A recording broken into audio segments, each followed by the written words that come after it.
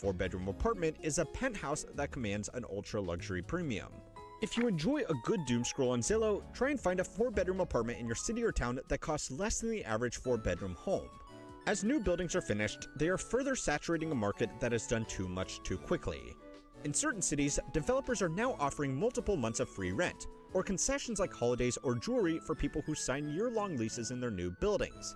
Now, you have probably already asked the logical question, which You can is that keep your jewelry. if nobody is renting these places unless they are given freebies, why don't they just make the rent cheaper instead? Yeah, I Well, don't need the they can't. freebies. Yes. According to some rigorous calculations, $2,000 a month in rent for a year with 3 months free is the same as just charging $1,500 a month. But the number crunchers don't see it this way.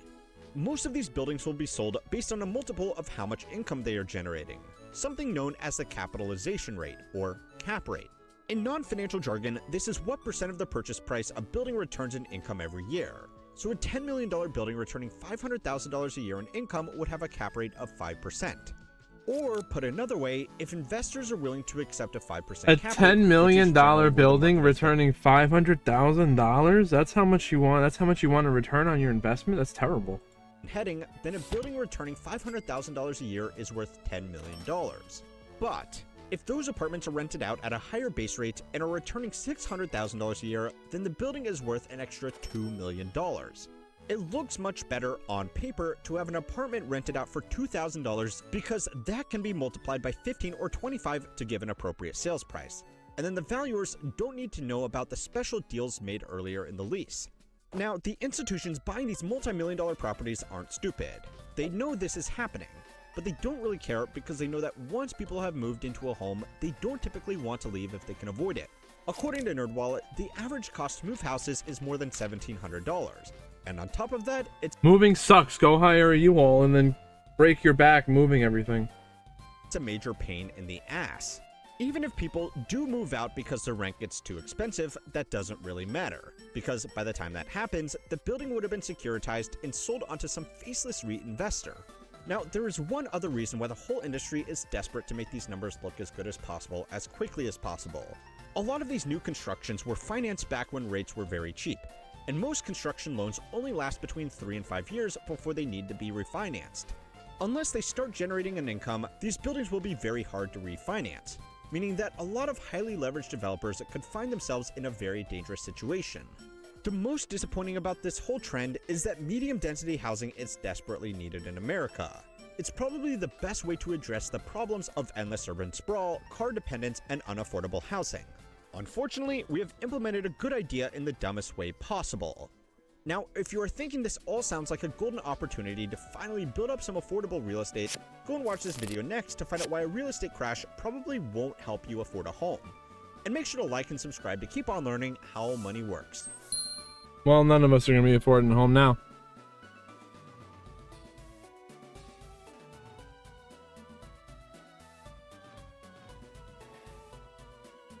So the solution The spring housing market gets underway. Oh, The National gosh. Association of Shut up.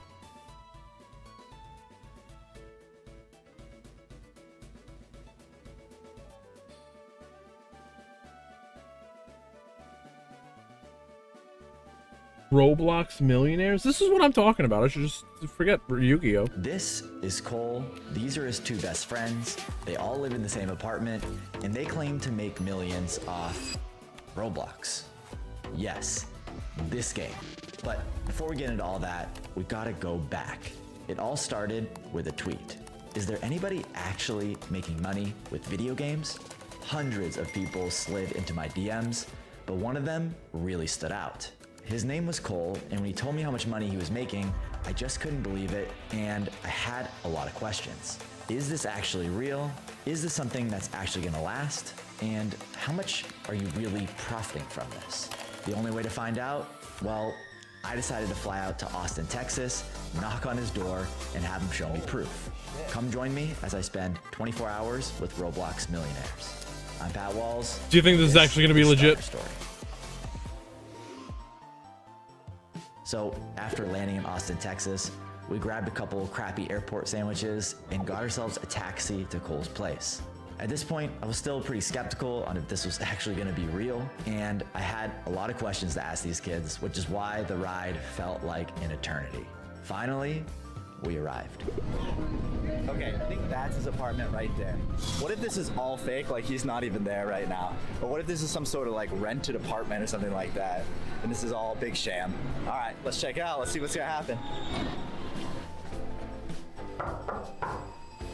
Hey, nice to meet you. Yeah. What's up, man? What's up?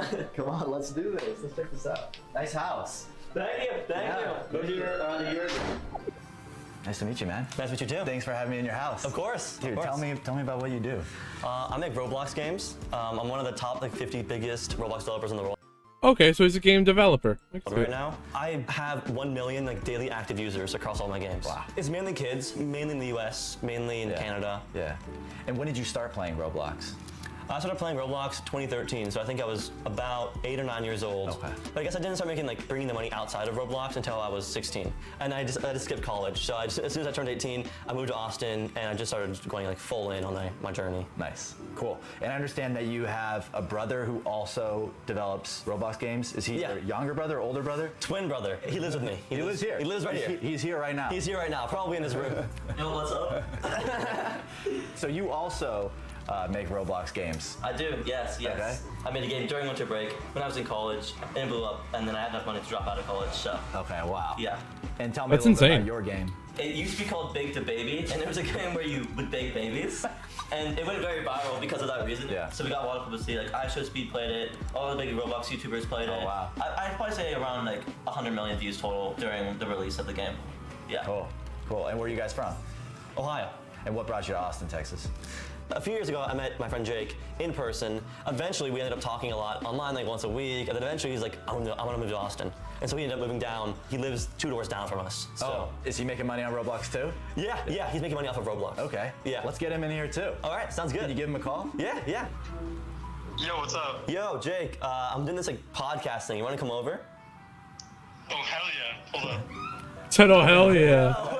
I love it. Jake? Good to see you guys. Good to see you, bro. Good to see you. Good to see you, man. Nice to meet you. Yeah, you too.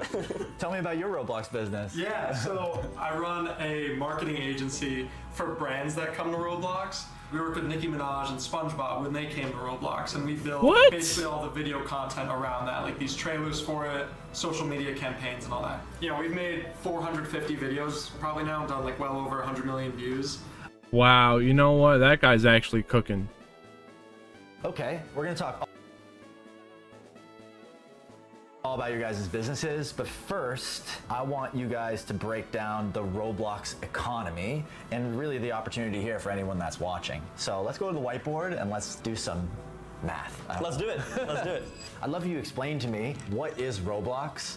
How does the whole thing work? Yeah, so Roblox is basically just YouTube. Damn, when I see people actually freaking cooking, it makes me want to say wake up and maybe we should only do 1 tournament a week with a bigger prize pool and focus on streaming other types of content. It's just not For video games. Anyone can make a video game on this platform the same way that anyone can put out a YouTube video. So when you go on a Roblox, you basically just have this page with a ton of different games that you scroll through and play. I didn't even know that's how that works. I didn't know what it was about. When someone plays a Roblox game, they basically have this currency called Robux, and this can be used to just buy anything in the game, like power-ups or skins that a developer can create and add to their game. As the developer of the game, That's some really crazy shit. You can farm these kids for money. and then I receive those Robux, and then you turn your Robux into real money.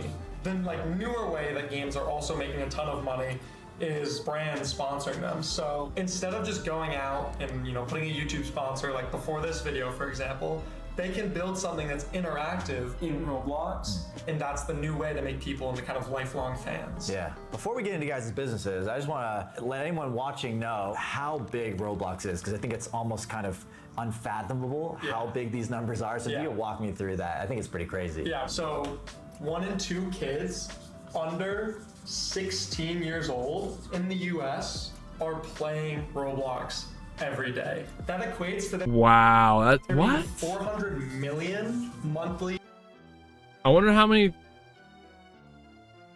Damn, you know what? That's what type of shit that puts it in perspective. Steam. Is it on Steam charts?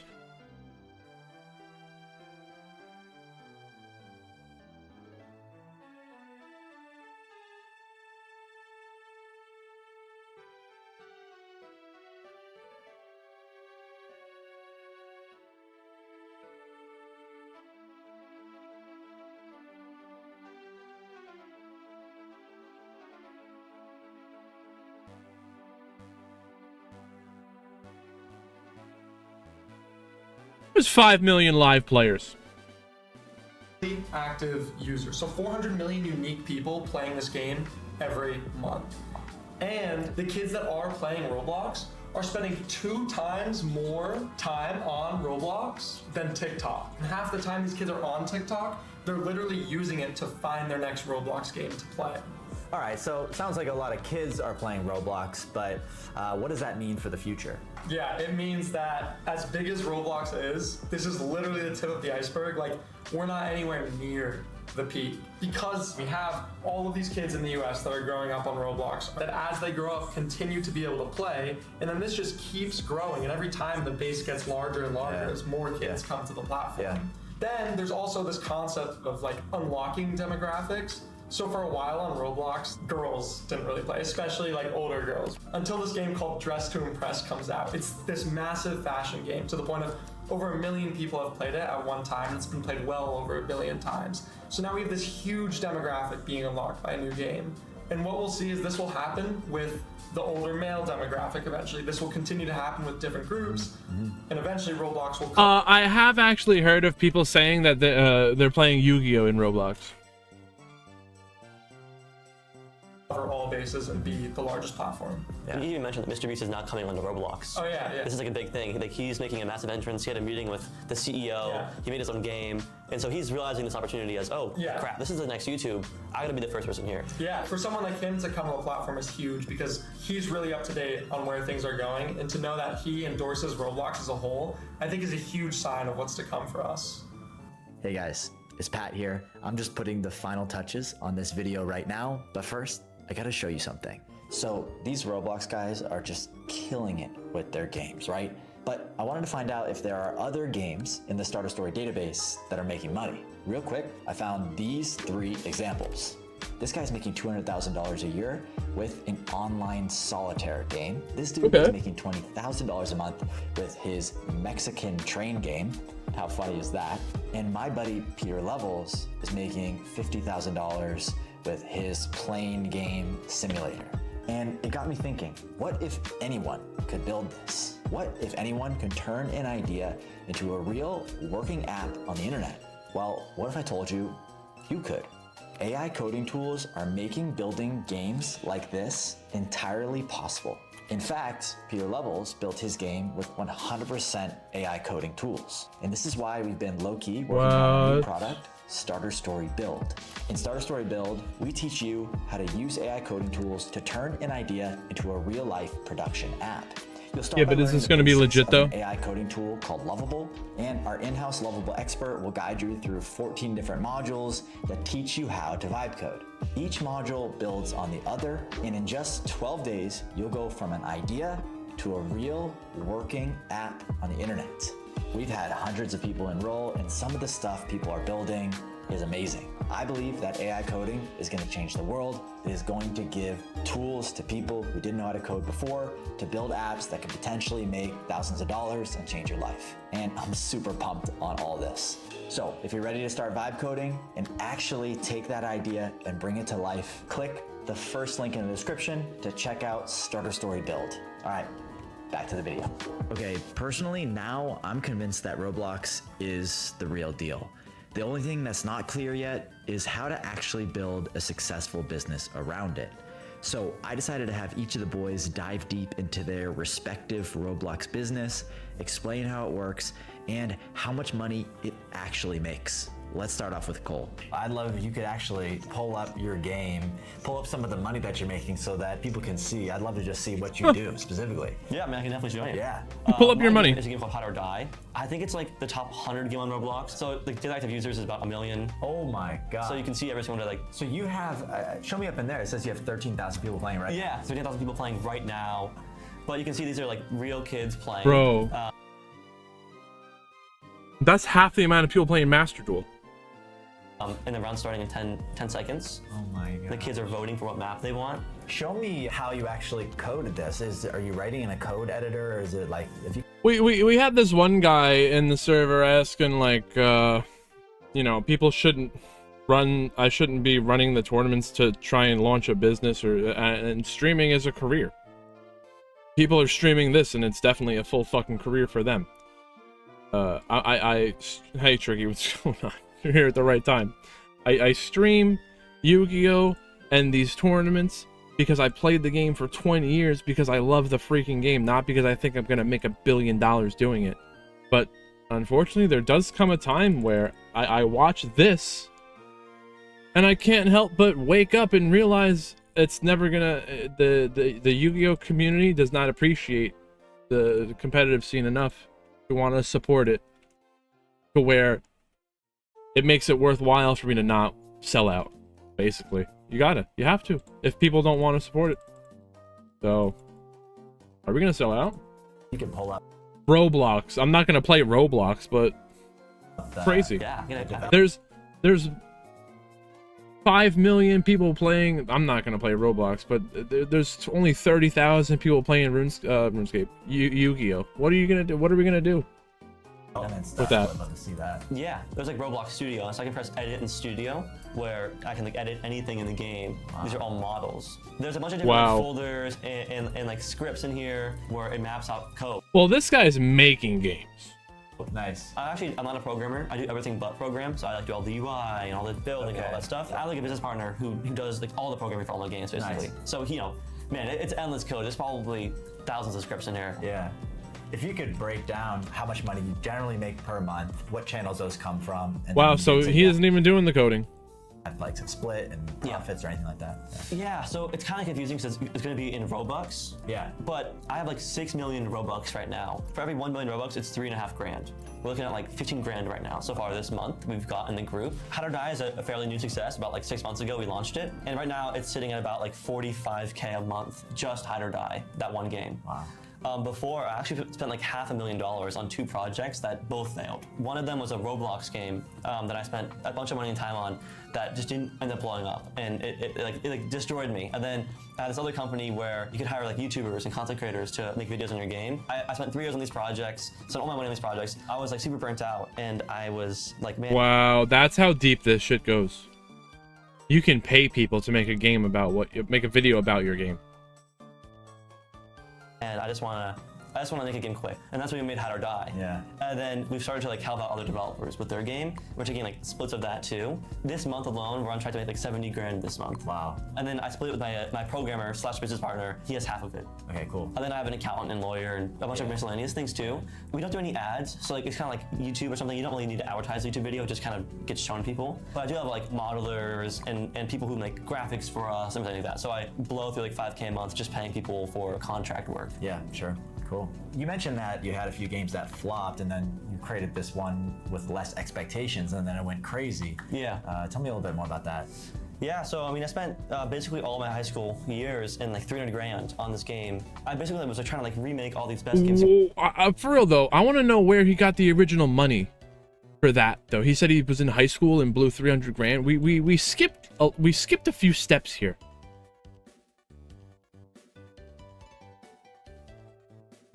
Two-minute BRB. We skipped a few steps. That doesn't.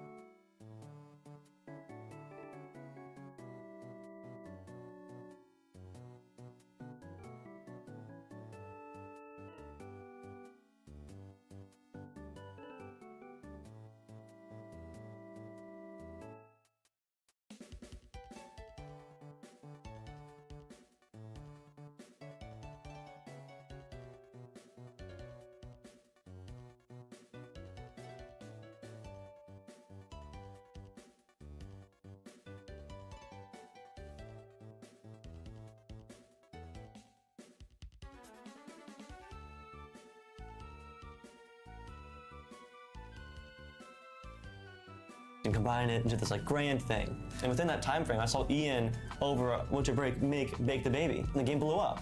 And so I think I kind of looked at Ian and I'm like, Ian had so much fun with his game, he did it so quickly, and now he's super, he's making a lot of money. I spent 3 years and all this money on my game, and my game failed.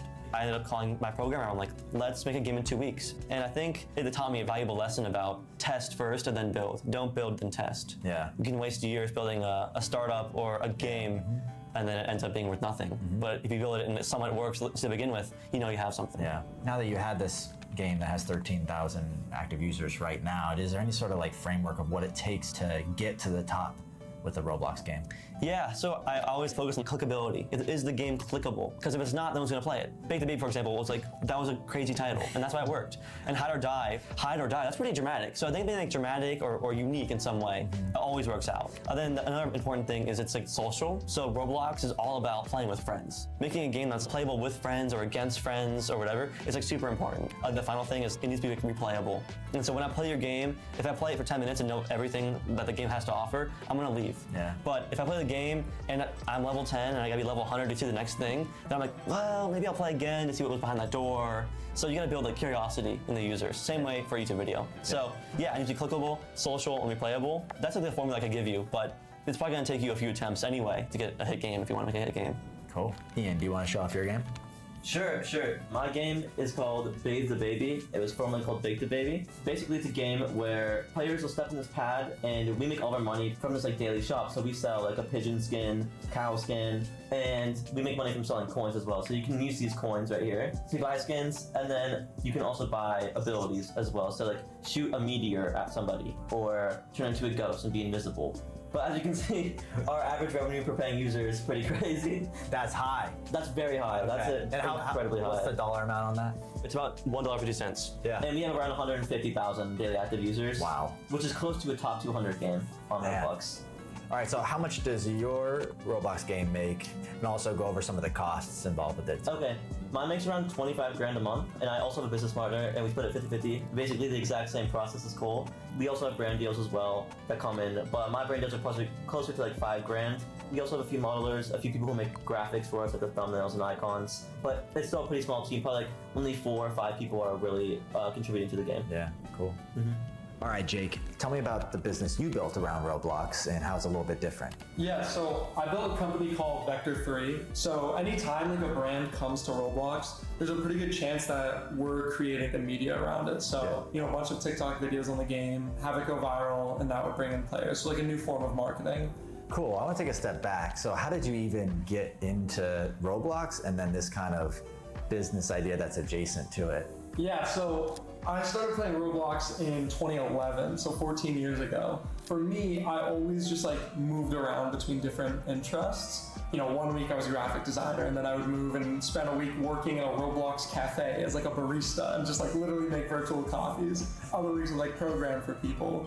And then when middle school hit, I would make these montage edits, and I spent years doing that. And that's where I learned that I really, really liked video production, that whole aspect. And with that mentality, I went into kind of video production for brands on Roblox and started building out these trailers and social campaigns. Yeah. All of the editors that I knew from middle school that we would make these Phantom Forces montages with actually work at my company now. Yeah. You're running your company remotely, is that right? Correct, yeah. Walk me through that a little bit. How do you do business? Yeah, so we run Discord in just a group chat where we have stuff that we're working on. And then our bread and butter is our content management system. I nerd over this like all the time. In terms of like how things get done, let's say we are hired by Nike to make a trailer. Our head of content, Ryan, will go into this templated project plan where there's a 45-step system of how to do the trailer. So every little step. Yeah. And each one of these steps has an SOP that then has a video that I've recorded on how to do it. Yep.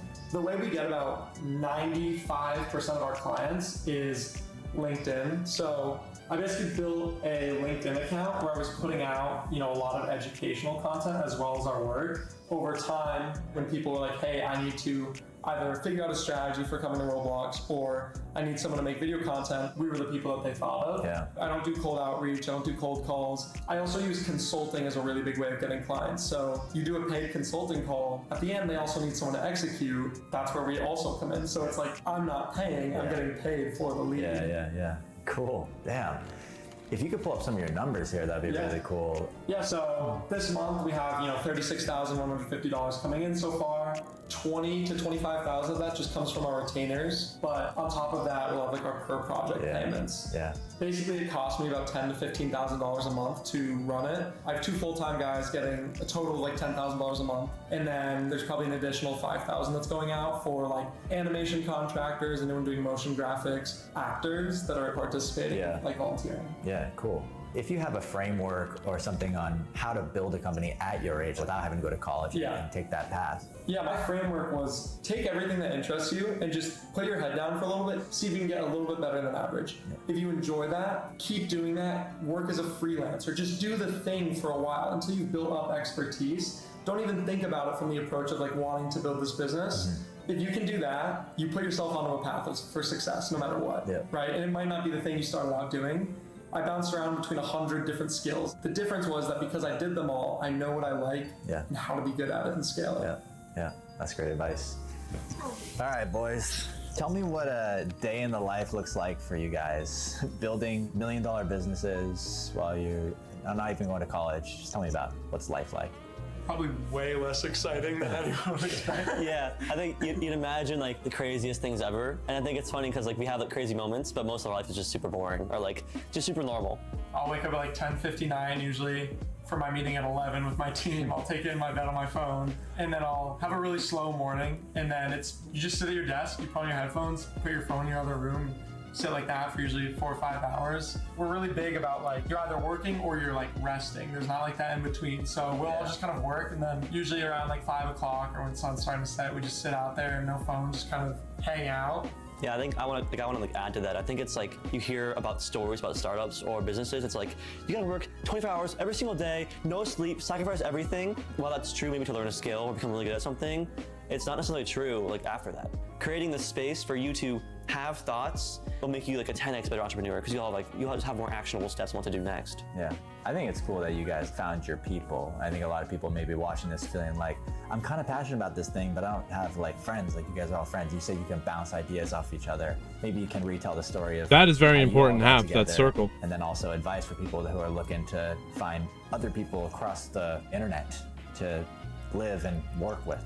It takes awkwardness. I think that's one of the best ways to put it. The start of our friendship was a Google Calendar weekly call just to talk, literally like scheduling a conversation with each other.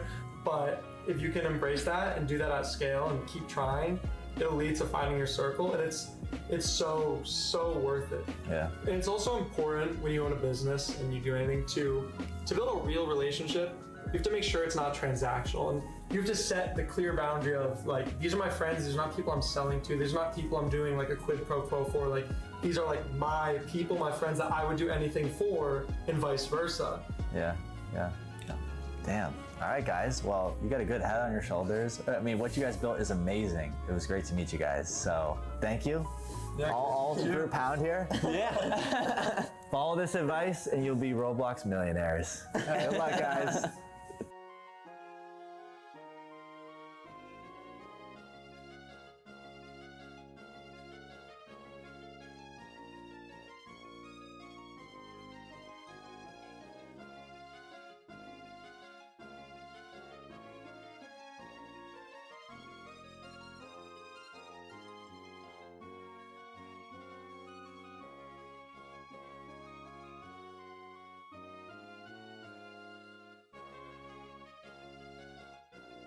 Could be.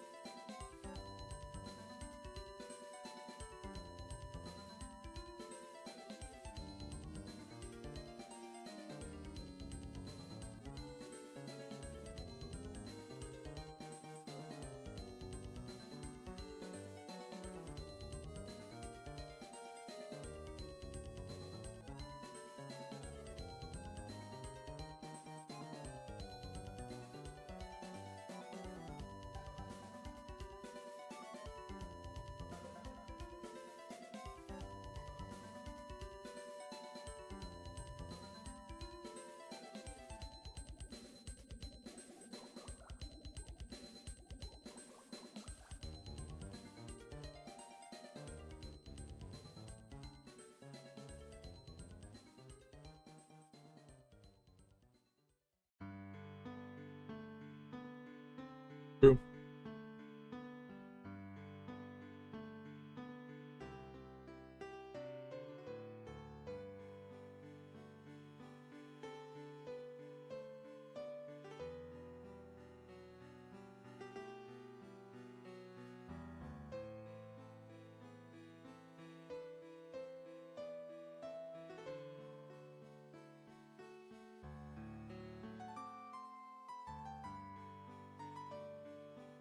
If anyone's got videos for us to watch, send them through.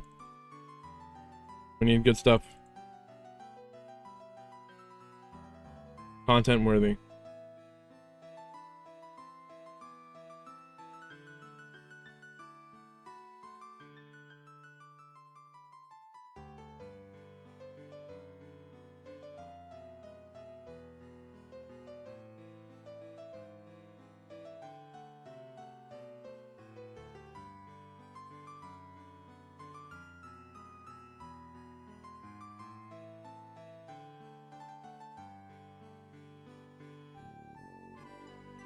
So.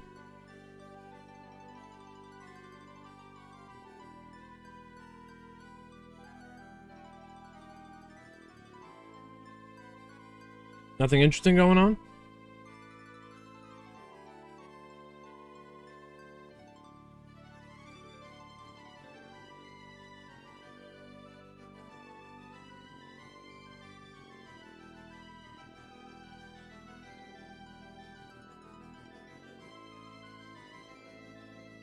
What's that? What do you mean?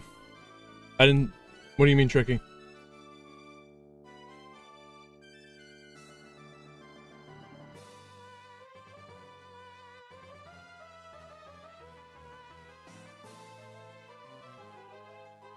Bro, Tricky, you still don't get it. It's not... we're not looking for videos of something happening. We're looking for... I mean, okay. Maybe the police chase, yes. This, I don't think this is it. I don't think this is it.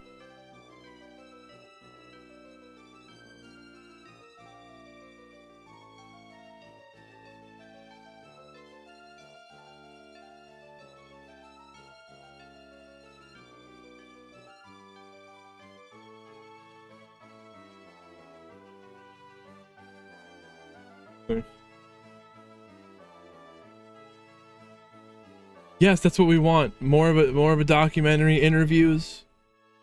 That's what we want. That's what we want. That's it.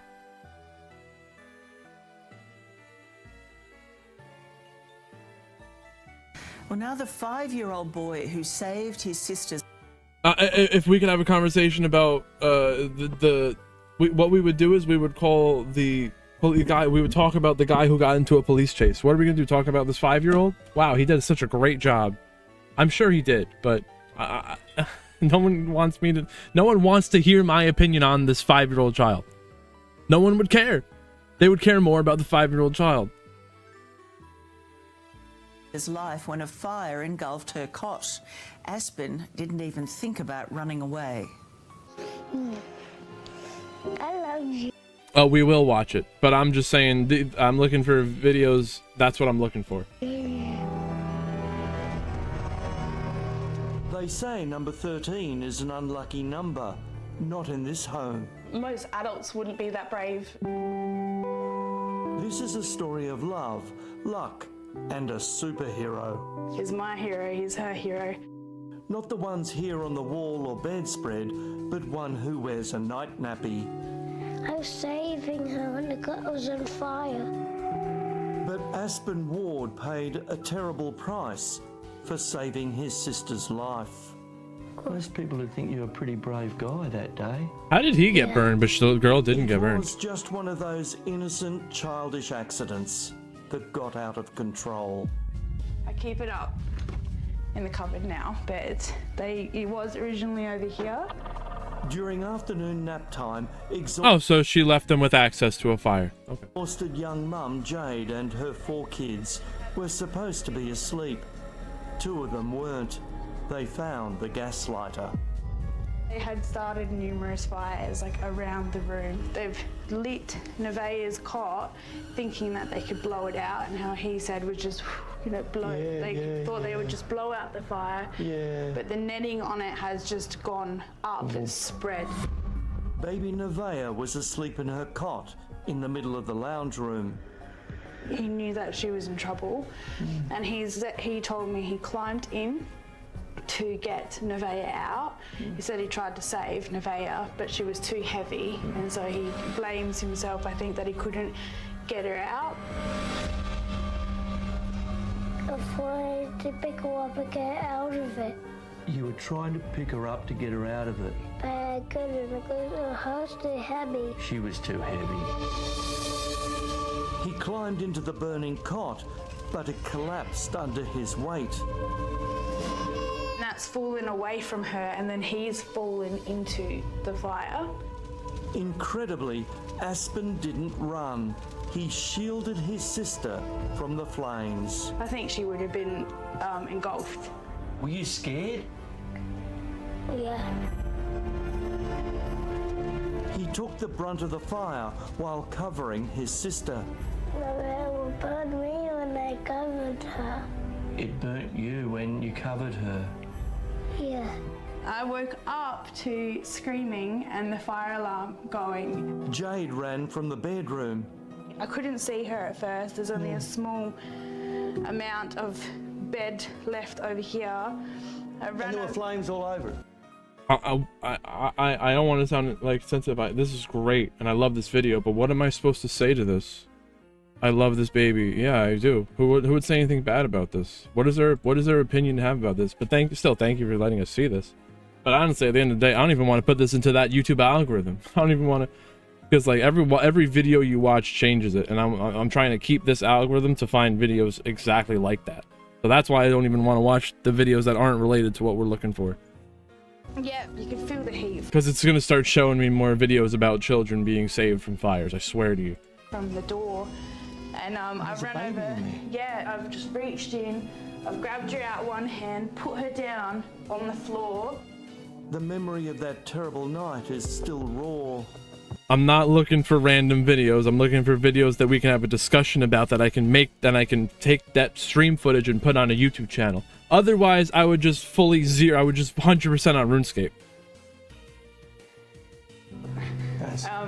So He was pretty bad. That's what I have. I have a separate browser open for watching the videos, but this separate browser that I have to quickly bring into the stream, I want to save it for those kind of videos because it's set for that. I have like Chrome, Opera, Internet Explorer, Mozilla Firefox, and I'm using all four at once for different processes. I've got Mozilla Firefox that opens up Master Duel Meta on stream. I've got Opera GX, and that does the music. Mozilla Firefox that brings the video up here. Badly hurt that night, wasn't it? yeah. Did it hurt a They all already do different things. lot? Yeah, it did hurt a lot. It did. It was very hot. It was very hot. Yes, this is a different account, but you're asking me to do an extra step of switching from this account to another account. I don't want to do that. You're asking for extra steps so we could watch a video that I'm not asking for. That's what you're telling me to do. What? The fire. Where did it hurt the most? Here. Jade's sister Aisha got here before the ambulance, and just as a stranger turned up at the door. As he approached, he said that he was a burn specialist and that he was close by at a friend's event or a party. Wow. And got an alert. That incredible good fortune Really? saw Aspen get immediate treatment. That's such a delicious donut. There were weeks in hospital for the young hero, and there were very few complaints from him. His brave actions left little sister Nevaeh with just a minor burn to her nose that will eventually heal. It was on the back of my foot though. Aspen wasn't so lucky. The plastic netting from the cot burnt into his arm. I don't think he quite knows how special And then even if I did try to repost this reaction, someone will say I'm exploiting children. How special it is what he's done. No, he doesn't, does he? No. He doesesn't realise that. Someone will He say just I'm sees exploiting the wounds that he harm, carries. Ends up being you know, the misfortune of children. Yes, yeah. At school, he's said a few times that he, wants to cover his burns because he wants the kids to still play with him, and he doesn't want to get bullied for his burns. Oh. Do you feel like a hero? Yeah. You do. That's why I'm trying to get everyone on the same page of understanding the type of content we're looking for here. And there's Aspen.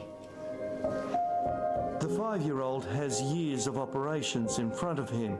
Damn. And then this one can go on here. But none of it deters him, even when he falls in the park. Action heroes don't cry, do they? The little boy who saved his sister when he could have run. Because she may not be here if it wasn't for you. Yeah. Action heroes get very tired, don't they? Yeah. Yep. Mate, I enjoyed talking to you. Thank you very much for having a chat. It's nice to meet a hero. Good job, kid. Your mom's stupid for letting you have a fucking lighter. Dude, I'll be cold about it. That's what we're here to do. We're here to say that the mom is stupid, but I can't upload a video calling some mom stupid. Not right.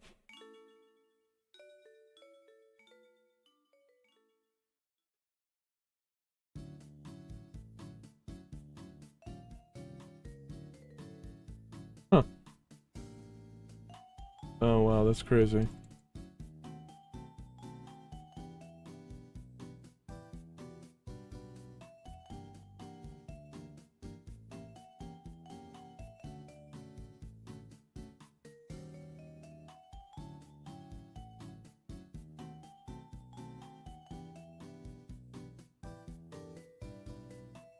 This does not look good, actually.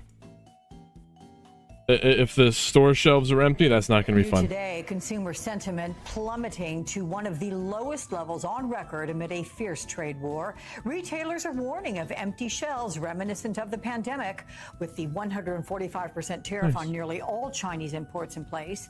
Yesterday, President Trump said he's ready to make a deal with President Xi.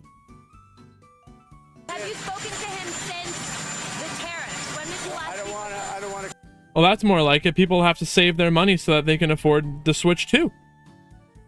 Comment on that, but I've spoken to him many times. When did that happen and what did you discuss? I'll let you know at the appropriate time. Let's see if we can make a deal. Meantime, major ports like the Port of Los Angeles are seeing a steep drop in imports from China. And joining me now, we have Lorianne LaRocco, global supply chain reporter for CNBC Business News. Lori is also the author of the book Trade War, Containers Don't Lie, Navigating the Bluster. Lori, big welcome to you. So when it comes to the prospect of empty store shelves, which products could be hit hardest, and should consumers be worried? I mean, are you seeing a rush to buy certain things right now? We really shouldn't see a rush because we actually have the items in. It's going to hit us in waves, Alex, and this is what we're going to kind of see with the timeline. Starting in June, this is where you're going to start seeing, those items that we love to get really cheap online. Those are the items that are going to get hit first, and those are like the fast fashion, products we might get on Amazon. And the reason why is that smaller businesses, they can't afford to have front loaded, right, all of these items in to beef up their inventory. Then starting in July, this is critical because this is the back to school time, right, where parents are going into the stores to get their kids, their school just ended. Clothes. So you're looking at backpacks, you're looking at notebooks, you're going to be looking at all of these items that some have been brought in, but there has been a major pause. Listen, when you're looking at the. Listen, Tommy, you're gonna have to use last year's backpack. We're gonna sew it up. I don't care. Amount of items that have been brought in, and people are just really uncertain, if you will. Is it going to Little Timmy, you have to use same pants from last year. Consumer going to buy? we have seen the pullback on a multitude of different, right, economic indicators in terms of that hesitancy. And without really any definitive acknowledgement of what's going on, we're going to see this pullback. And then in addition to the fast fashion and the school clothes, also electronics, because of the connectivity, right? Now we're getting to the switches. The inventory of the supply chain. Yeah. I'm going to get to that in 1 second, but let me ask, because you're saying basically we have until June, that the supply is there as of now. Does that apply to the car industry? Because we reported people are rushing out to buy cars or renew leases or whatever they need to do. Well, I think they're just going to increase the price of the cars whether they were there or not before the tariff. They're still worth the same amount. Why would they have one car? Why would they have a gray one and a blue one? They're the same exact thing, but one of them is pre-tariff priced. I don't know if they'll actually do that. I think they'll just raise the price of the non-tariffed ones anyway. Yeah, it really depends on the item. I mean, when it comes to the autos, Alex, it's those tariffs that have already been slapped. And so people are trying to get in there, right? Let's get that car that's out in the lot now before another one has to come in that will be more expensive. So that's why... Well, the tariffs are just going to get more, sure. But there are places already charging tariff fee. They're seeing that rush for the bigger ticket items. Okay, so it's about the bottom dollar there. Tariff fee on vehicles that did not have the tariff on them. They were already there. So we learned yesterday that China exempted some U.S.-made microchips from tariffs. Does this indicate that China is backing down on some level? I really don't think so, Alex. I mean, it shows that there's a willingness, right, of the cooperation. But as we have seen with the prior trade war that's still in existence, there is so much rhetoric. And because of this conflicting comments between Trump and the Chinese officials about if a deal is happening, we're going to just continue to be in this like push and pause, if you will, of do we make more things? Do we hold off? What do we do? So I'm kind of hesitant to see that this is like a victory, if anything, for Trump. Well, walk us through what is happening at our West Coast ports. I mean, how much of a drop in shipments from Asia are they experiencing? We are seeing a massive, massive drop, Alex. Wow. You are looking at a 44% decrease in vessels year over year coming in. And what's really key here, Alex, are the people that move the containers. You need people to move trade. If you have 40% less containers coming in, that is going to impact the people that are the truckers, the railroads, the warehousing. This is more than just us consuming and us bringing in orders. There's an entire supply chain here that is connected. Less stuff coming in. You don't need people to move it. You don't need people to store it. To jobs. And so the longer this goes, Alex, we're going to see some significant It's kind of like dominoes. Boom, boom, boom, boom, boom. Impact here in terms of employment. In fact, the Port of Oakland, which is a huge port that relies on both imports and exports, are very, very balanced. They've got a 50-50 split. They already started warning on Friday about the detriment when it comes to jobs and the exposure with this. Wow. As you well know, Lorianne, we have seen this week the CEOs of the nation's top retail stores meeting with President Trump and warning the tariffs could no doubt lead to these shortages. Even if a deal is reached soon, are we in for at least some troubling times ahead? I believe we are, and the reason why is that trade takes time to move, and you also have to order it. The fact that we've had a pause in all of these manufacturing plants, I have had sources tell me in China that there are factories that are literally shut down. Oh yeah, in China, they're shutting down. All they were for the longest time is making all this shit. They got nothing to make, and then we saw in the video the other day. Whole place shutting down. They ain't doing nothing. They're not making any products for the United States. So if you think about it, remember with COVID, everything shut down and then everything ramped back up. And it's like they found, you know what? Maybe it's like they found a new way to shut everything down again. What happens is, once you hit that unpause button, it's going to be that rush to make the materials and then get the product on the vessels and back here, which causes congestion and raises freight prices. Be interesting for sure.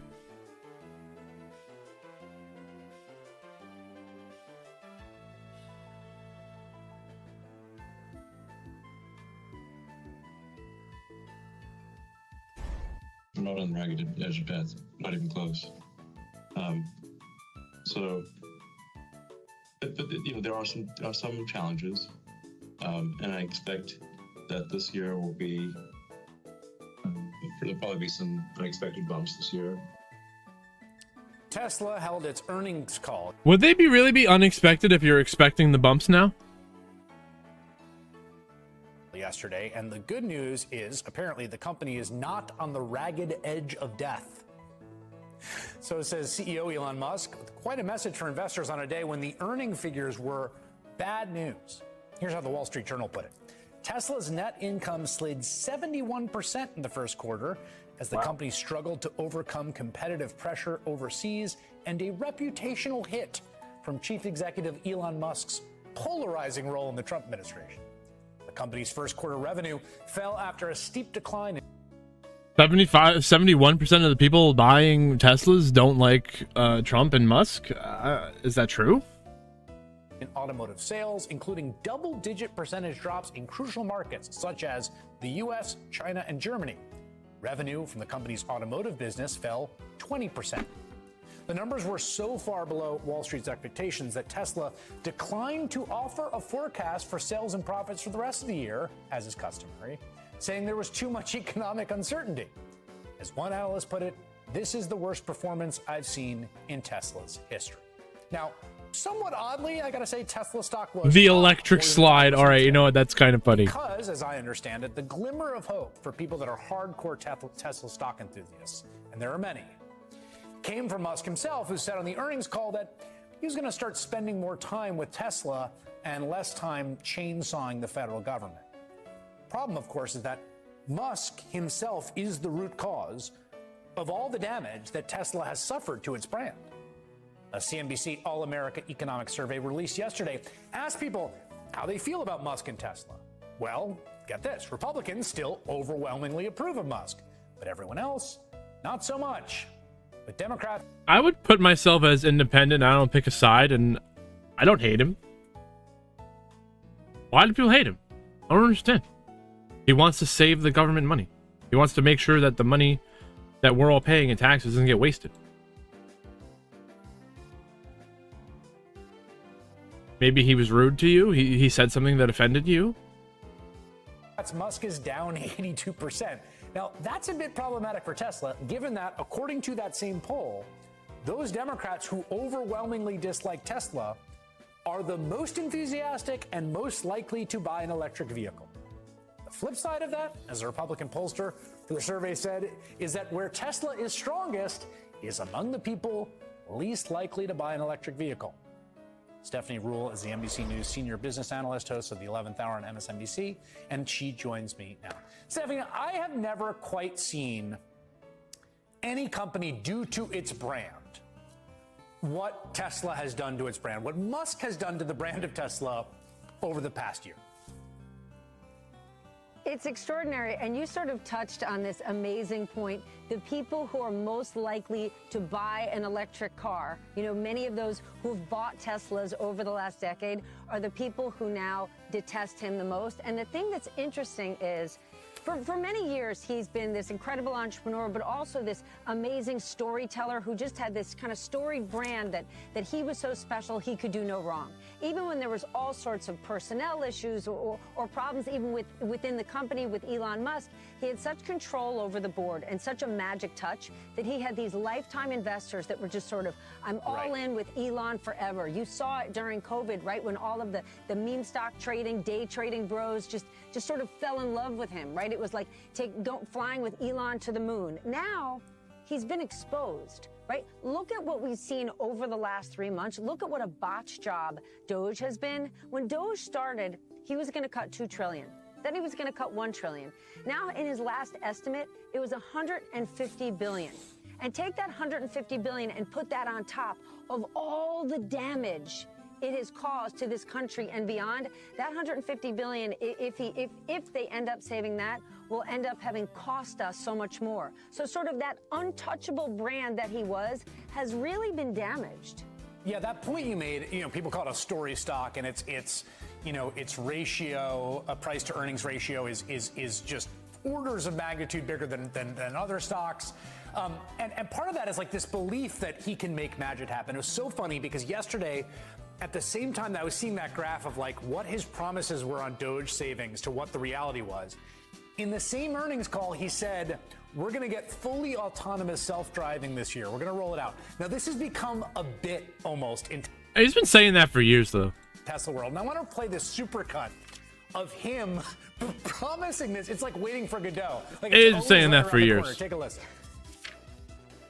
We're probably only a month. That's what I'm saying. So 10 years he's been saying that. Away from having autonomous driving. I think we're basically less than 2 years away from complete autonomy. By the end of 2017. Yeah. I think probably by end of next year. Maybe even towards the end of this year, but I'd say I'd be shocked if it's not next year at the latest. I mean, it's looking quite likely that it will be next year. My best guess is that we will get there this year. I think Tesla will have sort of a ChatGPT moment. Maybe if not this year, I'd say no later than next year. Wait, say that again. I'm sorry. You're going to have a sort of ChatGPT moment. Oh, you will. In terms of suddenly it will. Yeah, suddenly 3 million cars will be able to drive themselves with no one. And now here we are in 2025, and like on a bad earnings call, he's telling people, don't worry, the fully autonomous is coming. And that's the thing. So before Doge, sort of like the lure Doge. of the robo-taxi, who's going to bet against Elon Musk? And I get that, right? The average person, the average investor is like, listen, the guy's got Tesla, the guy's got Starlink. Look over there at SpaceX. He can do no wrong. Why not bet on him, right? That's always been the case. Yeah. But he's really sort of been revealed in the last 3 months that even if he goes back to Austin now and goes back to, the famed, he's going to sleep on the factory floor and dive back into Tesla, I don't know that it's going to have the same impact. Well, and part of the problem, too, is just this brand damage. It strikes me like, he said, look, Doge, I'm going to still be working on Doge. Doge isn't going to go anywhere. Like, Doge is branded in the minds of the people, to my mind, that are most likely to buy a Tesla, which like used to be almost a cliche, like a hacky joke. Affluent liberals, right? It's the people that most are appalled by what Donald Trump and Elon Musk are doing to the country. The branding of Doge and Musk with the chainsaw, that doesn't go away if he like, I just think that's a really hard bell to unring for those potential customers. Here's what's really funny. I thought we would have had on the call yesterday, especially because he was back talking about autonomous driving and, he was looking for distractions.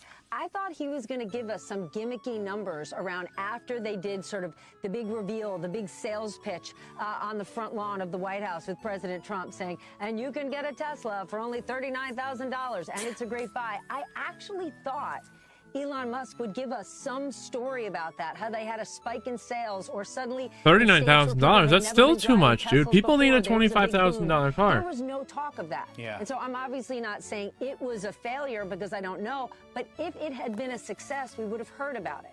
So take yourself back to that. And even that shit's too much for regular people sometimes. sometimes. Take the turn and go all in Tesla.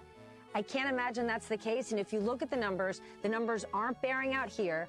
They aren't going well for Tesla in Europe, and in China, they're getting crushed. Right. I want to ask you, since I have you here, about the tariffs, because Trump is now. He's negotiating against him. I mean, the whole thing is so clear. Wall Street's desperate for him to call it off. Besant is doing everything he can to whittle him down. Doge Pog. Call it off. Trump is indecisive because he loves tariffs on the one hand, but he hates the fact that it's tanking the markets, and he's hearing all this bad stuff. So he's caught between a rock and a hard place. He's negotiating himself. Can you what? Does anyone have? The devs haven't dropped any new content to farm recently. It's been slow in the world. Any idea where this is going? No. I mean, I think the answer is no, right? And no one can make the honest argument at this point, this is the art of the deal. No one can make the argument, it's so crazy, it just might work. But I want to separate two things for you. So nothing too good to react to, like Sag. Okay? I want you to know that's not necessarily a bad How else thing are we for going to create investors. So this free, story is effortless Scott Bessent content? keeps telling us Wall Street needs to take a step back. This is the time for Main Street. That's absolutely false, because banks make a ton of money in volatile times because of all the trading that's happening. And you're watching, the underlying economy is really good. So that's why as soon as we get a whiff or a hint from the administration that there's trade deals, the market soars. But the pain that's actually being felt is Main Street. So every source that I talk to from Wall Street, they're watching Lutnick, Navarro, Scott Bessent, and trading on it. But there's not a single business leader that's listening to any of that poppycocks coming out of the White House and making a move. I'm talking big business or small business. They're paralyzed. Right. And so I We're all just want to paralyzed. stress to our audience this noise that, like, it's time for Wall Street to take a step back. It's Main Street that's hurting, and it's not the consumer yet. Ain't no one But buying take nothing. a look at those cargo ships that are coming in from LA. What is it, 60% down? Come 2-3 weeks when shelves are empty. Come 2-3 months when you and I need to buy school supplies for our kids. Those shelves will be empty, or things. Jimmy and Timmy, they're going to be using last year's backpack, and you're going to have to sew the holes up. Will be 5, 10, 30 times more expensive. That's when it's really going to hit the consumer. So this idea that we're doing it for Main Street, I don't see any evidence of it yet. Yeah, it's a great point that Wall Street's able to sort of move very quickly in dealing with this sort of stimulus response, but actual companies, small business, big companies, Sorry, Timmy. much longer time lags, and we're going to see where this all goes. Some of it is already, some of the pain is already We're sort of. going to go through We'll a see second how long Great this lasts. Depression. You can't get a new backpack.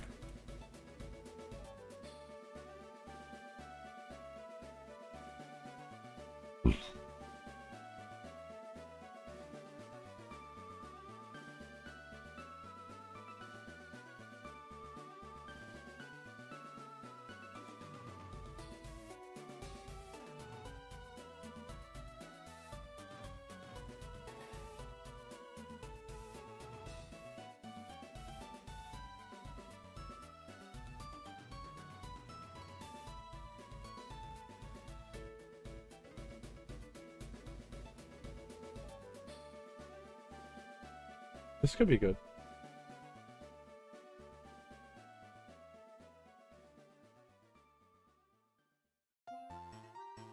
I don't do any of this online gambling because I am broke, but I don't understand why people do it. Are making millions. Online gambling in the US is the new Wild West. Companies are buying off politicians, and influencers are making millions to turn you into addicts. All right, boys, who we betting on? And look, I'm no saint, because I did one a few months ago. You can compete for $1 million. All you have to do is download and play my. So I haven't taken one since, but if there's one thing that I've learned is that. Wow, he freaking did it too. It's crazy. We should do that. Most of you have no idea where this is headed. The mass legalization and normalization of horse gambling has the potential to rival the opioid epidemic. None of what these videos are saying is wrong, but they're missing one key element. The gambling industry used to fear regulation, but now it may have found a way out by making everyone except the gamblers rich. And in the process, they're starting to build political influence to guarantee a future where the Wild West will never end. Gambling addiction is not a failure of will. I'm definitely appealing to a male audience. And boom! Not bad. You won't break even. You won't win. The average debt of a gambling addict can range from $15,000 to $90,000. It is a brain disorder which is preyed upon by the gambling industry. So terrible, dude. It's so bad. Why do people do this to themselves? You see, as gambling addicts, we live in the shadows, and we're able to hide in our darkness. So I think to understand this Wild West of gambling, we need to start phase 1 with ads, and more specifically, the lack of regulation around it. Because out of the 6,000 of you that I've asked, most of us are seeing these ads everywhere. And the best way to make sense of it all is to compare it to how other vices used to be marketed in the US, like tobacco and alcohol. Back in the day, cigarette companies could literally put ads anywhere. Marlboro Man was as recognizable to kids as Mickey Mouse. And it was the same for alcohol with Spuds MacKenzie. Do you know why Spuds MacKenzie has so much fun at parties? But then, something I don't remember that. changed. Today, alcohol ads can't show cartoon characters or celebrities that appear. I wonder to when kids. that changed. For tobacco ads, it's even more strict. No TV, no radio, no billboards, and no celebrity endorsements. See, there's a reason why you never see tobacco ads anymore, as only print and in-store promos are allowed. Oh, These they want to squeeze every dollar out of everyone.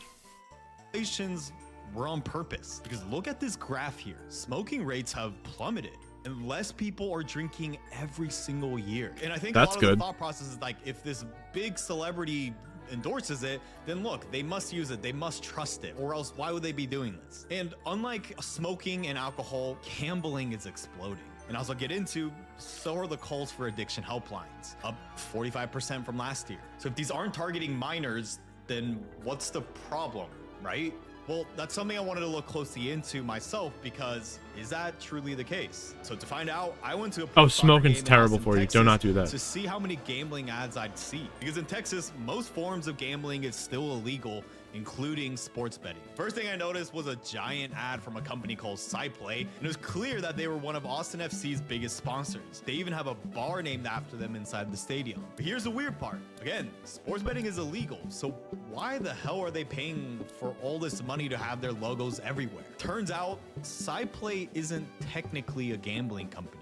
What they do is make free-to-play mobile games that are like online casinos. But instead of betting real money, you buy digital tokens with real It's gambling with extra steps. money to play. Ready to party? So it looks and plays exactly like gambling, but without the payout, since you can't exchange the digital tokens for real money. Here's where it gets interesting. Before SciPlay, the previous sponsor was a real sports betting company, PointsBet, and their sponsorship deal was a clear I remember bet that. for the future. 10-year exclusive rights to run sports betting if it ever becomes legal in Texas. So it still remains to be seen if it will, but a couple things are clear. One, gambling companies are throwing money, and two, ad rules are loose in the US. There's obviously content restrictions, like you can't lie or target kids. When it comes to placement, such as logos on jerseys or stadiums, all good. So gambling companies are even advertising in states like Texas, where gambling is still illegal. The question becomes, what is still yet to come from this Wild West? No one's making money. No one breaks even. Everyone loses money on doing this. Why do people keep doing it? So obviously this is just for research purposes, but to understand it myself, I also had to break the law and partake. $25 if Timbers win, 25 if Austin wins. And I'll win. I'm gonna win. No way. But in all seriousness, I think the best way to see where this could all go is to look across the pond. And it's exactly why I spoke with Matt Zarb-Cousin, a leading gambling reform leader in the UK, who's seen this all before. Understand what the nature of these companies really is. This man took advantage of the UK's public information laws to access the data that Flutter kept on one gambler there, and he was startled by how much it revealed. There's lots of opportunities to gamble in Britain. You assume it's safe. You don't realise how easy it is to get addicted to that stuff. I think once you hear his story, you'll better understand why he's fighting. I started gambling when I was 16. Once I'd become addicted to it, that was the only thing I wanted to do. And I ultimately ended up in a position where I had lost about £20,000. I was in a huge amount of debt at How'd you even get $20,000 to begin with? the age of 20. And it wasn't so much the money, but it was the feeling of loss of agency. I wanted to take my own life. Just after I turned 20, I quit gambling for good. And then I started campaigning against the machines. And in parallel to that, I set up Gamban, which is a software you can download on your devices, which blocks gambling websites and apps. How does what's happening in America now mirror what the UK maybe experienced 10 to 15 years ago? Yeah, it's extremely similar. So lots of the commercial practices of the sector have now, been... We're coming home, Gamba time. ...extent in Britain, but they're all being readopted in the US. And some of the worst things, I think, are the way that they profile their customers to try to drive engagement. And it runs contrary to this idea of responsible gambling. So if gambling companies are running the same playbook here, you think that regulators would at least be learning from the past, right? Well, learning is taking place, but not from the right people. Gambling companies aren't waiting around. Oh, they're learning. How to screw you. To be regulated like tobacco and alcohol. They're instead racing to get as many people hooked as possible to keep the Wild West going. And here's the terrifying part. They may have figured out the formula, and it could be 10 times as more effective than what gambling companies pulled off in the UK. Because now they figured out how to tap into something hidden deep inside all of our brains without us ever realizing that it's happening. The scarcity loop, as it is often applied today, it provides the ultimate fun, distracting escape. So this place is basically a living, breathing casino, but it's used entirely for research on human behavior. So that's Michael Easter, an investigative journalist. And in his search to understand why casinos are so addictive, he found something shocking. Why is he sitting there using his laptop and his computer's right there? Fully functioning private casino built for one purpose only, to study human behavior. And guess who's funding it? 73 different companies. So there's gambling companies that are involved, but also a bunch of big tech companies who are on the Fortune 500. And what these companies have mastered is a behavior loop called the scarcity loop, a cycle that's almost impossible to escape once you're trapped within it. It has 3 parts. The first is opportunity, the chance to win something valuable. And in online gambling, that's simple, the chance to win money. Duh. But the next part, that's some scary where shit. Things get interesting. They're not even, those big companies, they're not even trying to figure out for the gambling. They just want to figure out new tricks to get people hooked on shit.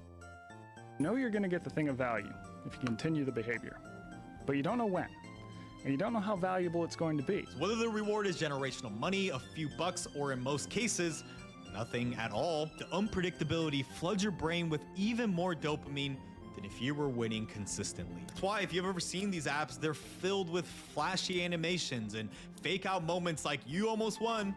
It's all on purpose. But here's the scary part. That's the Neos popping up in Master Duel when we open up a pack. Gambling companies have mastered the perfect timing to pull those trying to quit right back in. They send push offers like bet $100 now, get a $100 free bet to draw users with a sense of urgency and FOMO. But then when you inevitably lose, you're back on the hamster wheel of chasing that next win. And this vicious cycle is only completed by this third and final part, the step that makes sure that this cycle never ends. Because the faster and easier it is to place another bet, the more money gambling companies make. That's why they intentionally removed all friction to spend from one-tap betting, instant deposits, and autoplay features. While on the opposite end, increasing the friction to view how much you've lost or making it extremely difficult to close your account fully. And with this quick repeatability, the scarcity loop is able to continue over and over again. But here's the thing, this 3-part formula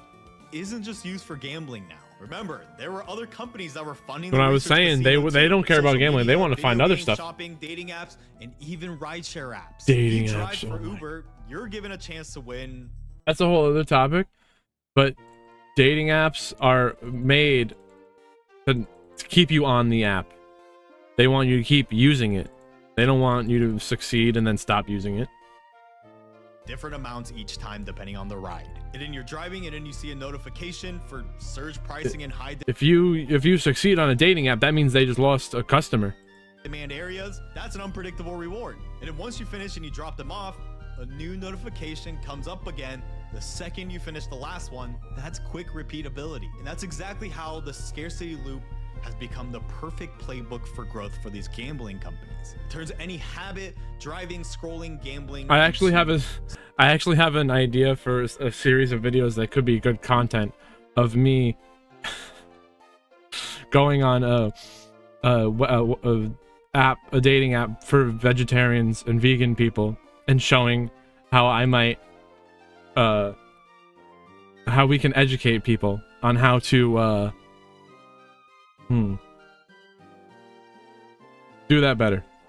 Just leave it at that. And before you even realize it, you've been playing. Could be soft rounds. hilarious. So with this powerful tool, gambling companies are now looking to make as much money as possible as fast as they can, because you need money to influence regulation decisions. How are they gonna do that? It all starts with targeting the right audience. Just like how your YouTube algorithm brought you this video. Only this time, it's actually working in your favor because you're watching content that helps you get smarter about money and power. It's also exactly why I used my sponsor, Opus Clip, to create my shorts and clips on my second channel. Their AI-powered Clip Anything feature allows me to just copy and paste my video URL, and it creates the most viral clips for me. And with their Reframe Anything feature, it adjusts framing and movement and resizes the video to fit any social platform with just one click. In fact, there's a good chance that's maybe how you even know me, because these shorts from this video went pretty viral. So now I can focus my time making the best videos on long form instead of spending hours on making clips that are very important for reach. So use my link in the description to get 50% off for 3 months with Opus Clip. So back to the video, because who are the gambling companies targeting to make the most money possible as quick as possible and to escape regulation? You will lose everything. You're gonna lose it. It doesn't matter. You understand? Casinos are profitable for a reason. There are 3 main groups, and they all The house always wins. share one disturbing thing in common. The first group is the very people that they claim to want to help, when in reality, they're building up the perfect target. There's no better person than Matt to ask about this, because these gambling operators, they claim that they use AI and algorithms to detect problem gambling and limit the harm to help people gamble responsibly. But I think that's a big conflict of interest. Are they using them to actually help them or to exploit them in more cases than not? I think what we've seen what do you think? They're exploiting. Exist to reduce harm. It's not being used for that reason. In the UK, we have data laws where you can submit something called a subject access request, and that gives you the right to have access to all the data that a gambling company holds on you, including the third parties. Now, it's extremely difficult to do this. It was a real fight that took several months. I'm guessing that they try to block it in every legal way, I'm guessing, right? Initially, they just give us transactional data, they didn't give us the profiling data, they didn't give us the third parties had. And it's the third parties where it gets really interesting. So you've got these companies that essentially, like data warehouses that work for the gambling industry, that process the data and then produce marketing. Data warehouses. Different characteristics, behavioral characteristics. So what we did was we looked at that and we commissioned... All of our info is sitting in these data warehouses. Oh yeah, see the gambling ads. What was it? Stake.com. If you go on to Kick, there's a whole bunch of people who are streaming on there who are paid to advertise Stake because Stake owns Kick.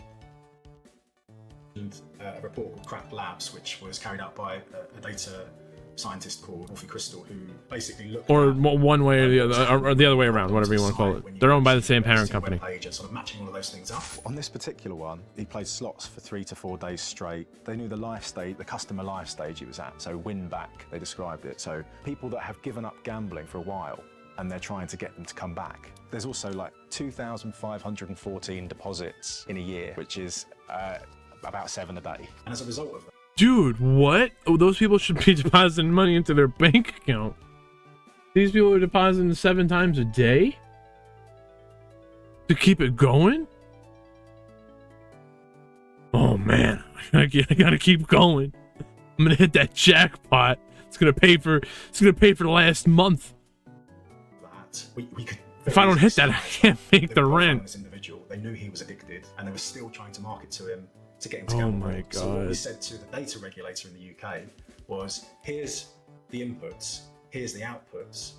What we need you to do is have a look at whether they are purposely targeting people they know to be addicted. If that's a policy within the company, if that's anything in their processes that tells you that for sure, because that's basically what it looks like. And is that what's happening even more so in the US right now? Probably worse because of the looser data regulations in the US compared to here. I think the VIP schemes are another thing that's been replicated in the US. Which brings us to the second group, because within these pool of addicts, gambling companies especially target big spenders they refer to as VIP or whales. Those are the valuable because not only are they the most likely to be addicted, they are the top 5% of customers, giving 86% of the course, the whales. What surprised me is talking to Matt that most of these whales are not who you might picture them to be. There was a guy in the UK called Tony Parente, who was a VIP with Paddy Power, which is another Flutter company.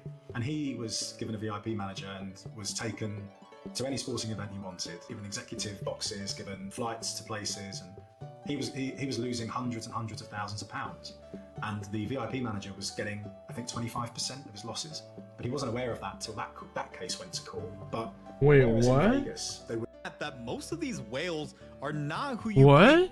picture them to be. There was a guy. Oh, Australia bans these? They should. Called Tony Parente, who was a VIP with Paddy Power, which is another Flutter company, and he was given a VIP manager and was taken to any sporting event he wanted, given executive boxes, given flights to places, and he was losing hundreds and hundreds of thousands of pounds, and the VIP manager was getting, I think, 25% of his losses.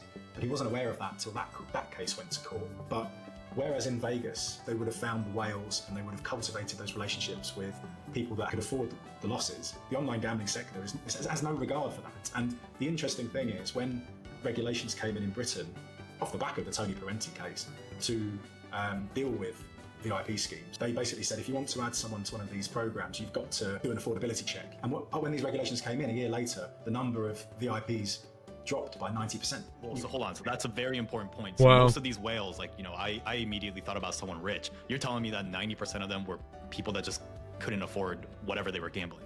Yeah, exactly. So lots of people who are made VIPs will be not being able to afford the losses. And the same thing is already happening in the US. A recent lawsuit alleges FanDuel targeted a known gambling addict, offering him free credits and gifts to keep him betting even after he lost everything. So these gambling companies have this data and they know who they are, and it's exactly why they want this Wild West to continue. Sure, if a whale can afford to lose millions, Crazy. They took everything from the guy, and they're like, "You got anything left? You want to keep going? Sell your car? Sell your grandmother's jewelry? Sell it all? Any VIPs in chat?" that's one thing. But when whales are potentially taking their gosh. kids' college funds or mortgage payments without any Timmy doesn't need to go to college. I'm gonna hit this jackpot, baby. restrictions, something has to change. And what's most disturbing is that among whales and addicts, one thing stood out. Why are young men like yourself a couple of years ago the most susceptible to getting addicted to gambling? Is this all by design? So young men obviously are more likely to be betting on sports and more likely to be watching sports and therefore, you know, wagering on it. And there's a kind of competitive element to it. Men, this is broadly speaking, tend to prefer the higher adrenaline sort of games. So roulette, where there's a lot of money going on a particular spin, and then that event has to take place. Similarly to blackjack. For women, it tends to be games I do like bingo, roulette and certainly in blackjack. Yeah, okay, I can see that. And then slot games. So when it comes to online gambling, the target is clear. Within the addicts are the whales, and within the whales are mostly young Whale men. gang. That's not a coincidence. It's by design. Internal documents from FanDuel, a sports gambling app, openly revealed their target market. Imagine being a sports duel whale. Young male sports fans with a high preponderance to gambling. FanDuel whale. Today, nearly half of U.S. men aged 18 to 49 have online sports betting accounts, and that's without it being legal in huge states like California, Florida, and Texas. So I think it's clear that the business model isn't built on responsible gambling. It's built on getting more and more people addicted. And I Gamble think up. something to mention is that Gamba. now a lot of these companies are publicly traded. And so their main goal becomes profit for the shareholders. And if helping addicts mean making less money, of course investors will be the first to stop that. Someone If played regulations start being Chainburn proposed today. that could also stop that growth, you have to assume they'll also fight like hell to stop that from passing as well. So phase one was simple. Make money and build up the funds so you can fight regulation. But more money also brings more attention, especially from regulators. There's all of this maths going on that analyzes your betting and ensures the company wins. It will always win. Which brings us to phase two, Huh. where the focus is now shifted. Everyone to but the building gamblers making the money. power. And they're doing it by creating dependence, a system where everyone except the gambler wins. It's not like they invented this. This is a playbook that's been used by powerful industries before, building an incentive web so big and profitable that regulating it becomes nearly impossible. And one of the clearest examples of this influence web is how online betting has infiltrated sports. They pulled it off in three key ways. First, through massive sponsorships. Both the NBA and NFL has signed nearly $1 billion plus deals with gambling companies to become their official league partners. It's not just the leagues, individual teams are cashing in too. Almost every franchise in the NFL, NBA, and MLS has some sort of gambling deal, jersey patches, and even entire stadium names. Now, this might not sound like a big deal, but there's a reason the UK just banned gambling logos on jerseys starting in 2026, including my favorite team, Arsenal. Because when the average child can recognize over 200 brand logos by the age of 6, they won't just be recognizing gambling logos, they'll be wearing one. But beyond tangible money, here's why they can. That's pretty bad. Really love gambling. Put simply, it makes people care more. If you got money riding on a game, even on a random Tuesday night matchup in a cold, rainy day in Stoke, it matters. Suddenly, money's on the line. And if I'm gonna be real, when I bet against my friend at the game, look, I love soccer, but I was paying attention to a lot more. And the biggest proof of that is that the match ended 0-0, but it's probably one of the best games that I've ever been to. But again, guys, this was just for research. But anyways, as you can see, this can elevate the fan experience, which leads to higher ratings and higher ad revenue. But with sports betting, it's also creating an entirely new media opportunities and even careers. Games are now absolutely covered with betting segments, live odds, and dedicated shows all about gambling. And as we talked about, gambling companies are also now starting to throw serious money at influencers to tap into the trust that they build with their audience, whether it's Nelk, Sketch, or even creators like me. Sure, the goal is to get more users, but as someone who's done it, I personally think there's something even deeper. And I think the goal is to normalize gambling. Even if you're a person that might never ever place a bet, the more you see something, the more you might start supporting it or being at least indifferent to it. Wait, did he just say normalize gambling? We're gonna support it? Why I decided to sit down with Taylor Mathis, one of the biggest gambling influencers today, because her story can also show how easy it is to get pulled into that industry. I was approached by a company when sports betting was becoming legalized within the United States, and they were looking for a female to really come on camera and kind of give digital picks across their social media platforms. I knew nothing about sports betting, and my career took off a lot more in the sports betting space than it ever When was it becoming illegal and who fought for this? Why did we need this? did before in the traditional sports media side. You're known in the space for like your walking bets. Yeah. And I also saw like recently on your YouTube, you started like a series where you make a sandwich and then you talk about kind of like analysis and like your bets. Yeah. Who exactly is your audience? What age and gender are you targeting? And why? Well, I guess I would say if I had the choice, my audience choice I would want to be trying to appeal to would be like a mix of men and women. But like I said at the start of this interview, women aren't betting on sports as much. So I'm definitely appealing to a male audience 100%. The walking bets started in a way, I literally was walking one time outside and I was talking baseball, not even giving out bets. I was just like talking about the upcoming season. And people started suggesting you should do this and you should give out bets. And it ended up going very viral on the internet. And my tailor-made sandwiches idea kind of came from a similar type of thing of how men like to say that women belong in the kitchen making a sandwich. Is how I came off of that, because I'll get that a lot in my comments. So if you guys are gonna say this, let me play off of all of that. If I may challenge you, do you ever feel like you're sexualizing yourself or playing up to stereotypes in order to monetize this attention? So, that's a great question. Because I've thought about that a lot over my time of how my career has kind of like transformed. When I originally started and I was doing traditional sports television, you know, I was in a very traditional role, very buttoned up, giving the sports analysis for the night or highlights or whatever it may be, and trying to grow myself in that traditional branded way.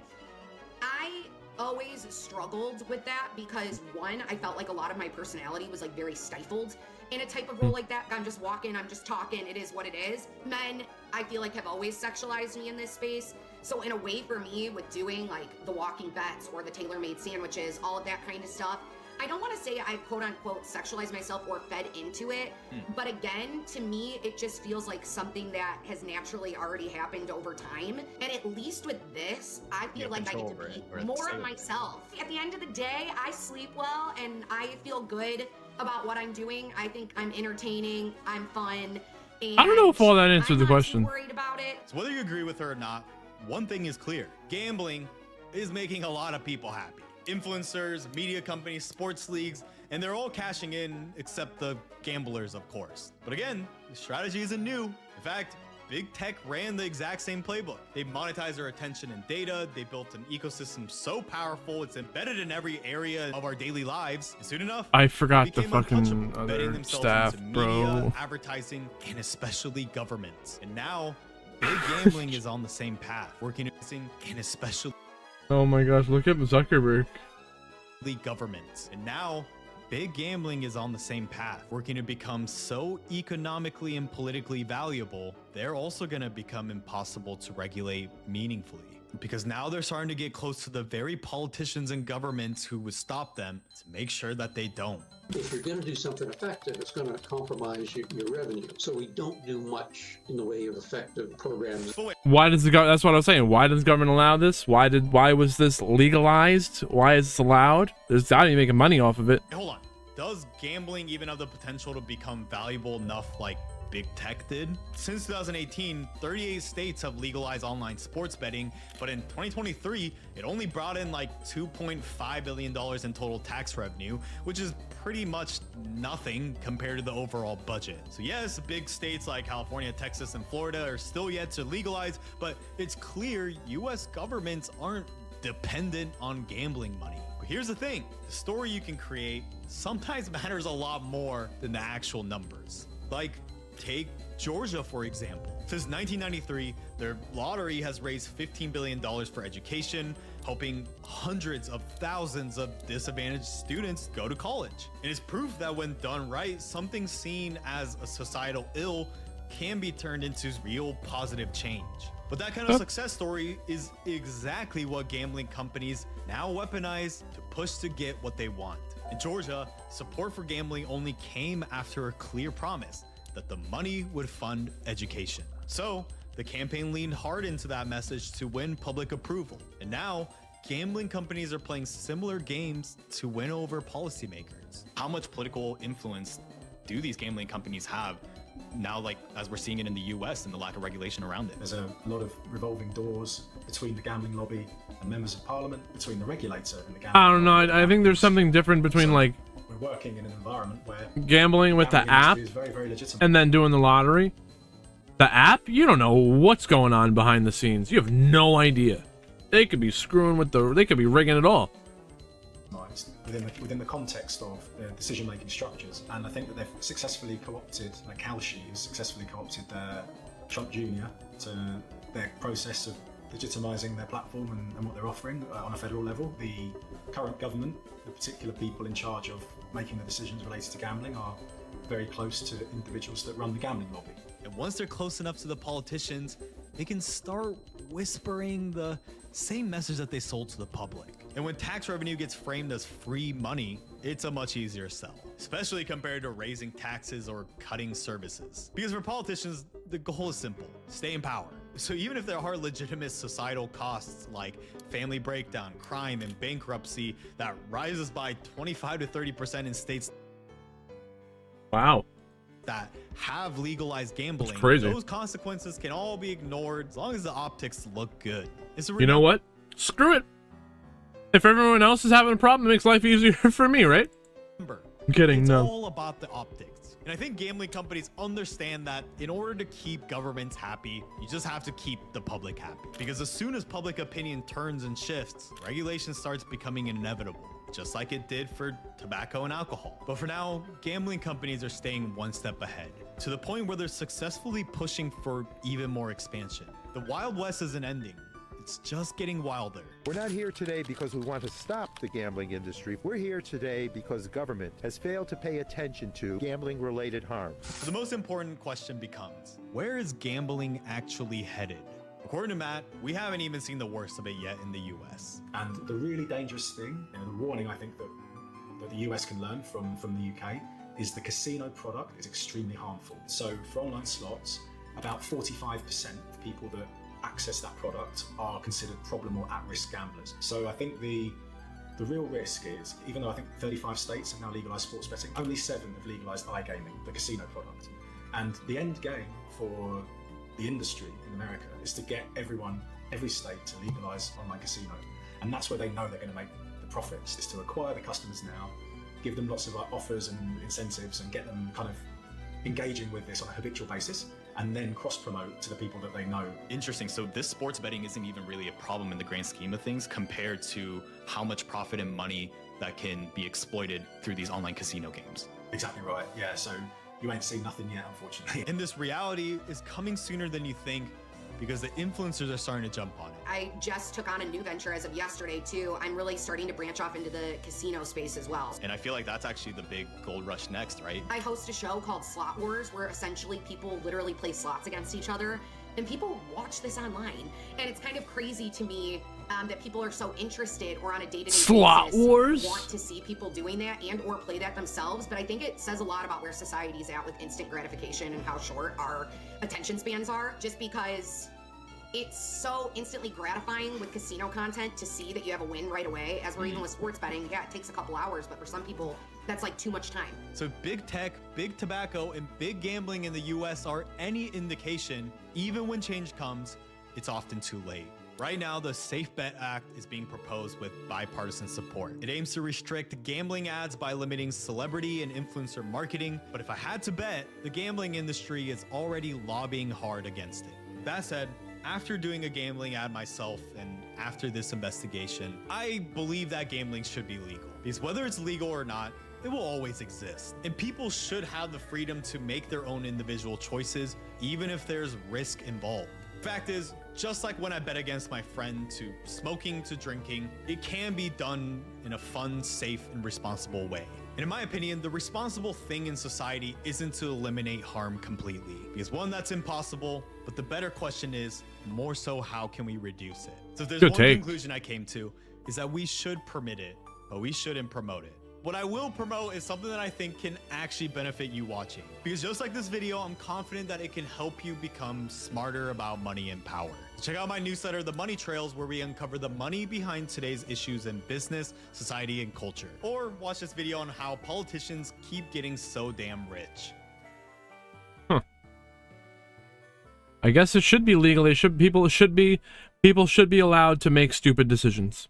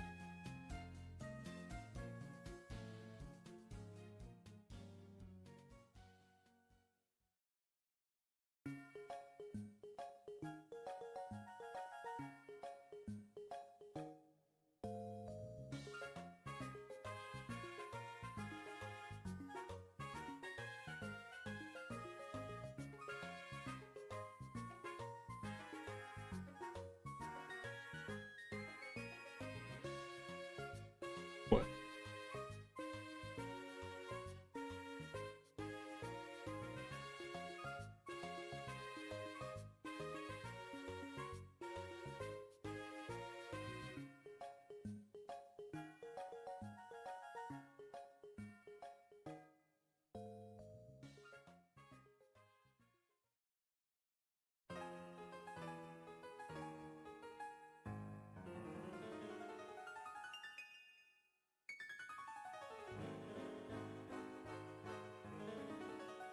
Bro, what?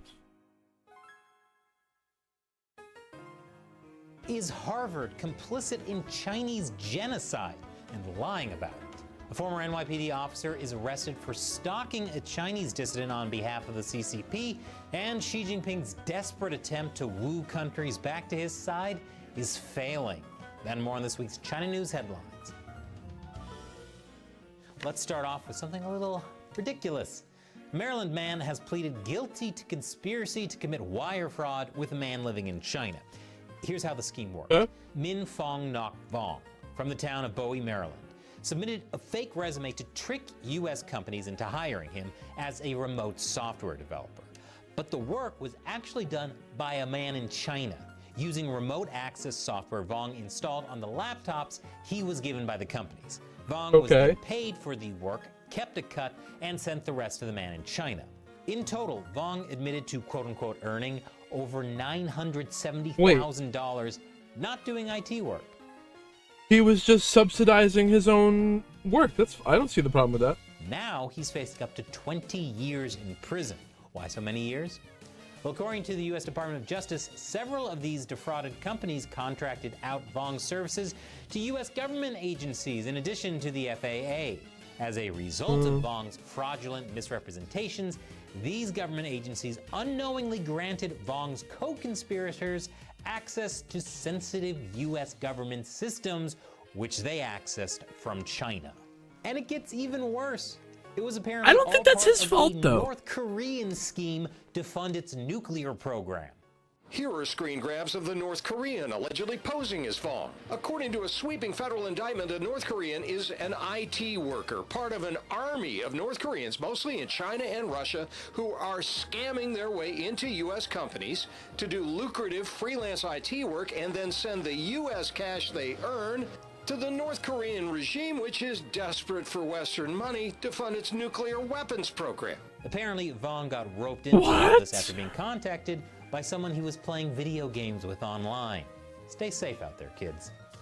Meanwhile, an ex-NYPD officer has been sentenced to 18 months in jail after being convicted of helping China stalk an expat. In 2023, Michael McMahon was convicted of aiding a transnational pressure campaign aimed at convincing a former Chinese city official to leave the U.S. and return to China. The city official, named Xu Jin, left China in 2010 after the Chinese Communist Party accused him and his wife of bribery. They denied the charges, and Xu's wife testified that the official was unfairly targeted for challenging the Chinese power structure.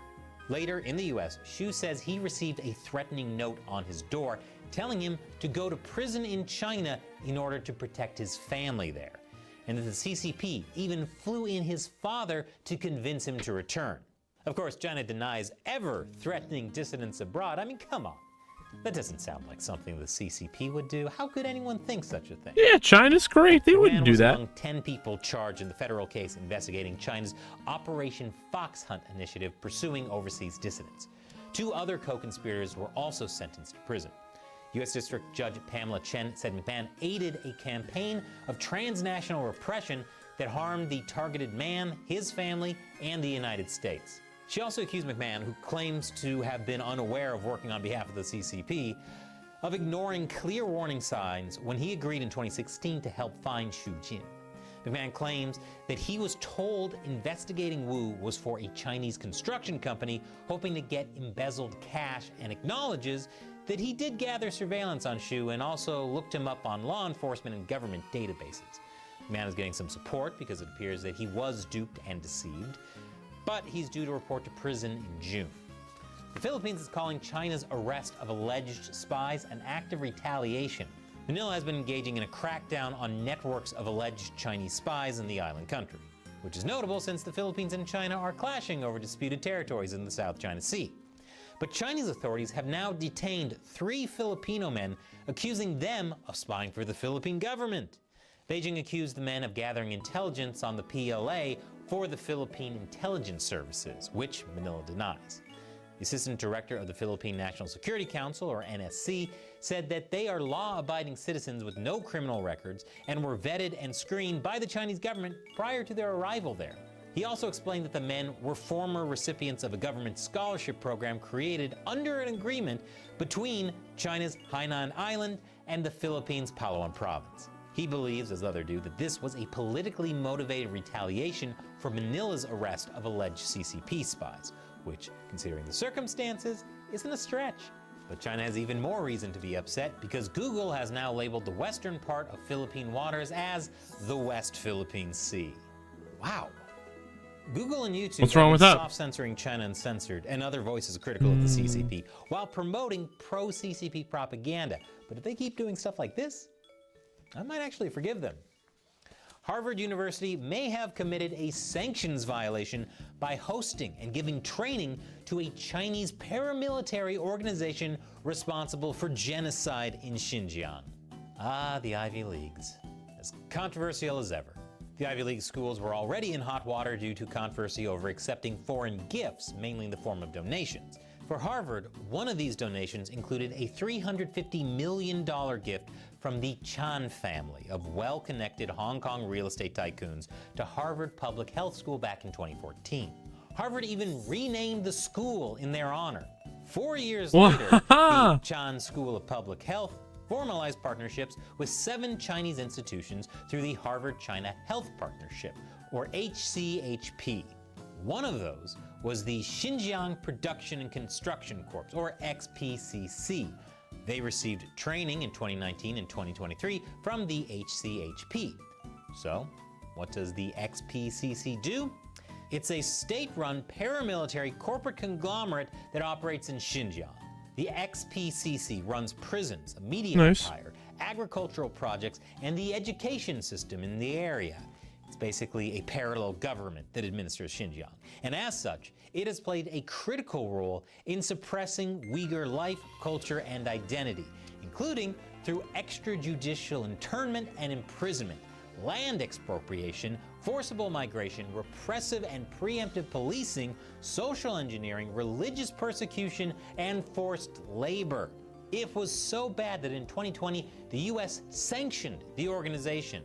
And while this occurred after the 2019 training, it happened before the 2023 training, hence Harvard being accused of violating sanctions. The investigation is ongoing, but cases like these just raise even more questions about foreign funding, especially from China, in some of America's best schools, and add fuel to the fire for the Trump administration's war on Harvard. And after the break, China isn't doing too well in the trade war. Welcome back.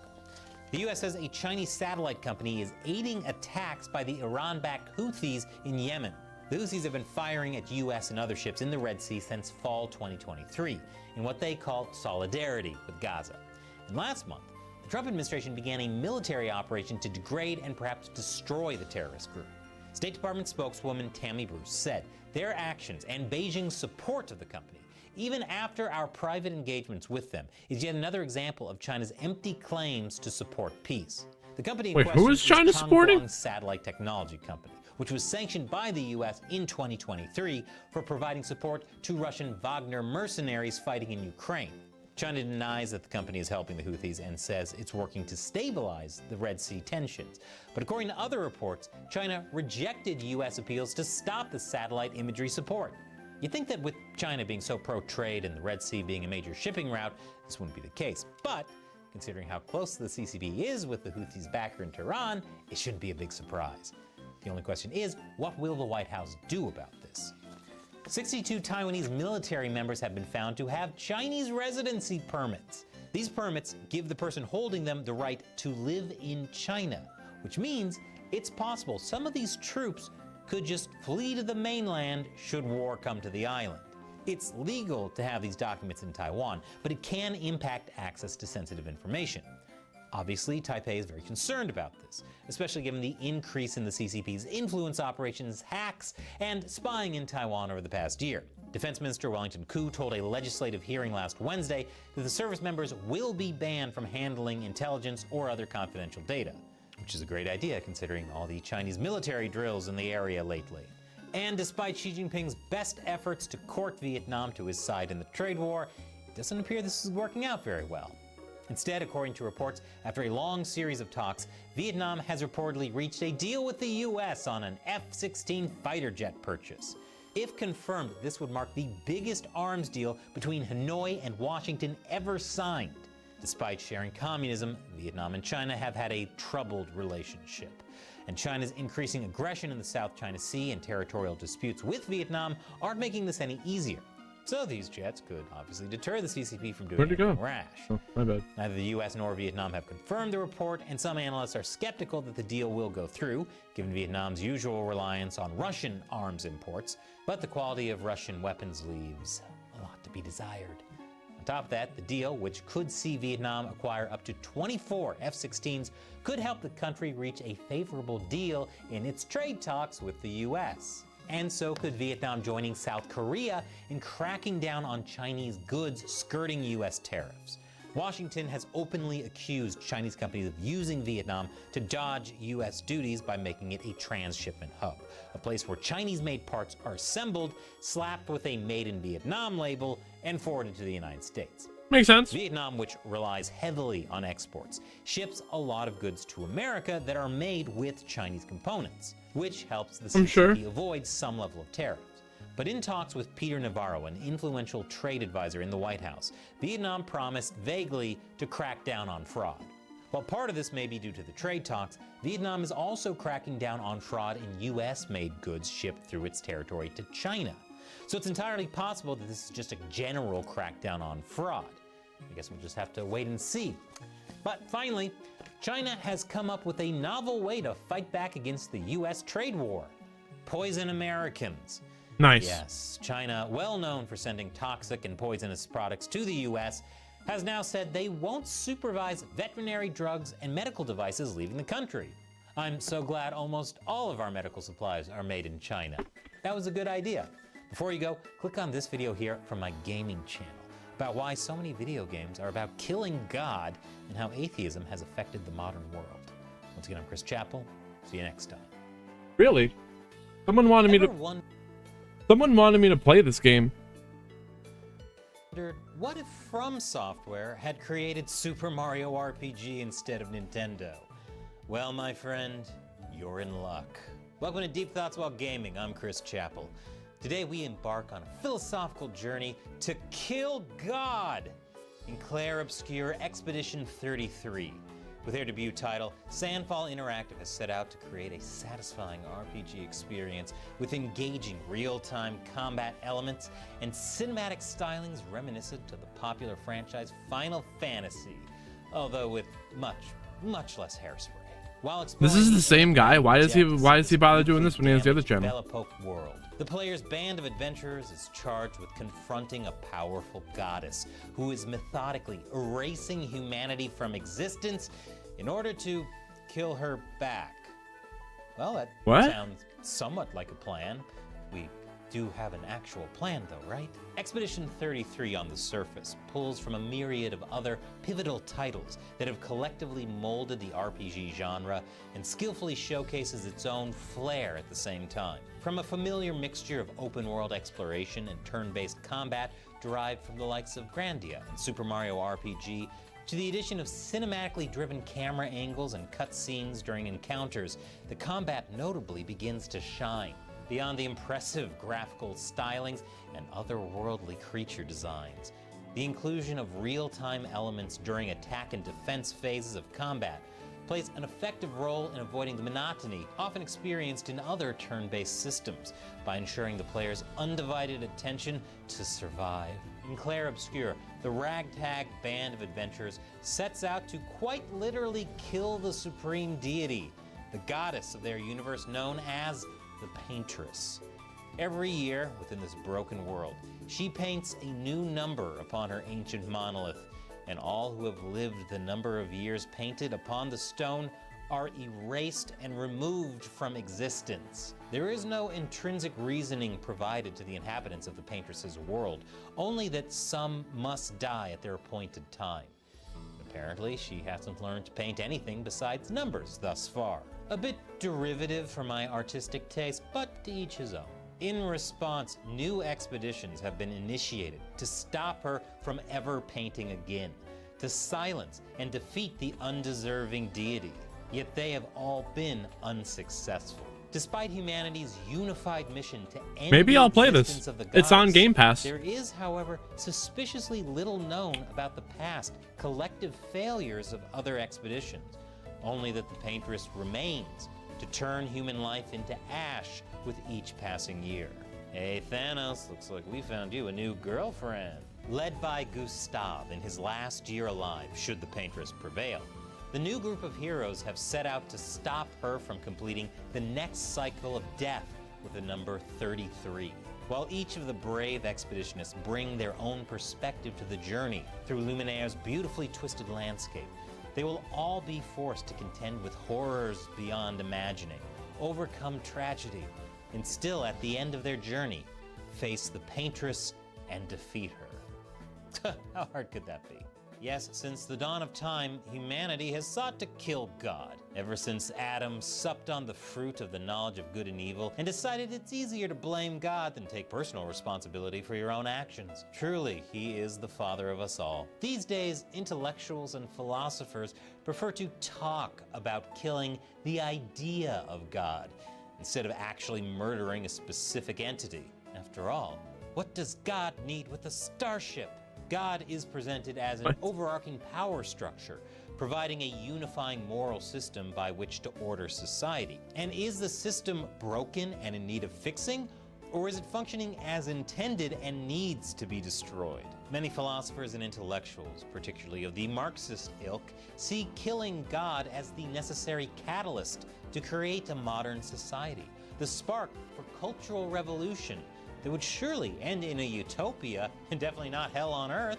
This cogitation has certainly taken more literal forms. Nah, they bugging. Mythology, iconography, and every single JRPG. Seriously, you always end up killing God in these things. But the goal is the same: the expansion of individual will and the ascension of humanity to a state of godhood and self-determination. Beyond a simplistic quest for power, such mythological journeys, both modern and ancient, often represent the profound exploration of existential boundaries, the removal of all restrictions, and the intrinsic human sense of aspiration and ambition in the face of opposition. That and the need for some of us to be a complete badass. And with the abandoning of these outdated superstitions in place of the march of technology, humanity believes it has obtained sovereignty over one's surroundings, leading to a notably false sense of comfort and control within an inherently chaotic world. Nothing a little pandemic can't fix, of course. Arguably in the land of Lumiere. Without the Paintress leading humanity by the bit and bridle of impending doom, life would not be the hell that it's become. If everyone could just live as they see fit, without the goddess dictating the will of men, then the world could be whole again, as it should be. Liberty without boundaries, an absolute agency for all. Not unlike ancient gods or the horrific government powers of the modern age, the Paintress retains her power over the people by ensuring her constant presence in their lives. It's a world directly linked with her will and the image she projects upon it. By removing her, the very foundation of the world's power structure, the lands of Lumiere, could be free to prosper in the right hands. In modern times, many have proclaimed that without the concept of God, the world is made better, less apathetic to the hardships of the world around them. By removing the unified lens of corporate sin or submission through which to view the world, it can be replaced by something better, more rational, more scientific. Certainly, while the entrenched shackles of the God concept are indeed tantalizing to break and cast asunder, unquenched societal freedom does appear to come with often unforeseen or willfully disregarded consequences in the vacuum of a God's sudden erasure from civilization. So the expedition is successful and the Paintress is destroyed. What's next? What happens to the world they know in her absence? Was her only purpose Well, then they get to live. to simply cull the population? Or does she provide stability to other structures within Lumieran society? At the heart of Friedrich Nietzsche's famous proclamation that God is dead, he wholeheartedly laments the dark era of nihilism and apathy that will inherently follow such a seismic shift in society, the removal of a unifying moral perspective. What happens when those things are gone? According to famous Canadian psychologist Jordan Peterson, two things arise to replace it. One is a striving for power, and the other is the untrammeled path of hedonism. As he expounds, where mankind has removed the presence of the God concept, they have, to the sincere chagrin of modern intellectuals and philosophers alike, become generally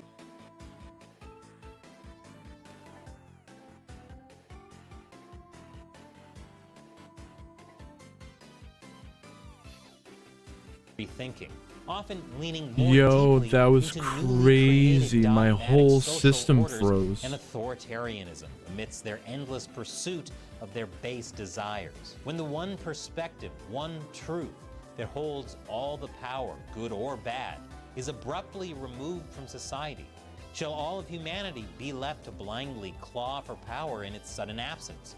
Or perhaps will someone else My whole take system the just proverbial froze. helm Crazy. and apply their perspective to society? Throughout recorded history, the concept has been tested time and again, often with the same unfortunate results. Amidst an infinite number of individually competing perspectives, a utopia is rarely discovered within a rudderless humanity, and so new leadership rises to fill the void. If one were to wield such power, that of a god or unrivaled ruler, could they be truly devoid of corruption and lead benevolently?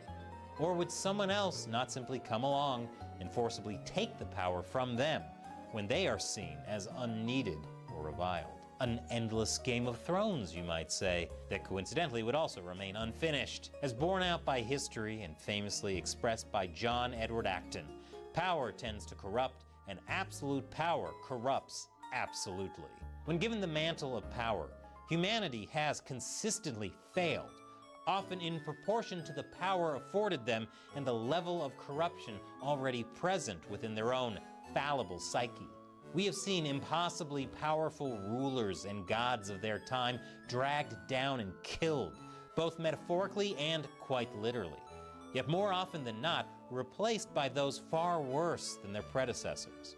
Such a downward replacement spiral is especially true if a society is already weakened and degraded by an endless appetite for baser pleasures and social influence, while lacking a unifying truth to build their societal moral agreements upon. I'm not talking about any country in particular, of course. In the end, like Nietzsche's famous musings, Expedition 33's lessons do not provide easy answers to such a profound dilemma within the human psyche. Whether the heroes of Lumiere defeat the paintress or not, the contending values at play, bearing witness to the effect of the God concept, or the nihilistic and narcissistic vacuum often created by its removal, will certainly continue to compete within the human mind. While we wait for Expedition 33's release, do you believe they will succeed in their intended mission? Is the paintress truly Well, it wouldn't be evil, much of a game if or they is didn't. she simply a pawn in an even greater game beyond mankind's limited understanding? Maybe we will play Whose that. vision of the world would you choose? Mine, of course, for I do not know how to paint. Thank you for watching Deep Thoughts While Gaming.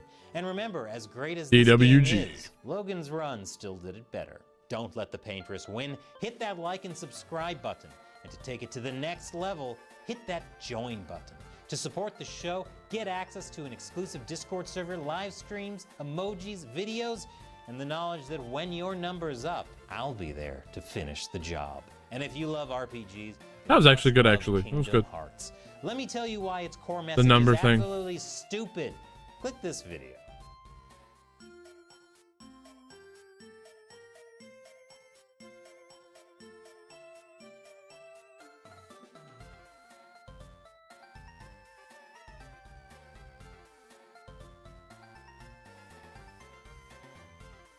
Anyone got anything to watch?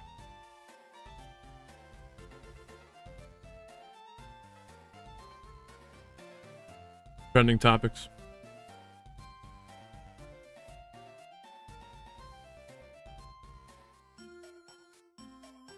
Current events.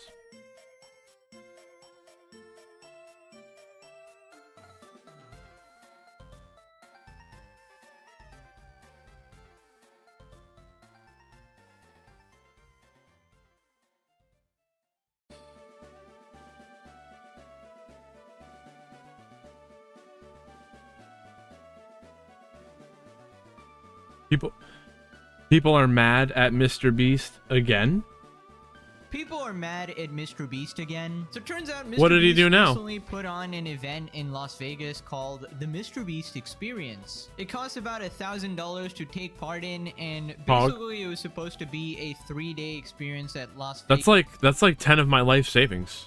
Vegas Resort World, where you'll get this mystery bag, have a bunch of events, and have a chance to win $10,000. Only problem is, the event was a complete flop. Seemed like they abandoned the thing and nothing actually happened. Now, the fans did get a mystery bag, but it was a bunch of MrBeast's leftover merch in mismatched sizes that did not even fit. And now there's a bunch of angry fans on the news threatening to sue in a class action lawsuit. The thing is, they definitely did get the MrBeast Honestly, I like Mr. Beast, and I'd be pissed if I got that shit. experience, so I don't know what exactly they're mad about. So anyways, let's Sucks. first take a look at what they were promised, then take Come a on, look at Jimmy, what get the it fans together, bro. actually got, because a bunch of people actually vlogged their entire experience so we can see what happened, and then we'll look at MrBeast's response to the situation. So, we got scammed by MrBeast Experience and Resort World you're in there. Las Vegas. And here's how nice experience turned to a nightmare and fight with CEO and security guards. We're checking into Resorts World Las Vegas for the 3-night MrBeast experience, where one lucky winner gets $10,000. So many angry people, they surrounded the CEO.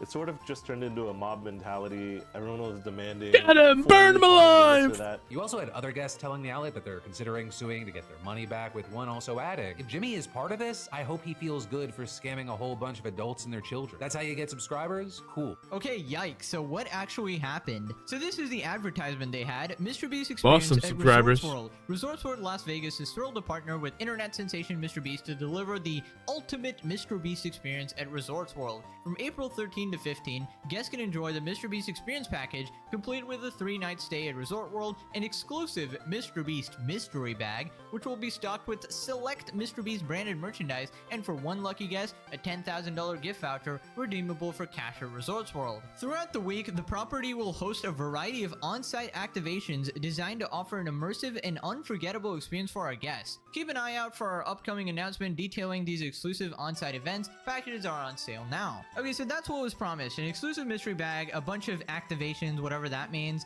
and an unforgettable experience. Essentially, people were Oh, it's gonna be unforgettable. sort of mini games, meet and greets, photo ops, like special drinks, you know, MrBeast themed food, but there was actually none of that. Anyways, let's take a look at the mystery bag, you know, the one thing they actually got. So this is essentially what they paid $1,000 for. Right, the MrBeast experience here at Resorts World. A lot of you are asking, did you get the swag bag? Oh, we got the swag bag. Look at this haul, y'all. Just look at it. Got some swag. Everything came in this bag, this MrBeast burlap sack. We got a hat, a small shirt, like really extra small. This actually fits us, which is the MrBeast t-shirt. This is an XL, so Chris and I can wear that. We got some 3X shorts. Yeah, that's right. Everything is just mismatched. So this was our haul. Plus, I have a model. Don't forget this shirt we got, y'all. Definitely fits, and it's definitely not an extra small. Nah, that is absolutely dastardly. We got this poor dude in an extra small. Why would the goodie It's terrible. bag have mismatched clothes? Who thought that was a good idea? You could literally just ask them, what are your sizes? And give them that size shirt and pants. It's like the single easiest thing to do. How did this happen? This was so poorly put together. Who the MrBeast? Cool hoodie, I love this color. Next! Okay, so the experience is just the bag? Yeah, the experience, the bag. And that's it? Are you sure? Yes, because that's what I see here on my end. So we should not be expecting anything else? Yeah. You just Oh my gosh, that's it? It's just the bag? for mystery. How do you feel about this? I feel like this is just a Las Vegas scam, but... These are his fans, by the way. These are his fans that flew out for him, and they were just absolutely disappointed. Anyways, this guy vlogged his experience, and he essentially just says there's nothing going on. Like, he's actively in the place where there should be activities, and there's just nothing going on. I'm here at Resorts World for the MrBeast experience. Now, we were told that this was over 3 days. We had to pay in advance, and y'all, it is day 2, and there's still nothing going on. They've given us like one item. The mystery box is supposed to be today, but I'm standing where supposedly there was supposed to be an activation right in front of Doghouse. The district, there's nothing going on there either. Chris and I are not waiting around. There's nothing happening tonight. We're not gonna wait around for Mr. Beast to tell us what's going on. Good morning, it is day 3 here at Resorts World for the Mr. Beast experience. That's crazy. But Nothing we did get happened? a message on our phone. It turns out they are giving us $50 credits at the pool and here at Redtail. This guy is such a Mr. Beast fan. Like, he was so charitable to Beast the entire video, even after this whole event. And he's also pissed. He's just been waiting for days, and he paid $1,000 for this, just wondering what the hell is going on. And eventually, $1,000 for nothing. People started getting mad, and they started yelling at the hotel CEO, asking for refunds. We thought there was an experience. Do you not understand that? It was advertised that there was. No, I understand. I understand that you thought there was an experience. Treated us like shit for 3 days straight. I understand. Professional 12-year-old managers that don't know how to have crucial conversations and let their clients advocate for themselves and get offended because I use words that they don't understand, and then they go, and I have 7 red coats around me. Are you kidding me? I'm almost 50. You need to give people respect. $1,000? Not in this economy, baby. How much thousands of dollars is this? Are you serious? I work in the service industry. I would never. There's like 40 of them there. There's like 40 grand on the line of all the, where did all this stuff go? What were we supposed to do? Wasn't there shit to happen? We could have all got together and had our own party for 40 grand. This would never happen at my spa in LA. Yeah, so obviously she is rightfully pissed. I mean, I'd be pretty mad if someone just took $40,000 $1,000 and made me fly over for literally nothing but a goodie bag. And again, I'm just confused why this was allowed to happen. Why were the restaurants not even informed to do some sort of special thing? Or maybe put a Mr. Beast burger on the menu or some sort of challenge. I mean, it's not hard. You can literally draw a circle on the floor like that one bear from SpongeBob. There's like 50 people there. Just tell them to sit inside a circle. Last one to leave gets a $10,000. And boom, that's it. They will. Do you think I could pull that? Think anyone can pull that kind of stuff off in real life if I just go draw a circle in the park and say last one to leave gets the money? Probably go home The cops would probably come and kick us out of the park later that night. thinking that that's the peak life experience, because that's kind of like the average Mr. Beast fan, let's be real. Also, I forgot to point out, but hasn't the prize pool diminished like considerably? I thought this guy used to give away $1 million. Why is it 10? Well, see, the thing about that is he said that the more money he gives away, people actually don't believe it. So he could do one video that's $1 million giveaway, or he could do two smaller videos that's a $500,000 giveaway, and he'd just rather do the two $500,000 giveaways because he says that people don't believe that the $1 million is real. $1,000 now, and the ticket is like basically $1,000 here, so it's like that's not a very good ratio, is it? And you're not likely to win that either if there's like over 50 people there. So if you look at it on like a small scale, that's like a strictly profit. No, the economy really hitting Mr. Beast hard here. Every experience he's ever had since he came out, and all these people love him, he's been there. There's been activities, there's been something. Then you want to give people extra small shirts and extra large shirts and booty shorts, and that's... Wait, so you're telling me you don't want Mr. Beast extra small booty shorts? But I love how these people are like, we still love I want Mr. Beast extra small booty shorts. CEO instead. Brother, this is Mr. Beast's event. It's got his name on it. I mean, he has to take some responsibility here. I could be hopping back to Arizona right now, but I was told to stay here, hang out, let's see what we're gonna do. They made her stay after all of that? Bro, at least let me go home after you scanned me out of $1,000, bro. I'd be so mad. I think the expectation from our perspective is that from Resorts World, we needed to be able to provide the room product as well as deliver the bags, as well as to make sure that we awarded the $10,000 to a recipient. So on your guys' website, you guys had throughout the week immersive experiences with dining, menus. Where is that at? And there's no way to say that we fell short. Like we fell short. Right. Like, it's So like- what like- responsibility are you guys going to be taking as falling short on that? Yeah, and so what we've outlined is to be able to say we want to make sure that you have an opportunity to explore so many other aspects of our resort. So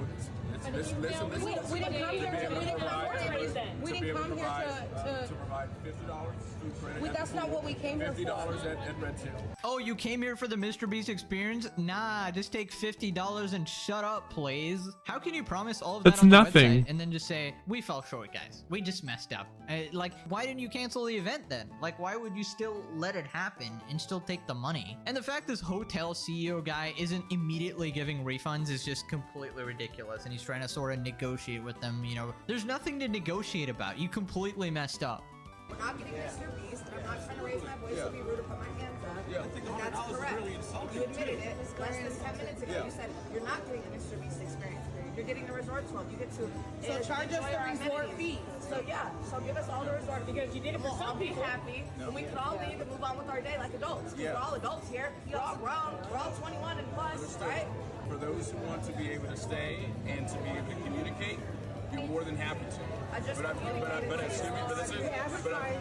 But I've communicated what the guest recovery that we're doing and what we've delivered. But you're still not talking about how you pay some people something that others. Yeah, look, just like different people pay different rates throughout the organization. I can see why Jimmy didn't come here in person. This guy's getting absolutely cooked. It's so funny how he's trying to be diplomatic. It's like, I see you want a refund. How about you take a stick and shove it up your bottom? Respectfully, of course. Then we got another angry woman who talks about how the money isn't enough because they paid for an experience and didn't get it and they just wasted their time. My thing is not the money. My thing is the experience, the bad experience, the hard feelings of my kids. That's the thing. Even if you give us the money back, we deserve a compensation. A compensation for it's a fake advertising. It's a very bad customer service. Nobody. Oh no, it was Mr. Beast, but he's not even here. So you are the ones that are responsible for now. So and $50 is not a. It's like a joke. I mean, that is completely $50 accurate. is That a was joke. Blatantly false advertising. They did not give what they promised. Even a full refund is not enough at this point because you wasted people's time. It's They flew literally- from other places. Anyone, any hotel could say, "Oh yeah, I'm having a Mr. Beast experience," and they get a sack, and they print Mr. Beast on the sack, and then they go and they buy a whole bunch of Mr. Beast gear, and they just shove a bunch of shit in a sack, and say, "Here's your experience, bitch." They took time out of their week. Experience they bought their this. freaking kids as well, and you let them down. Then they threatened to sue him. I can understand, like, if you were a supervisor out here talking to us and just giving us a little fluff to get us on our way. You're the freaking CEO. It's about Why the are you principle. not standing up for your company and what you guys offer? You didn't give us what we asked you offer. You have that authority to make the decision to give all of us our money back and let us walk It's away. except to So you. if you're not You making don't- that decision, we are, or at least I am, going to walk away. I will sign that paper, and we will move forward with the class. I don't know if this dude is bound by some contract or something. I highly doubt it, though. It's like, you're this rich CEO, dude. Why don't you just refund everybody, like, right there on the spot? Just call up Mr. Beast and be like, hey, what the hell's going on here? Can you give these guys a quick experience? They will literally eat up anything you say or do. Just Can you guys them give these a quick experience? Just talk to them on the phone or anything. They'd probably be happy with that. It's just so easy to make this right. And instead, he's getting threatened with a lawsuit here and just sort of refusing to give the refund. Thank you very much You're welcome. for those who come. Thank you for your time, but try to understand. I will say Thank you. Thank you for the opportunity to scam you. we did try to give you. He doesn't need to understand. The judge and the lawyers. Yeah, thank you. I understand what you're saying. Now, please F off and don't sue the shit out of me. There's about 50 guests told the CEO of Resorts World they want a refund. They didn't get it. Instead, they got a hotel credit. But many guests we spoke to told us the whole thing left a bad impression. It makes Las Vegas look bad. It makes Resort They all should have burned the place down. World look bad. It makes Mr. Beast look bad. Like, this is a terrible experience. Burn it They gave us down. an experience, all right? A real bad one. What they did get, waived early departure fees, meaning they won't be charged that extra day, plus a $50 credit to the pool and a $50 credit to an on-site restaurant. You had the goal to not charge him a fee. Didn't add up for Las Vegas local Jamie Yaxon. It's a very expensive resort. Like, all their restaurants are very, very expensive compared to most other hotels. So a $50 credit is a joke. It's like one beverage. Okay, so the event didn't even happen and they got $50 as a consolation prize, which is basically nothing in Las Vegas. Now, one thing I gotta ask, who the hell is actually paying $1,000 for a quote Mr. Beast experience? Why are full-grown adults actually paying for this? You gotta be like the biggest sucker to actually fall for this. But anyways, if you paid for something, you should get what you paid for, and them not doing what they promised is obviously wrong. Then she talks about how nobody had any idea that this thing was even going on. The restaurants were completely in the dark and they didn't have anything planned. Speaking of the restaurants, Yaxon says some staffers seem to be in the dark about the exclusive menu items and themed beverages as part of the immersive experience. So there was 3 restaurants that were supposed to have activations and specials, as well as at the pool. We went to the 3 restaurants. None of them knew anything about what we were talking about. So then we finally got the bags. The guy that delivered the bag, he said everything you need to know is going to be in the bag. We opened our bags. It was just merch, like extra small t-shirts, like clothes that were not going to fit any of us. No note, nothing. Yeah, I don't know why these stories keep coming out about Mr. Beast. This is like the Beast Burger thing all over again, where he sort of lends out his brand or name and allows people to use it, and the organizers of the event just go ahead and ruin his reputation even more. And, you know, people were saying like this was a quick way to get rid of the leftover merch or to fund other events or whatever, but I don't know, it's just so easy to actually follow through and give people what you promised. This isn't some insane production either. You just had to do a few things like inform the restaurants to prepare some like Mr. Beast themed stuff, maybe have a challenge or 2, and they would be happy. But instead, lawsuits are being thrown around. That made one annoyed guest suggest taking legal action, asking people to write their names, numbers, and emails on a contact sheet. Las Vegas local David Yaxon says he's considering adding his name. They made a mistake. They dropped the ball. Now we want a full refund. And fortunately, we live here, but a lot of people travel from very far away. I think they should get everything reimbursed. So now we're interested in a class action lawsuit. I mean, essentially, these people flew out to be here, you know, took vacations from school or work or whatever, and they just ended up losing $1,000. Here's a few more people talking about their experience and how they sat in rooms for days just waiting for something to happen.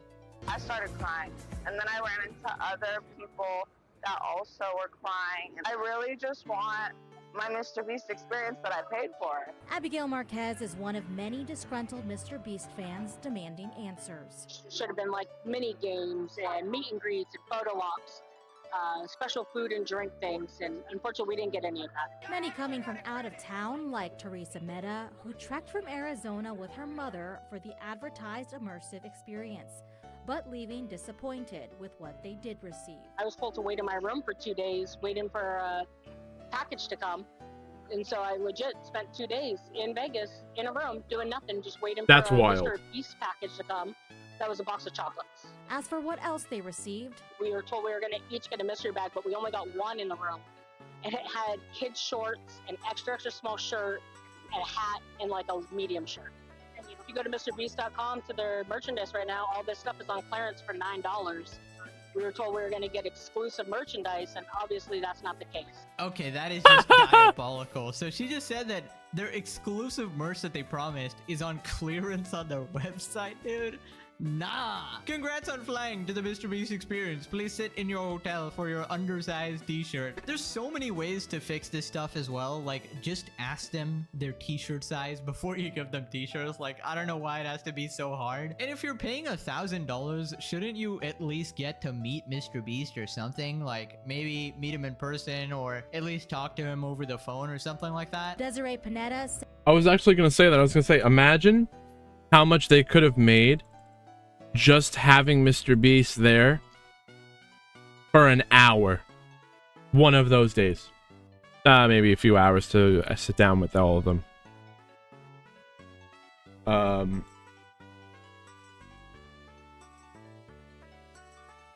Maybe, yeah, he just goes there for one night, and they get to meet with him for a little while. $1,000, they could have charged $10,000. says her son is a super fan of Mr. Beast.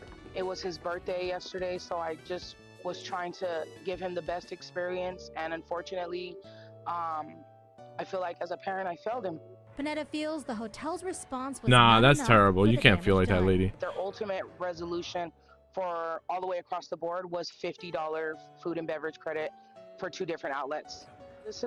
Experience has been nothing short of horrible. That's the only experience that we've had. Okay, you gotta feel really bad for that mom as well, because she came here with her son, who's a super fan of Mr. Beast, and it was his birthday as well, and he was just sort of let down. I feel like Mr. Beast needs to stop putting on such lousy events, and when you do something, you just gotta do it right, instead of trying to wear a million hats at the same time and do a million things, and then whenever anything goes wrong, you just go and apologize for it. It just shows like a lack of care for the fans. I feel like you need to stop letting fires happen rather than trying to put out the fires after they happen. So anyways, after all of this backlash, Mr. Beast actually did respond on Twitter. This guy really? says, at Mr. Beast, yo, Mr. Beast, I'm at Resorts World doing your experience, and it's been 24 hours and nothing. Where's the experience? Is there gonna be any activities or anything? Waiting in room, lol. Mr. Beast responds, hey, this is definitely isn't the experience we hope they deliver. My team's already on it. I'd love to personally make it up to you and anyone else by inviting everybody affected to tour my actual studio.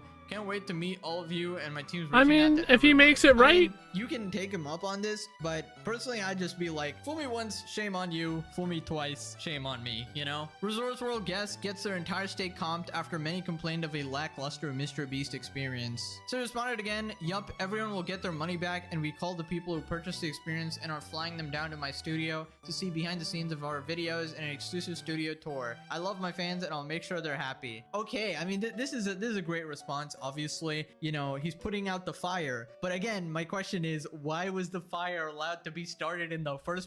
Yeah, but you can't blame him because Mr. Beast wasn't really in charge of it. Maybe he shouldn't have let his name out to these people. That's a different conversation. Place? Like why didn't you just give them Maybe he won't do that anymore. what you promised in the first place? I feel like it's such an easy thing to do. I'm glad people are at least getting a refund though. Here's a few responses from the fans. Mr. Beast's team is reaching out personally to make things right. Everybody was hesitant because it's like, oh, we've already been lied to, we've been deceived so many times. Can we trust them? But then we've seen all these things that the team has already done. They were like, no, it doesn't matter that you got the full refund. We still want you guys to have that experience. We can't pay time back, but we can give you a different experience that's going to be surpass what you were even expecting. Panetta originally expressed There a you go. sense of heartbreak, saying she felt she disappointed her son on his birthday. But 48 hours later, a change in heart. She informed me that Jimmy would be calling me personally to talk to my son through FaceTime. And then that was the next day. And the very next day around noon, he FaceTimed him. It was just exciting. I personally thanked him. That was definitely a sweet thing to do by Mr. Beast. He did actually make things right with that woman and her kid. As I said, Mr. Beast is always on top of putting out fires, but apparently just never there when the fire started in the first place, bro. I feel like this could have been avoided very easily. Here's what the comments are saying. This is why you don't buy into these influencer experiences. True. They received the all-day sucker experience. Didn't know adults were into Mr. Beast. They're probably just bringing their kids, to be honest. $1,000 for 3 nights in Las Vegas? That should have been your first red flag. $50 pool voucher? $50 fee to use the pool on top of the $1,000 for 3 nights should have been your second red flag. How much extra money to use the toilet? What a scummy operation. She stayed locked in her room for 2 days waiting for a mystery gift that ended up being... That's what gets me the most. They stayed in their room when they were in a cool place like Vegas. Chocolates. You cannot make this shit up. It was part of the Mr. Beast game to see how many people were dumb enough to pay $1,000 to... Meanwhile, that bag should have been given to them when they checked in or something. In a room for 2 days. Paying over $1,000 for a kid to sit in a hotel on their birthday and wait for a social media influencer is a massive fail for the parent. This is what happens when you're infatuated with famous people. Sucks to suck. This is what, like, I've never, like, even the YouTuber I'm the biggest fan of, I would not suck up to them this much, let alone give them $1,000, dog. Hell nah. Hopefully all these people got the true Mr. Beast experience, whatever that is. And yeah, that's basically the news. I'm probably gonna get another angry message from Mr. Beast after this video, but I don't know, bro. I'll just cover in the news. Stop messing up, I guess, and I won't talk about you. Like, it's been months, I didn't talk about you, but you gotta go and do something stupid, alright? But anyways, that's pretty much it. Click this video for more content. I'll see you guys next time. Bye bye. I don't think that's all that bad. Well, he wasn't in control of it.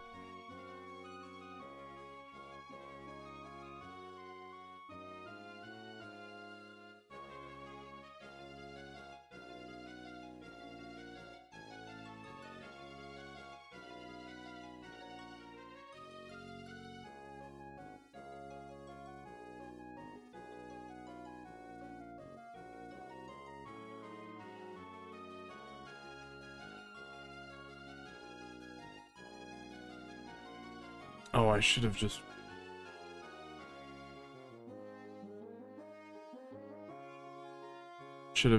banked.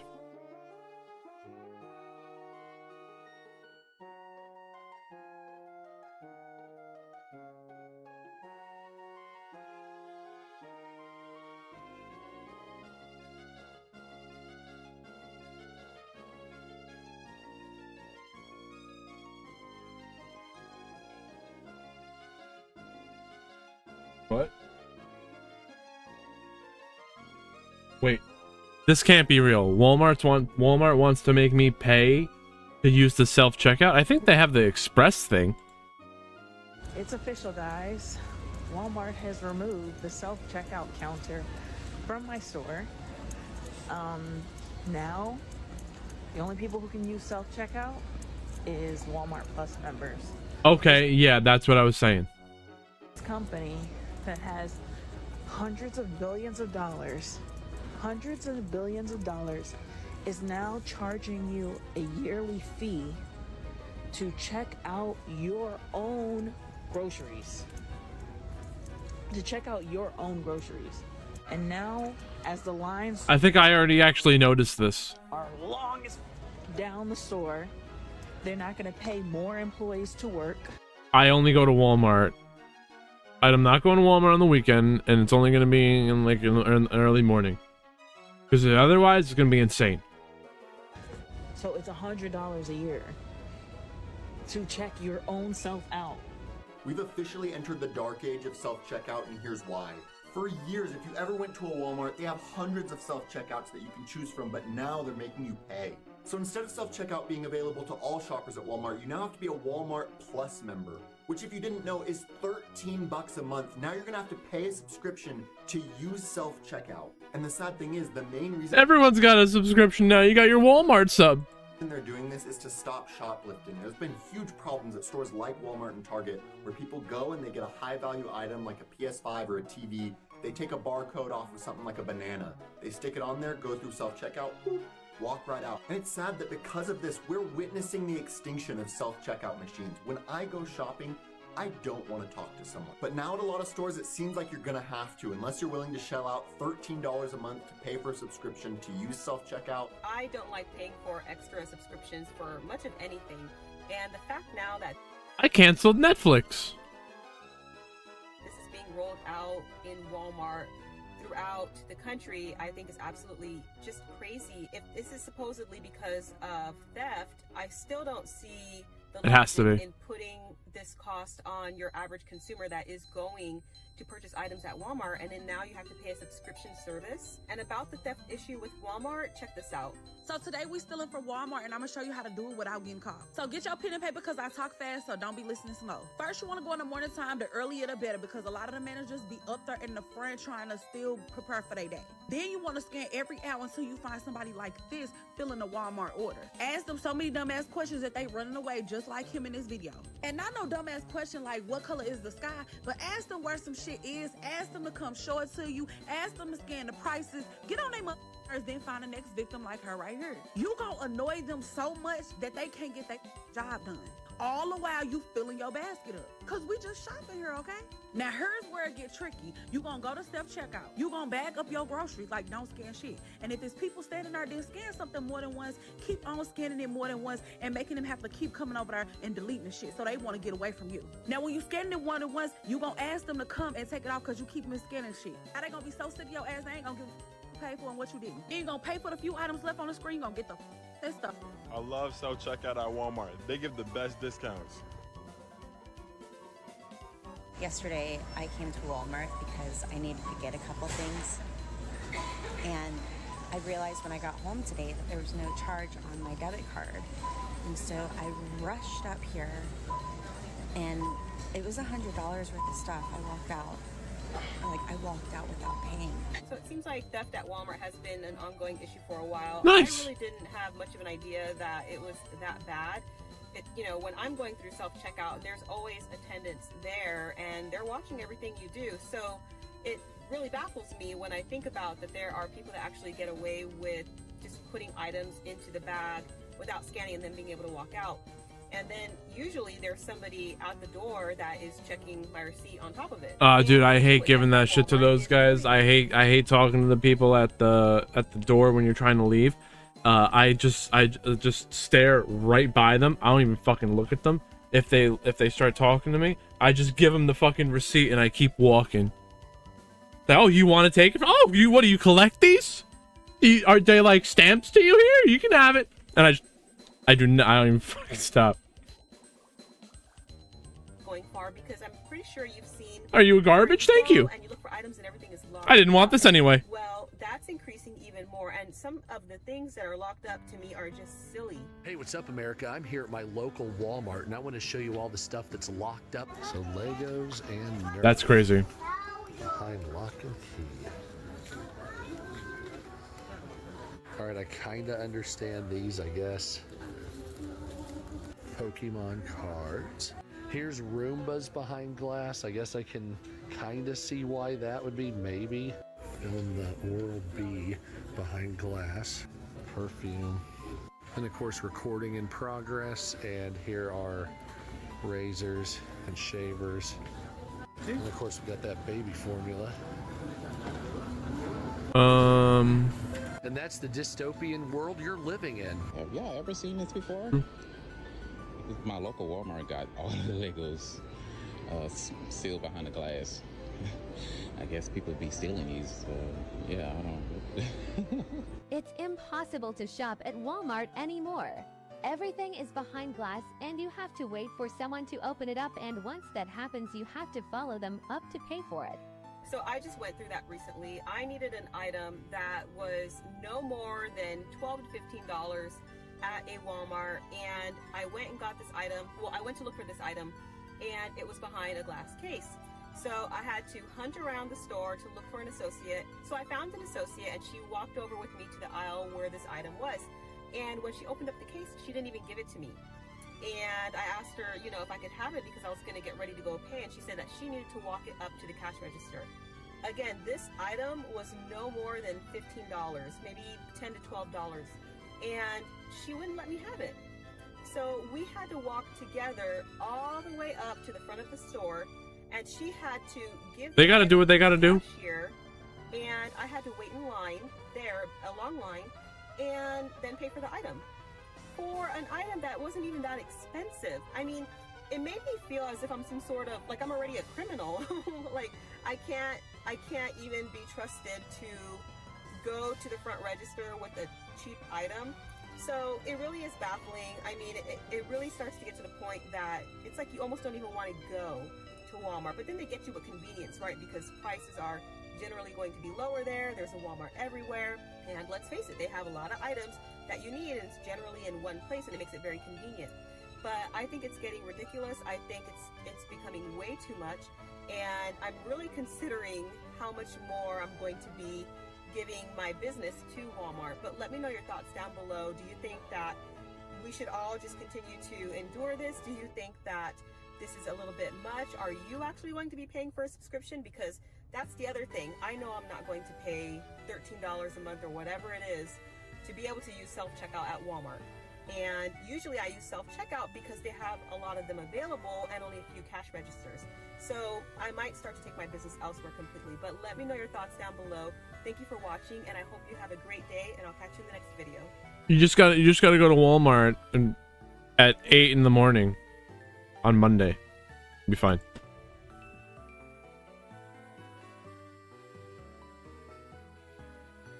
I gotta go turn the light off for my fish tank. 2-minute BRB. I gotta get the light. I gotta get to the light on a timer. I'll do that.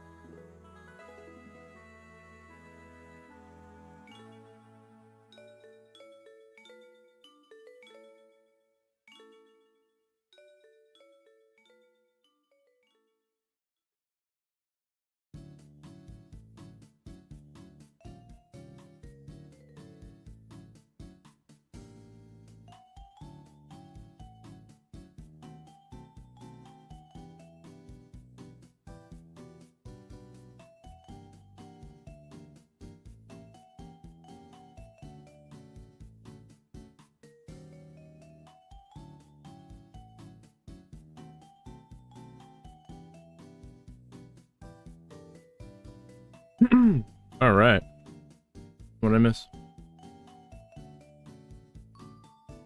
This, we'll do this, we'll hit that, drink up, get chugging.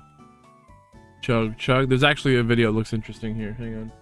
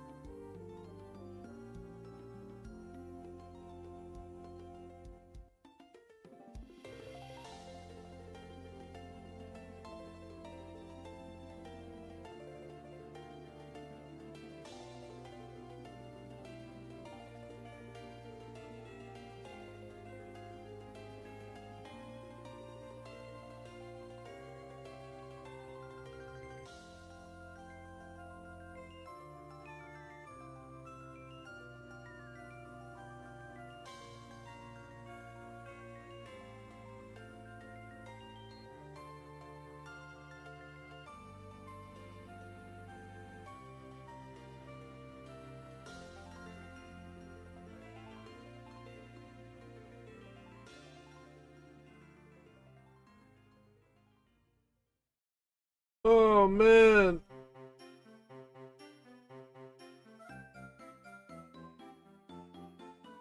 What the hell is that?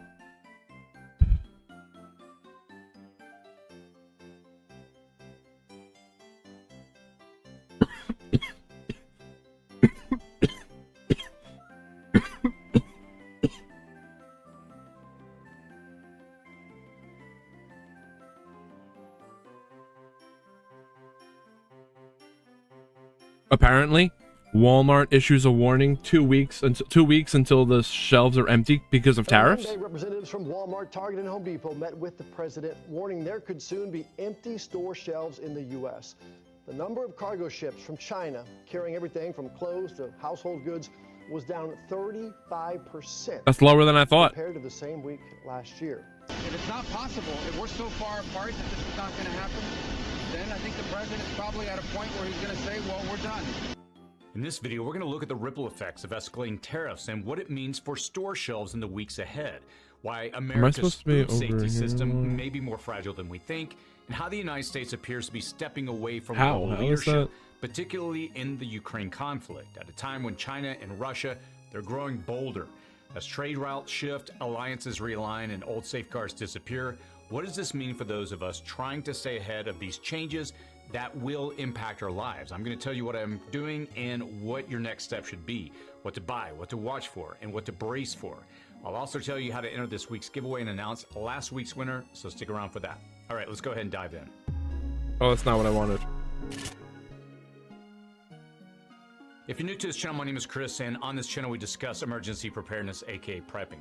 Every week we break down recent events and explore what they mean for preparedness, what we should be doing now to become more self-reliant, more secure, and more resilient in the face of instability. These videos are about clarity, not about panic. And we're going to take a look at the headlines that you need to know and what they mean for us. So let's jump in. Tariff fallout. Retailers are sounding the alarm over the imminent risk of empty store shelves due to the escalating impact of President Trump's tariff policies. Major chains like Walmart, Target, and Home Depot, they privately warned the administration that continued tariffs could disrupt supply chains, leading to product shortages and price hikes. If anyone has video for the watch, please send it through. I'm just playing whatever plays. Just within a few weeks. Now, despite efforts to stockpile inventory, experts predict a significant drop in imports, with the National Retail Federation conservatively forecasting a 15% decline in inbound cargo through the end of this year. Now, this situation is compounded by increased costs from tariffs on goods from China, Canada, and Mexico, affecting a wide range of products from electronics to groceries. And as retailers grapple with these challenges, consumers may soon face higher prices and limited product availability. There's been some retreating signal regarding the tariffs, but then that retreat has been rescinded. Many of the key tariffs are still in place, and many more tariffs are still in the works, like the de minimis tariff that would apply to all shipments under $800 in value. No official trade deals have been made or announced between the United States and China or the rest of Asia. President Trump is waiting for President Xi Jinping to negotiate, but there's no indication that he's willing to do so at this time. Currently, President Xi is making trade deals with the rest of the world. Now, during this same turbulent period of on and off again applied tariffs, the postponed tariffs, China has inked new trade deals with their allies. Notably, in late March, China, Japan, and South Korea agreed to reinvigorate negotiations on I a don't feel like trilateral this free is in the trade middle. agreement between them. The presidents of China and Brazil have signaled trade and development agreements, and while no formal agreement has been made, shipping volumes between Mexico and China have surged over 20%, with some ports in Mexico reporting a 200% increase in container volume. Absent from all these new deals between countries are American imports or exports. The United States is even at the table, mainly because the tariffs have made it too difficult for countries to import or export to the United States. Now, I've said it before on this channel, trade flows along the easiest routes. So let's walk through what's happening here a bit. First, a tariff is announced. Retailers and manufacturers in the United States have a couple of choices. They can either try to rush orders for inventory or hope for the best. And if they have a good inventory of whatever they're importing, they could choose to ride it out, but no new product is probably coming in to replenish their dwindling inventory. Now, even if the supply on hand is in a good place, prices, they're going to jump because no new stock is being imported. And we're not just talking about ready-to-made and packaged products for the store shelf here. It may be the packaging for products made here, raw materials or ingredients for products made here, or parts to complete the manufacturing process. All of that has to be assessed when the tariff is announced, when it's implemented, when it's scaled back or postponed, and when the counter tariffs are established. Every moment along the way is an opportunity for manufacturers and retailers to raise prices in anticipation of the future or in dealing with the current realities. If it were just prices, well, that could be written off as the necessary pain that we were warned about, but this has risen to a much higher level. Hapag-Floyd, a major global shipping company, has reported Bro, that's that 30% weird. of its Stop. shipments from It's China to fucking the United weird, States dude. have been canceled due to the escalating tariffs. This has prompted Oh my shipping gosh, wait, demand put my towards eye on him. Southeast Asian countries like Thailand, Cambodia, and Vietnam. And the executive director of the Port of Los Angeles has projected a potential decline in imports by at least 10% in the second half of 2025, attributing this to companies pausing orders in response to increased The tariffs random on Chinese eye. goods. Now, China has Always. ceased placing orders for U.S. corn Wait, and wait, wait. soybeans, and China previously imported 54% of all I'm the always soybeans watching you. grown here in the United States. China has put a complete freeze on I'm all sorry. exports to the United States of rare earth elements that the United States technology and defense industries rely on. Major U.S. retailers, including Amazon and Walmart, have canceled orders from Chinese suppliers. And the increased tariffs have made it I'm not- economically unfeasible I'm not always to watching you, maintain don't worry. previous order volumes. Beyond higher prices, We're we just have editing moved this on into the fly. real possibility of product scarcity. Oh, it's low, Experts that's are why. warning that we're just mere weeks away from COVID-style Oh, it's empty high? shelves at retailers nationwide. If You're you want to high. know some of the specific shortages that we're looking at, I'm going to link to our previous video on this at the end of the video. But understand, this is moving far beyond the point of just higher prices and a few empty shelves. The United States is increasingly being left out of major global trade conversations, and we're now watching as countries begin making strategic deals that bypass the United States dollar altogether. BRICS, the economic alliance originally made up of Brazil, Russia, India, China, and South Africa, has recently expanded to include Egypt, Ethiopia, Iran, the UAE, and Indonesia, with 23 additional countries formally applying to join. This alliance now represents nearly half of the world's population and over 40% of the Wow. global GDP by purchasing power, and it's explicitly pushing for a new global order not centered around the United States dollar.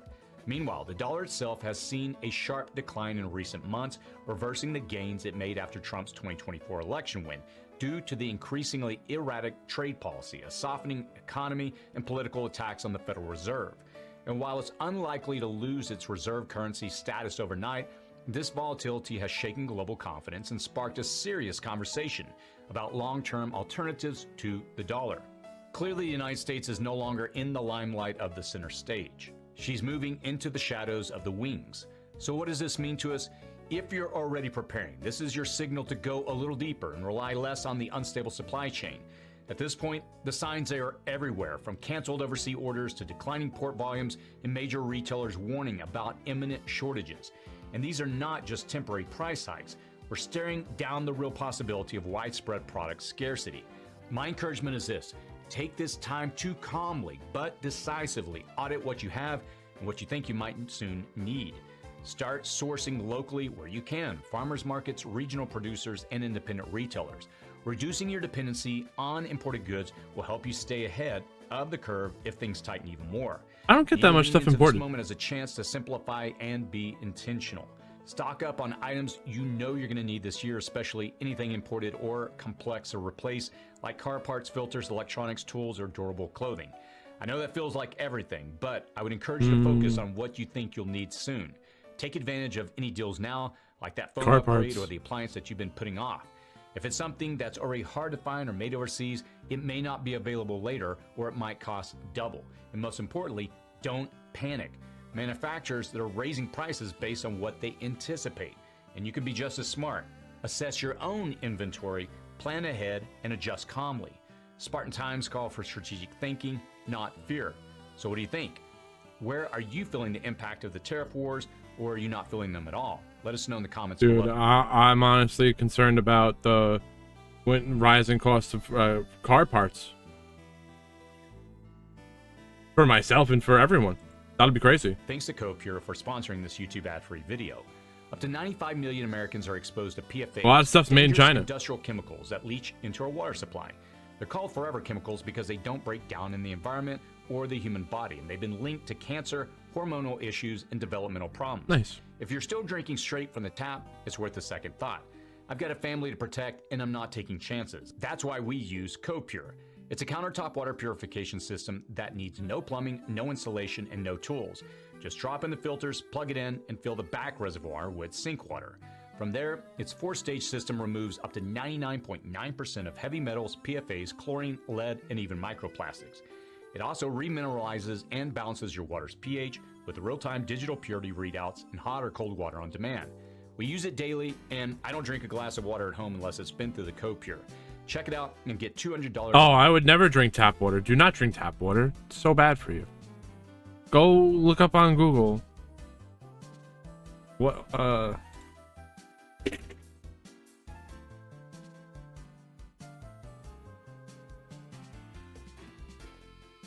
Dude.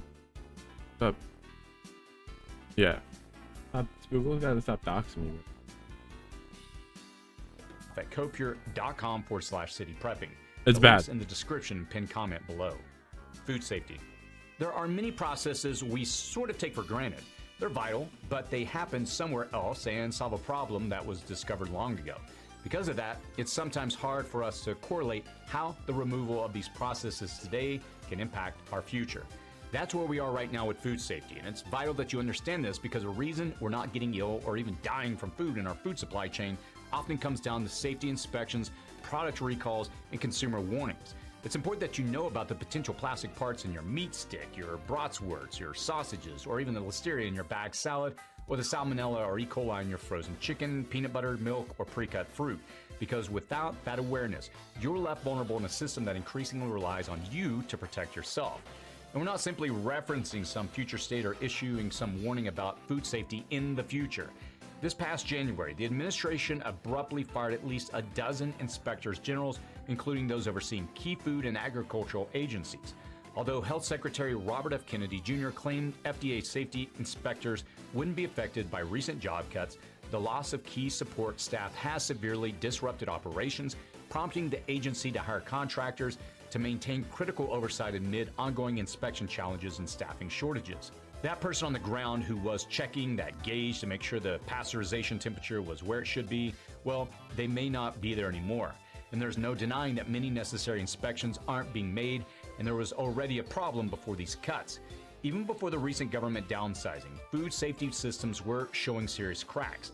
None more alarming than the E. coli outbreak linked to romaine lettuce last November that sickened people in at least 15 states. Despite 89 confirmed cases, over a third of which required hospitalization, including a 9-year-old boy who nearly died and one fatality, the FDA closed the investigation without publicly naming the responsible companies. Internal reports show the agency knew the lettuce came from a single processor, yet declined to alert the public because the contaminated products were no longer on store shelves. But food safety advocates argue this lack of transparency denies consumers vital information, especially if they had frozen the tainted food or bought from the same source again, and erodes the accountability for companies involved. Now, with critical FDA communication and inspection staff laid off and new safety tracking rules delayed, our ability to prevent or even properly respond to future outbreaks is severely diminished. So what does this mean to us? Now, while I don't think we're going to overnight return to a time when eating spoiled food was normal, I do have concerns about the lapse in safety inspections and information. A cornerstone of prepping and self-sufficiency is getting control of your food resources and stockpiling them through periods of scarcity. This insulates you from food shortages or price increases, but it also keeps you alive because the food you have on your shelves has had long enough in the open market that you will hopefully hear of any mass sicknesses caused by consuming it or any recalls. The food you grow or locally source is less likely to contain harmful pathogens, pesticides, or any of the other things that we passively assume are being tested for at the farm or factory. The food that you wash and prepare or preserve yourself is going to be thoughtfully inspected, clean, and will be safer for you to store and consume. So these food safety lapses now and possibly increasing in the future, they should not scare you. Let's see. They should strengthen your commitment and resolve to control your personal food supply better. Storing, sourcing, preparing, cooking, even growing your own food, these are all some of the things that we teach people who want to become more self-sufficient, more stable with their food supply, more secure against the chaos of disruptions and outbreaks. So what do you think? What's that vital source that you're concerned about, and what are you doing or planning to do to secure it in the future? Let us know in the comments below. Ukraine. The United States is signaling a dramatic retreat from its role in mediating peace between Ukraine and Russia, a stark departure from previous diplomatic commitments. U.S. Secretary of State Marco Rubio recently confirmed that Washington may abandon peace negotiations within days if no tangible progress is made, making it clear that it's not our war and that the United States has other priorities to focus on. Now, this declaration underscores a larger shift. America is stepping back, signaling its diminished global influence while others step into the void. And for those who hope the new U.S. administration could swiftly broker an end to the war, that prospect is looking increasingly impossible. As Washington pulls away, China has moved decisively to strengthen its alliance with Russia, supplying key military components and intelligence while reaping economic benefits through discounted oil and gas deals. Meanwhile, Europe is hardening its stance, rejecting concessions to Moscow and doubling down on support for Kiev. Now, this power realignment is reshaping the global order. For decades, the United States wielded influence in both trade and diplomacy, but now it's voluntarily isolating itself. And while new agreements and alliances merge, America is withdrawing from the conversation entirely. Even in negotiations over Ukraine's territorial concessions, the United States appears willing to recognize Russia's claims to Crimea and occupied regions, a stance sharply opposed by European leaders who refuse to legitimize Moscow's aggression. The consequences, they are clear. Without U.S. mediation, the likelihood of escalation grows, and Washington's ability to steer conflicts toward resolution is fading. China's involvement only deepens the divide, fueling Russia's military with ammunition, Primate roulette today was despite prior stupid, denials bro. of direct support. European nations love to Primate manage roulette. conflict. Oh They're beginning my to ramp up gosh, who let defenses, me do intercepting that? Russian aircraft near NATO space and preparing for worst-case scenarios. As the current administration distances itself from Zelensky and entertains deals that favor Russia, Ukraine faces an increasingly uncertain future. Kiev is scrambling to secure backing by leveraging China's involvement, attempting to shift U.S. priorities toward countering Beijing rather than abandoning Ukraine entirely.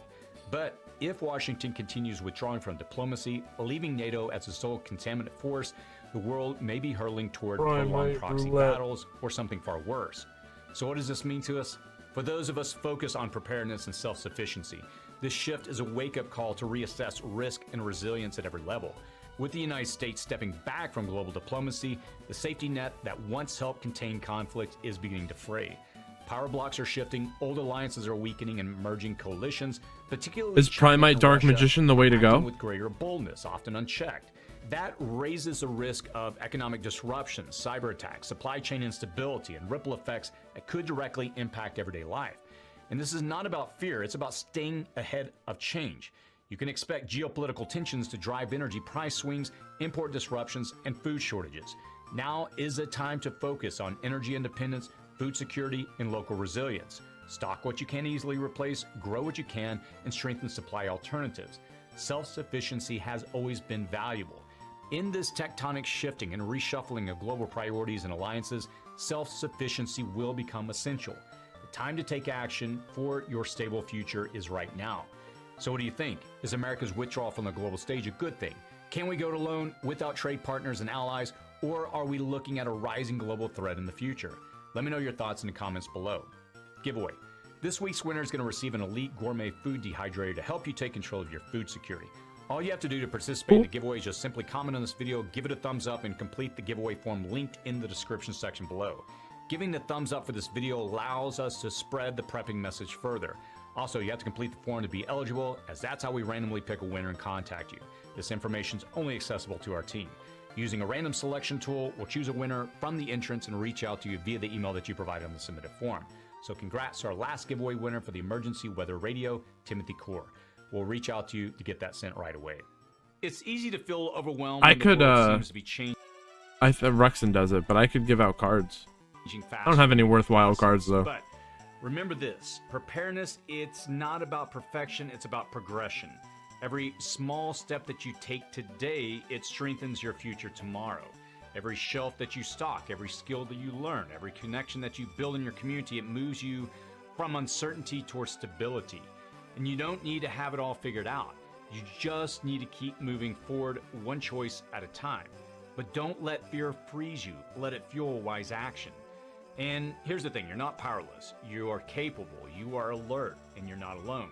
In this world that we live in, where it just seems like things are pulling us at 100 different directions every day, choosing self-reliance is an act of clarity and courage. Let me repeat that. Choosing self-reliance is an act of clarity and courage. It takes the uncertainty and it pushes all away the noise, and it allows us to focus in on what's important. And it's not easy sometimes to step up to the plate and do these things. And I'll just pause here for a moment in the video to tell you on a personal level, it's something that I do fight with. It's easier for me to, and again, I'm just being 100% transparent here with you. It's easier to come in here in the studio where everything's polished, I hit a few buttons, I set up what I want to say for this video, and I record. And it's easy. And I think it's important to do because I know a lot of people in this community, they want to know what's happening. Maybe I should do that. I hope that we present information in a clear, unbiased way that's actionable. But I'm telling you this because it would be easy for me to just crank out videos like this every day. And I'll be honest with you. Since I've purchased this land and I've sectioned off the 3,000 square feet that I've been developing, it takes a lot of work. Just maintaining everything here, keeping things going, it takes action. And it's easier for me, my personality, and I said this a second ago, just being honest, it's easier for me to sometimes step back and just, administrate and just pass off work to team members. But getting out and pushing myself and doing the things that need to be done to build the systems, build my self-reliance systems that I've been working on, the gardening, the rain harvesting, the chickens, it's not easy. And I find sometimes that it's frustrating because things don't always go right. And I'm the kind of person, I like perfection. I like things to go a certain way. But I'm telling you all this for one reason. It's this. I've had to push myself more and more Kraken locked. because, Oh my like all of us, gosh. I see the future and I can't become complacent. So my encouragement is this. Just keep learning, keep preparing, and keep showing up. Not just for yourself, but for those around you who may need a steady hand when the winds pick up. And I've got a family, and I can't choose complacency at this time. So my encouragement is this. Don't allow yourself to get caught up in the fear and the uncertainty. You've got this. And I'll finish by saying this. If you're ready to go deeper, we're going to be launching a brand new course next week. And it shows you how to build a self-sufficient lifestyle right where you are, no matter the size of your yard or your skill level. It's full of actionable steps, simple wins, and practical systems. And if you want early access and a special launch price, I would encourage you to sign up for our newsletter below. We're going to send out an email not this Saturday, but the following, and it's going to have a special link for those that are on our newsletter. And the link is in the description and pinned comment section below. All right, I'm going to post a couple of videos here on the side of the screen I want you to check out. The first is on 10 specific items and categories we're pretty certain are going to be in short supply as early as next month. The other is 6 fears I've identified that hold people back from. I want to see that Big changes actually. are coming fast, and they're going to hit you where it hurts, your wallet.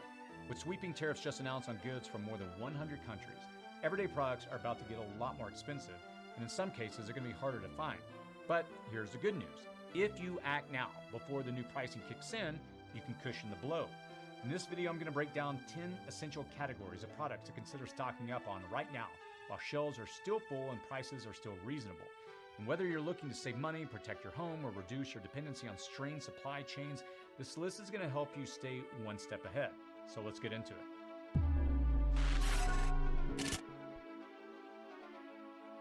If you're new to this channel, my name is Chris, and on this channel we discuss emergency preparedness, aka prepping. Before I sat down to record this video, I was just speaking with a few friends after the tariffs were announced, and they all turned to me and asked, what should we be stocking up on now before things get more expensive?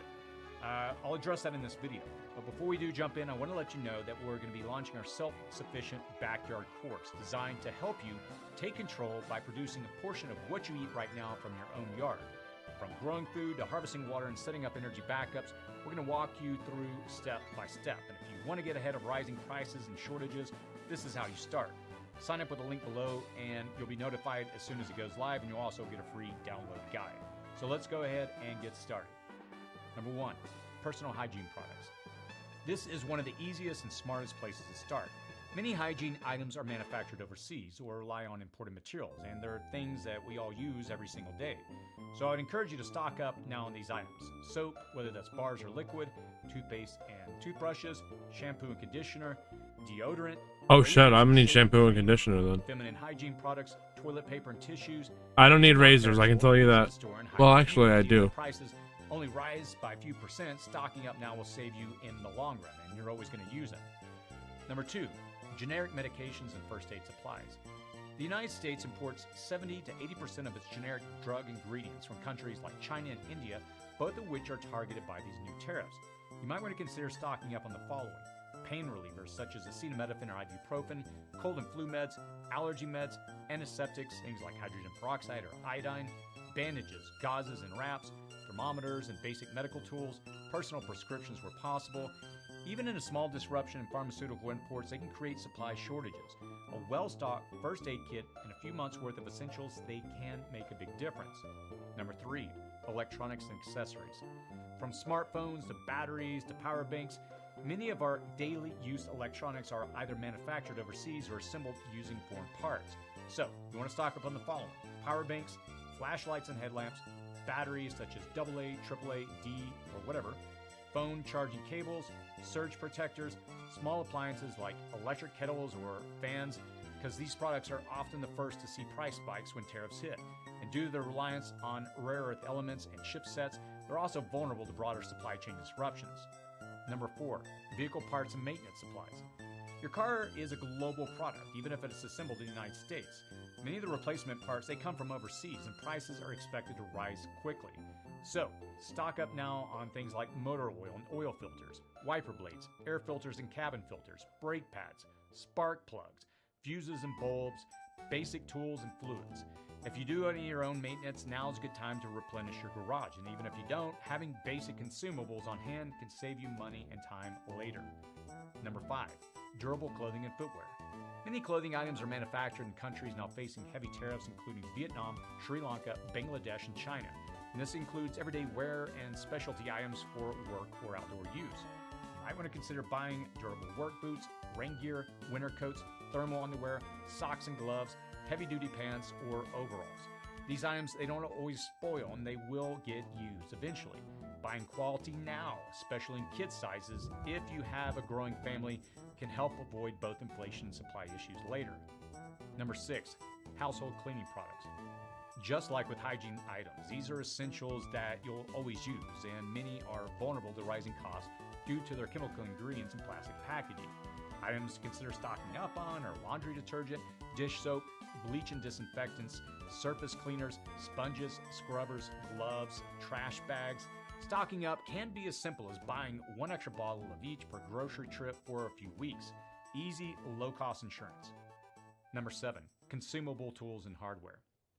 Most tools and hardware components are manufactured overseas or rely on imported metals. These are things that you don't want to be without if things get tight or supply chains strain. So you might want to stock up on screws, nails, nuts, and bolts, tape, such as duct, electrical, plumbing, wrenches, hammers, and pliers, extra tool blades and drill bits, plumbing fittings and caulk, super glue and epoxy. Now I would encourage you to focus on what you can actually use. You tell me to stock up on caulk? House or yard. Think ahead to the repairs you may need to do without relying on a store run. Number 8, shelf-stable food staples. Food prices are already rising due to global instability and domestic production pressures. And with tariff increases on imported food and agricultural inputs, more hikes are likely to come. So what you're going to want to buy is rice, oats, pasta, and flour, canned meats, soups and beans, shelf-stable powdered milk, cooking oils and spices, sugar, salt, baking soda, freeze-dried meals or MREs. Buy what your family actually eats and start with the 90-day food supply goal. Store it cool, dry, and organized, and rotate it. Number 9, power backup and energy resilience gear. The grid is under strain from rising energy demands and weather extremes. Now with tariffs affecting electronics and renewables, prices on backup systems may rise fast. Items that you might want to consider are solar panels and inverters, deep cycle batteries, power stations and solar generators, extension cords and transfer switches, flashlights and solar lights, small gas or dual fuel generators, and even a modest solar setup or portable power bank can make a huge difference during blackouts or storms. Don't wait until a shortage or a storm hits. Number 10, light bulbs and home essentials.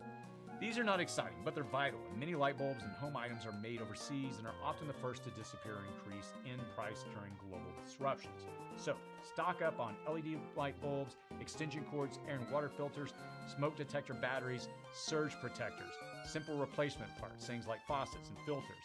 A few extra bulbs or cords may mean fewer headaches later. Let's pause for just a moment and zoom out. Pause. All of this information, these categories, these products, it might feel overwhelming. Pause.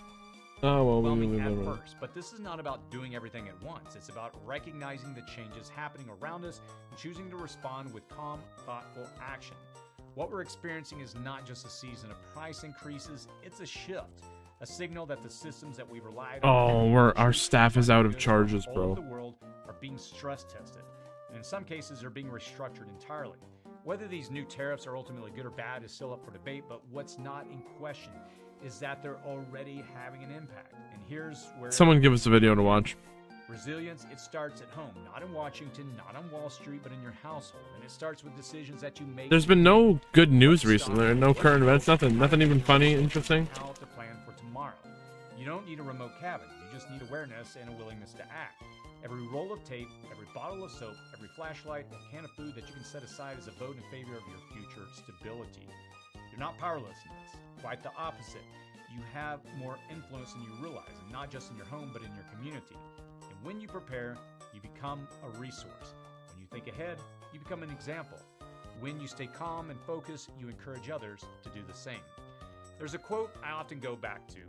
The future belongs to those who prepare for it today. And it's not about hoarding or fear. It's about being the kind of person who looks at the horizon and says, okay, I see what's coming, but I'll be ready.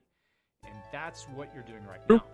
So I would encourage you to take stock of what you already have, make a list, set a budget, start small, start smart, but start. Buy what makes sense for your life, your household, your income. And as prices begin to rise and products begin to thin out, you'll have something most people don't, which is options. And that's the real peace of mind. That's real freedom. And that's the kind of resilience that will carry you through.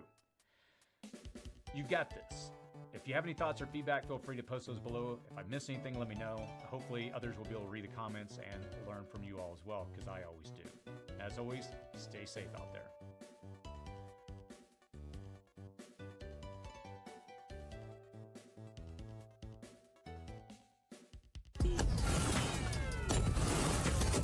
New tonight, Immigration and Customs Enforcement announces it's detained more than 200 migrants who entered the country illegally last week in our area. So ICE teams are stepping up their game, tracking down criminals all across the Northeast. Oh, I gotta charge my Recently staff. arresting over 200 people living illegally in and around New York City in shock raids of homes and apartments. But while this is going on, efforts are underway to stop the Trump administration from deporting anyone, even though some of the people getting arrested have horrible track records and put everyone around them in danger.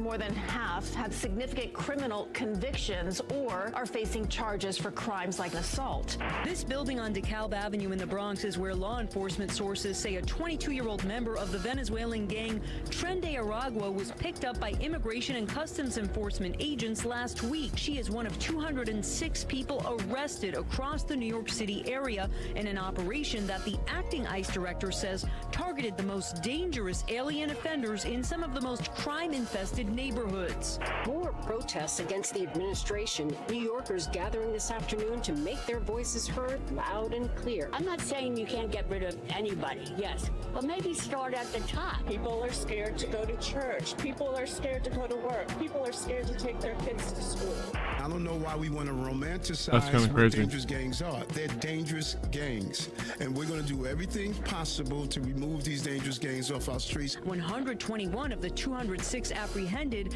had significant criminal convictions.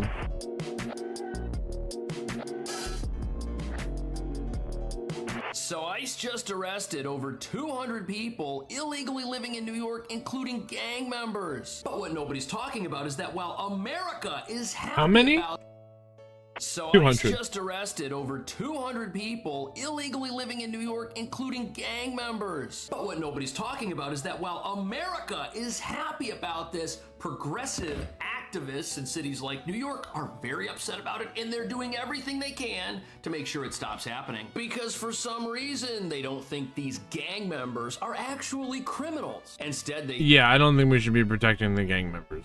No, that's not. I don't live far from New York City. We should not be protecting the gang members.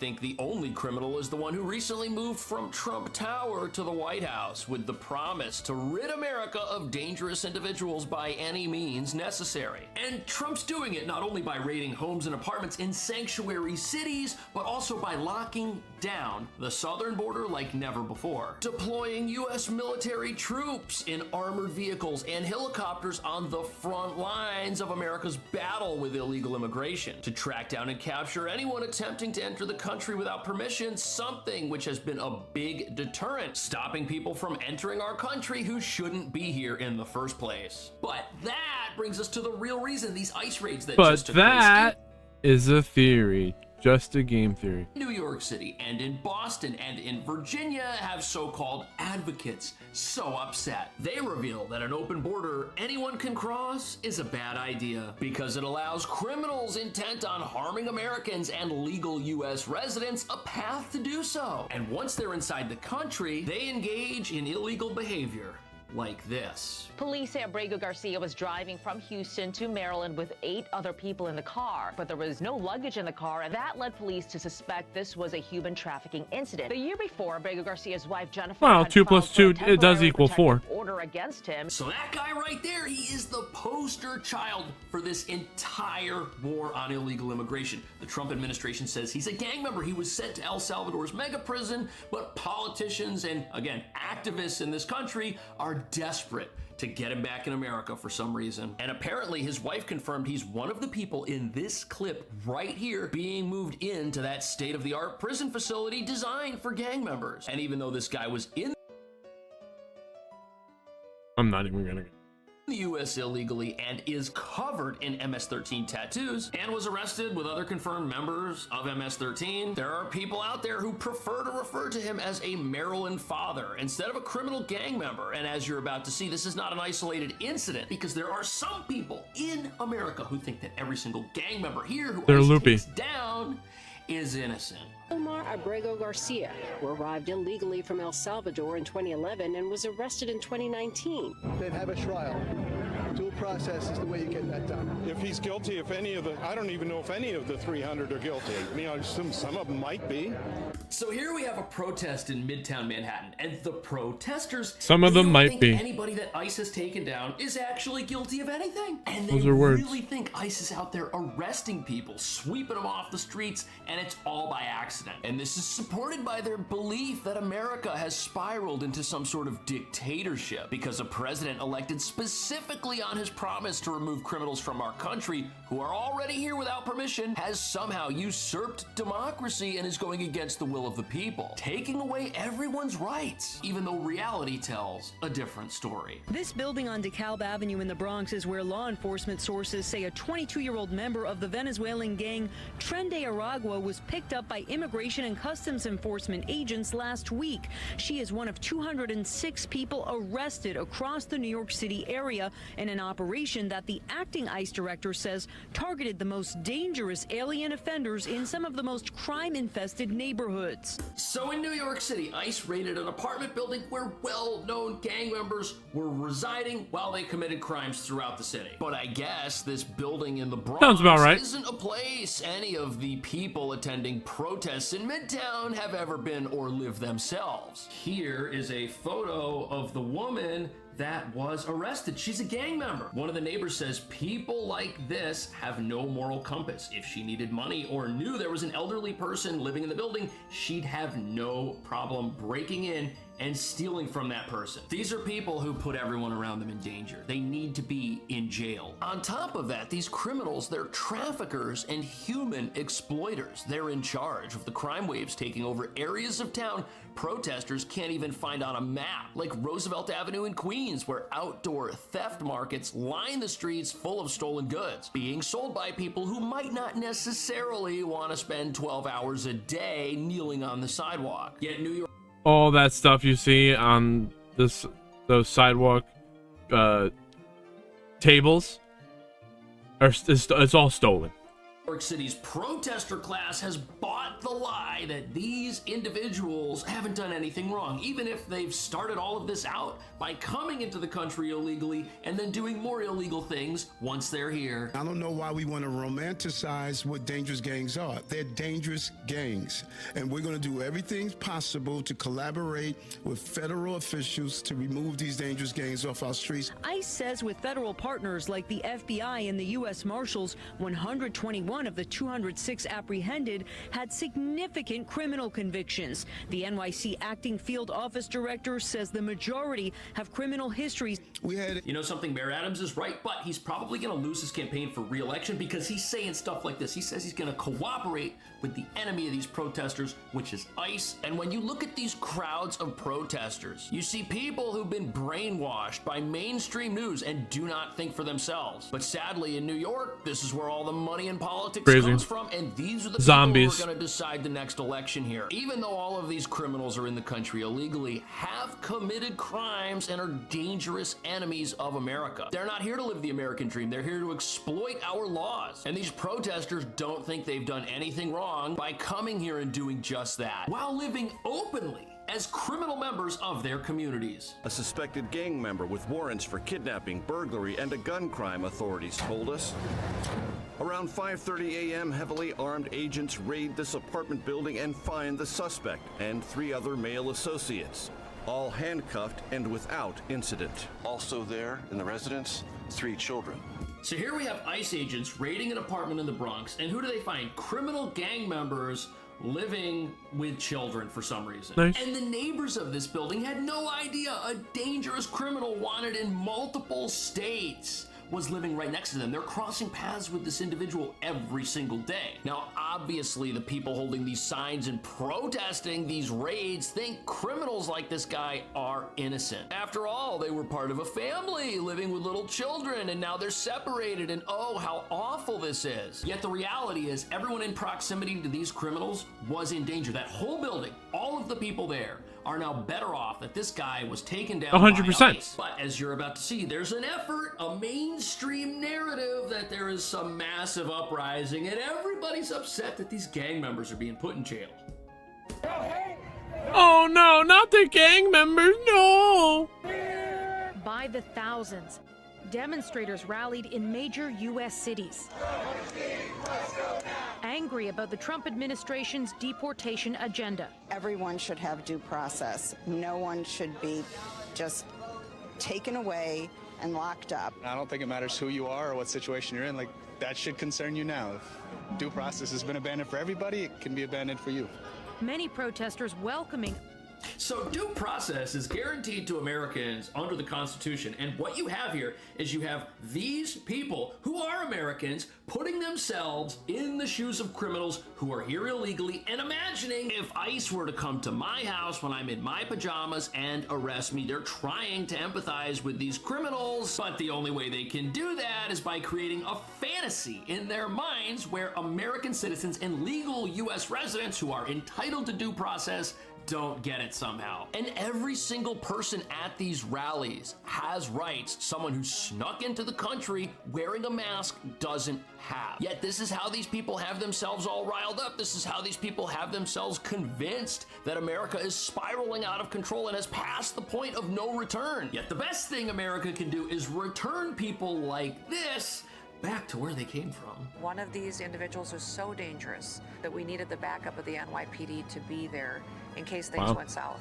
Today's Bronx operation required around 36 law enforcement, yielding a handful of arrests. Is that a ratio you're...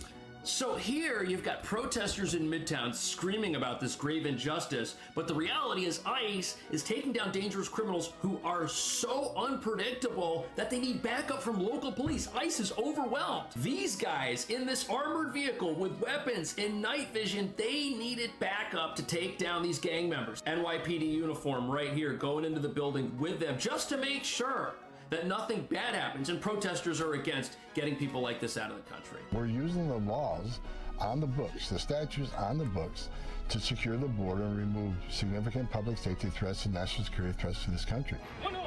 More than 200 people have already been deported under the Alien Enemies Act, sent to a notorious prison in El Salvador, including Kilmar Abrego Garcia, a Maryland father who is in the U.S. illegally but was wrongly deported.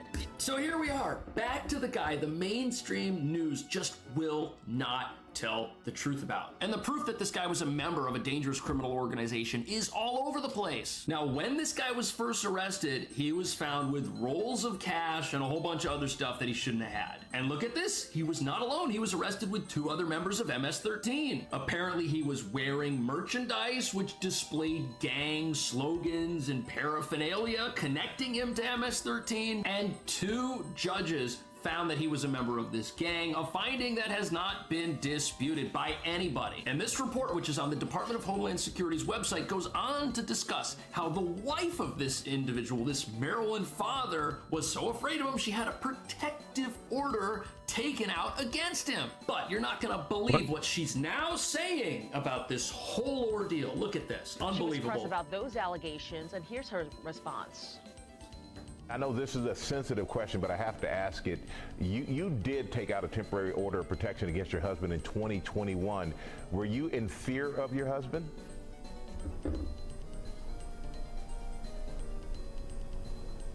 Husband is alive. That's all I can say. What? Okay. That's the answer? You know what we're probably looking at here is somebody who's been coached, somebody who's been prepared in advance for how to respond to that type of allegation. She's just staring off into space, and that pause was so long. You don't just take out a restraining order on somebody and go to a police station and have all these allegations of how they were a dangerous person to be around and how you're in fear for your safety. That's not an accidental thing at all. But the thing is, this woman is now part of the open borders movement in America, and somebody's convinced her to play along. However, the reason the open borders movement thinks this is a winning issue for them is because they can point to the fact that the individual in these pictures right here who was sent to the El Salvador prison was never charged with a crime. That must mean he's innocent, right? Well, here we have the story of his arrest back in 2022 when he was pulled over with 8 other people and suspected of human trafficking. It says right here there were 8 other people in the vehicle with this man, and they didn't have any luggage, yet they were driving across state lines. It also says that all of these people gave this gang member's home address as their address. which is weird. And this article goes on to say that the state troopers who pulled him over in this van in this suspicious situation contacted federal law enforcement and were told to let this individual go and not let him go. Arrest him. That's why he was never charged with a crime, because whoever was running the FBI 2 years ago didn't think it was worth it. And now this person is being held up as the poster child for just how awful and horrible Donald Trump is and how wrong it is that ICE is deporting people. They've got protesters in New York fully convinced every single person in that El Salvador prison is an innocent man. But what do you think? Is ICE out there arresting people who are innocent? Does not being charged with a crime mean somebody isn't a criminal and hasn't done anything wrong, especially when they're already in the country illegally? Let me know. Thank you so much for watching. I will see you in the next video. I don't know. All I know is don't keep the gang members here. That's all I know. Hold on, this Kraken's almost killing me over here.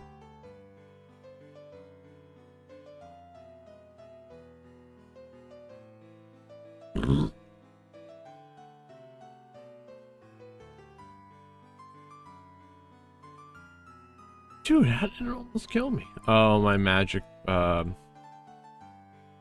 wasn't using the forbidden brew or the defense potion.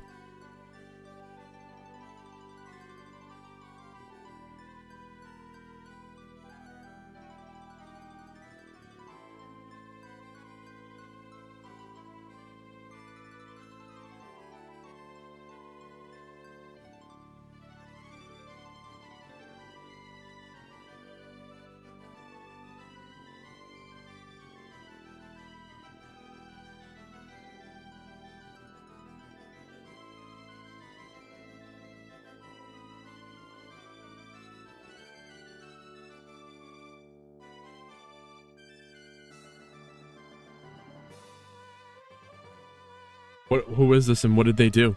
Okay, we got a lot of updates to the whole I don't know who this Hassan is. Group situation. Basically, Hassan's former head moderator, Frogan, Okay. has released a video on her YouTube channel responding to H3H3. And no joke, this might be the worst apology I've seen in a while. She talks about how her wishing death and PTSD on US veterans was actually her misspeaking on a live stream, What the fuck? And this is okay? despite literally double triple downing on it, calling it base the next day. She talks about how empathetic she is towards H3H3 when her and a group of friends literally try to ruin his life and called CPS on his kids. We also have another pathetic streamer in Hassan's orbit named Denims, who also apologized for spreading the false rumors about H3H3's kids, but then somehow makes the situation about herself and plays victim. And then as usual, we have Hassan crashing out yet again, denying that the backlash to the content cop is even real, saying that the dislikes Who are fake. watches He these also people? I don't defends understand. the creepy psychopath Bad Empanada who simulated shooting Ethan's wife in a video game. But yeah, lots of updates, juicy episode. Grab your snacks. We're gonna go over all of this one by one, starting with Frogan's new video, Frogan's response to Ethan Klein. I think the content cop was great. You know, I feel like Ian approached it in a way that nobody else does. He approached it with empathy, and you know, it was supposed to make people feel bad for Ethan. So the purpose of the content cop was for people to feel bad for Ethan. Definitely not hate his guts and harass him and his family even more. I mean, you've got to be kidding me. The entire content cop was iDubbbz literally blaming Ethan for crashing out while leaving out the entire context that your friend group literally called CPS on his kids and sent him human skulls in the mail. The content cop had zero empathy, and you people acting like you're somehow caring when you're some of the most vile people on the planet is just crazy. Now, if you guys remember, the last time we talked about her, she was crying, melting down on stream, wondering if karma is real, asking people, what did I do to deserve this? And here she continues on that point. One of the main things, especially as content creators, people tend to dehumanize us and forget that we're living normal people just like you. So obviously, with so much pressure on the internet, both on myself, and I'm sure Ethan can relate to this too, it's fucking hell. It's hard to manage, it's hard to deal with. So I feel like Ian approached it in a way that was more so holding a friend accountable and in a softer way, and wanted to generate empathy for Ethan.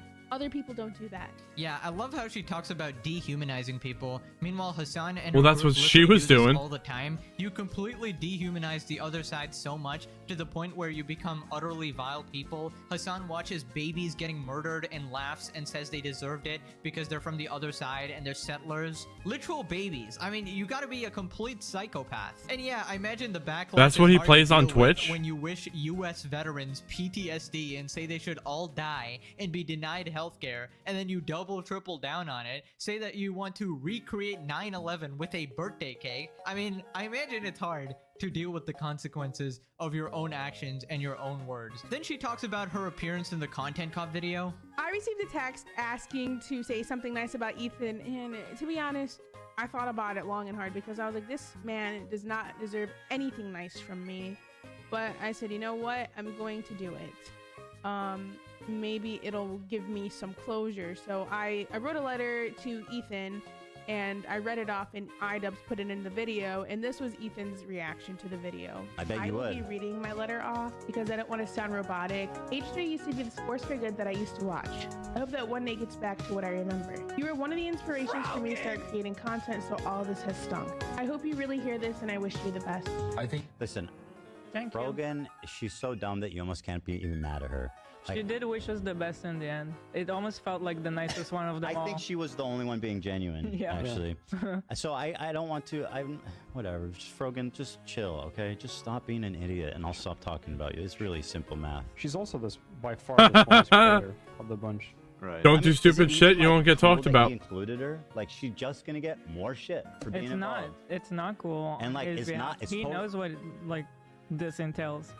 This part made me laugh because it was very tone deaf. Her using the word tone deaf is absolutely hilarious. Do you even hear yourself? Ethan is literally saying iDubbbz did you a disservice putting you in the video because you're gonna get a lot of backlash. What Ethan is doing is showing empathy here. He's talking about how it must be hard for you to deal with because you're a small creator and you're not used to all of this backlash. And he was right, you did end up crying on stream. So he is actually showing empathy here. Meanwhile, you just said that even the little nice thing you said about Ethan in the Content Cop, you didn't want to say it. You actually couldn't think of a single nice thing to say, so you didn't even mean it. I mean, how hypocritical can you actually be? Then she goes complete narcissist mode, talking about how the content nuke was about her and how she's not actually irrelevant. It was very tone deaf, and he's acting like half of his content nuke wasn't about me.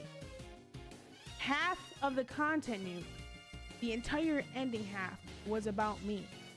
So if I'm so irrelevant and so uncool to include, why the f was I in your goddamn video? Yeah, this is some crazy narcissism. Like, as I said, the only reason people talk about you is because you're a horrible person who says and does horrible things. You're kind of like Johnny Somali, you know, just a broke, pathetic, complete loser, and people only talk about you to Oh make no, fun it's of you. 11 And tentacles. yes, you are completely irrelevant. Like, if you noticed, the last few times I talked about her, I had to put Hassan Mod in the title or just some generic word like pathetic streamer. I've never actually used her name in a title because you get no views. Nobody knows who you are. I don't even know who she is. I have no idea. I think it's funny that you think me being in the iDubbbz video is what's going to cause this harassment. But in reality, it's you, Ethan.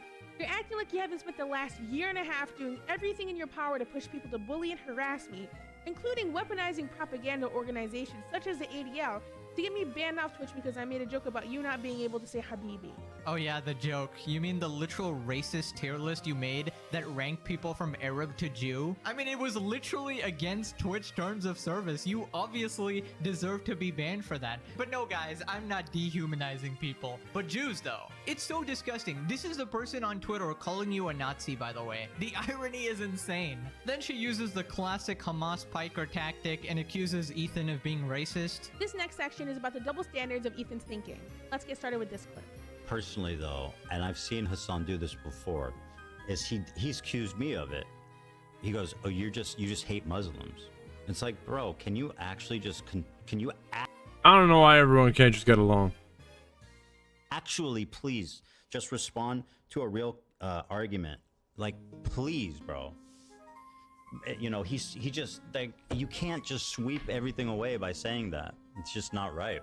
I have never, they accuse me of doing it. They go, oh, Ethan's just targeting Arab and Muslim creators. It's like, I have never one time mention her hijabi or brought anyone's fucking identity into my criticism of them. You haven't said anything about me being Muslim directly, but your ideas about Muslims are pretty obvious from what you say. Okay, so she's popped up 2 tweets here as examples of Ethan being racist. Let's actually take a look at the tweets. So the left one here is Ethan criticizing literal terrorists. And then the second tweet is Ethan playing a game called Twitch or Terrorist, where they basically flash a quote on screen, and you have to guess if it was said by a Twitch streamer or a terrorist. And when you see quotes like America deserved 9/11, it's kind of hard to guess if that was a Twitch streamer or a terrorist because, you know, it's so similar, which is why the game actually works in the first place. Then we get to the best part. Frogan says that she misspoke when she wished American veterans had PTSD. The next thing I want to bring up are the double standards both Ethan and Gila have for themselves. Let's get started with this clip. We misspoke. It didn't sound good. We immediately corrected ourselves. You know, that's how mature people do. That's how how you're supposed to handle yourself, isn't it? Like, what more do you want me to do? I have no problem apologizing and admitting and whatever is needed when things happen. This was in response to people bringing up how Gila said Yoav Gallant was a great guy, even though he's literally a war criminal and pro-genocide. I'm a live streamer as well. I know being live for hours and hours on end, you can misspeak, and that is exactly what happened whenever I said the thing about the U.S. military. Oh, that's right. She just misspoke, guys, after double, triple downing on it the next day. Yeah, I don't think that was looked misspeaking. back on the clip after all of the backlash and still agreed with it. I mean, I gotta play the clip. I'm sorry. I have no pity at all for any fucking soldiers. I will never have any fucking pity for any fucking soldiers. The U.S. military? Who fucking who?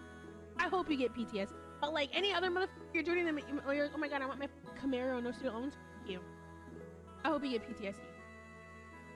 And I hope you get no health insurance when you get back into America. And I hope you get no health insurance when you get back into America. And they posted it in my head, I'm like, base? Base?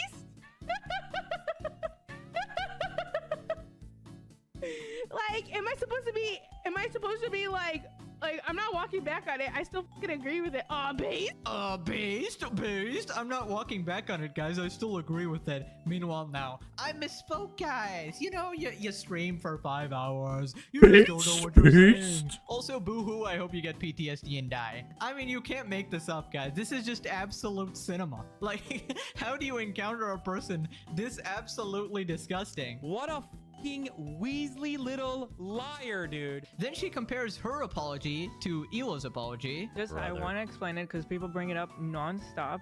I apologize for it right away when Ethan made a video to address this on his Ethan Klein channel.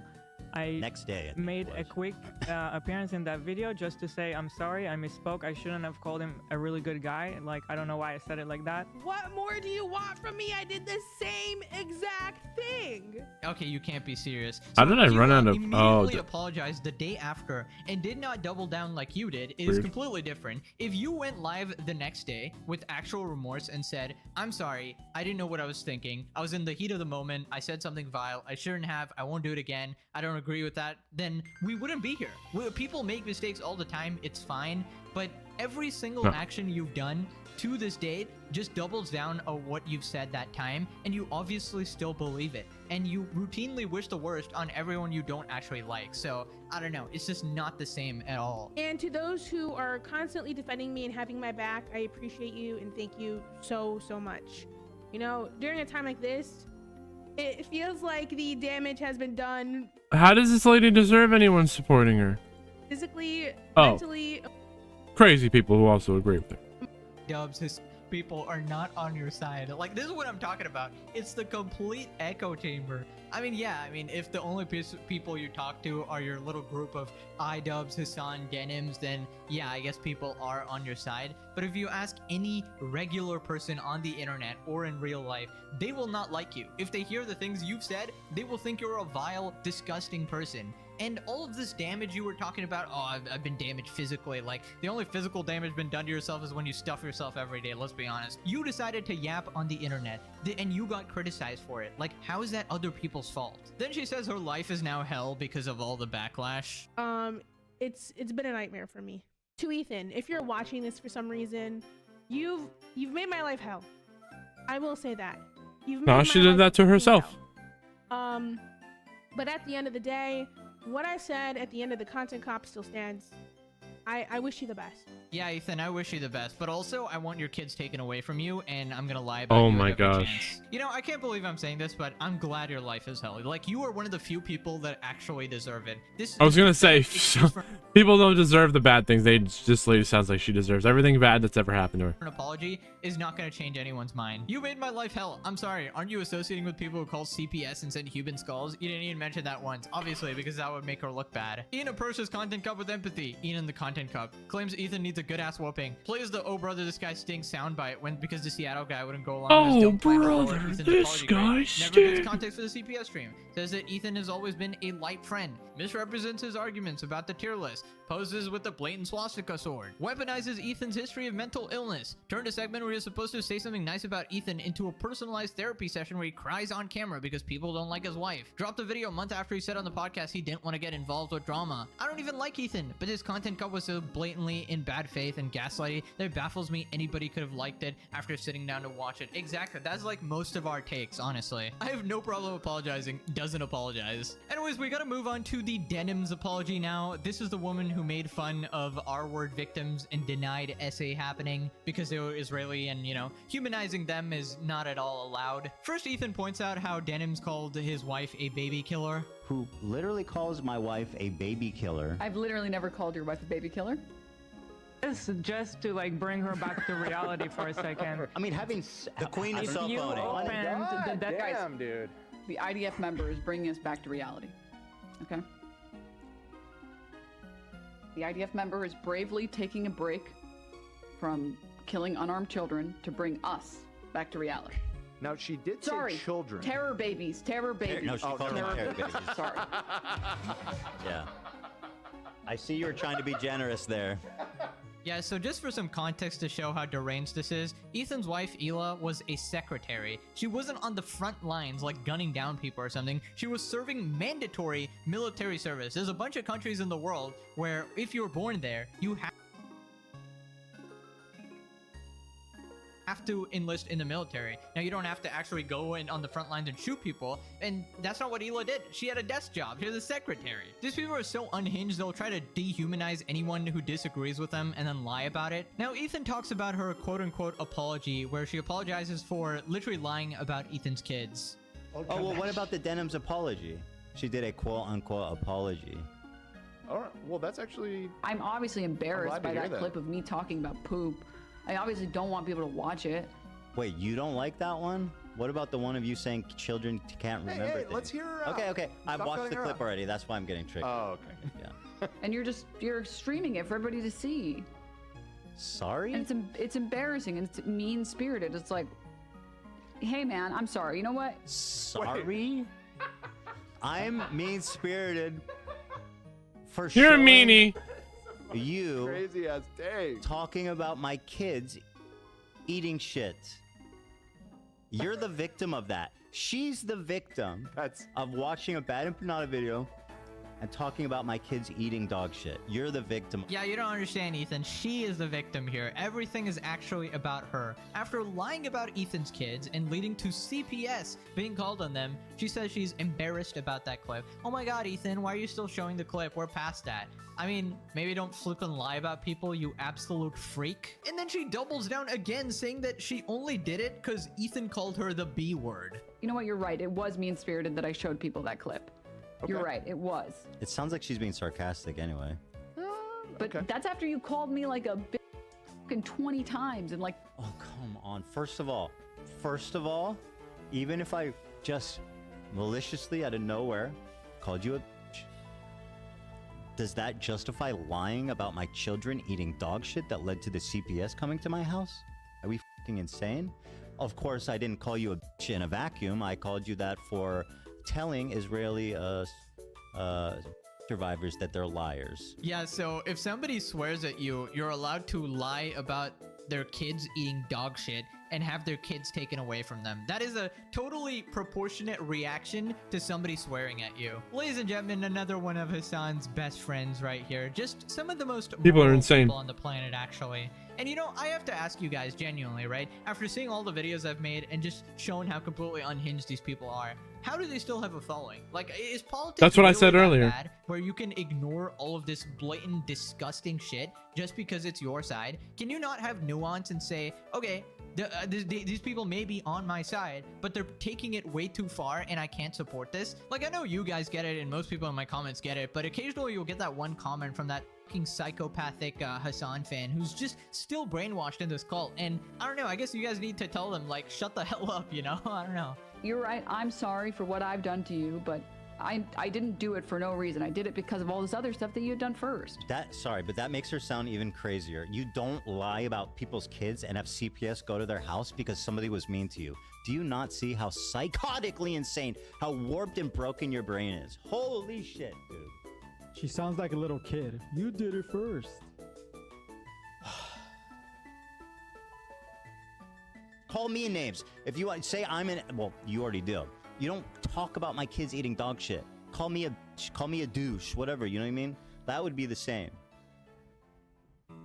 What a psychopath. I mean, I gotta agree, this is psychopath behavior. No normal person actually does this, and I'm glad the internet is realizing this, because I've been a day one Hassan hater and Hassan groupie hater, and I've been trying to show everybody how insane these people are, and I'm partly glad that they keep getting more unhinged day by day, so regular people can see them for what they truly are, you know? Anyways, moving on to Hassan, you know, just denying reality in front of him, just melting down about the dislikes on the video.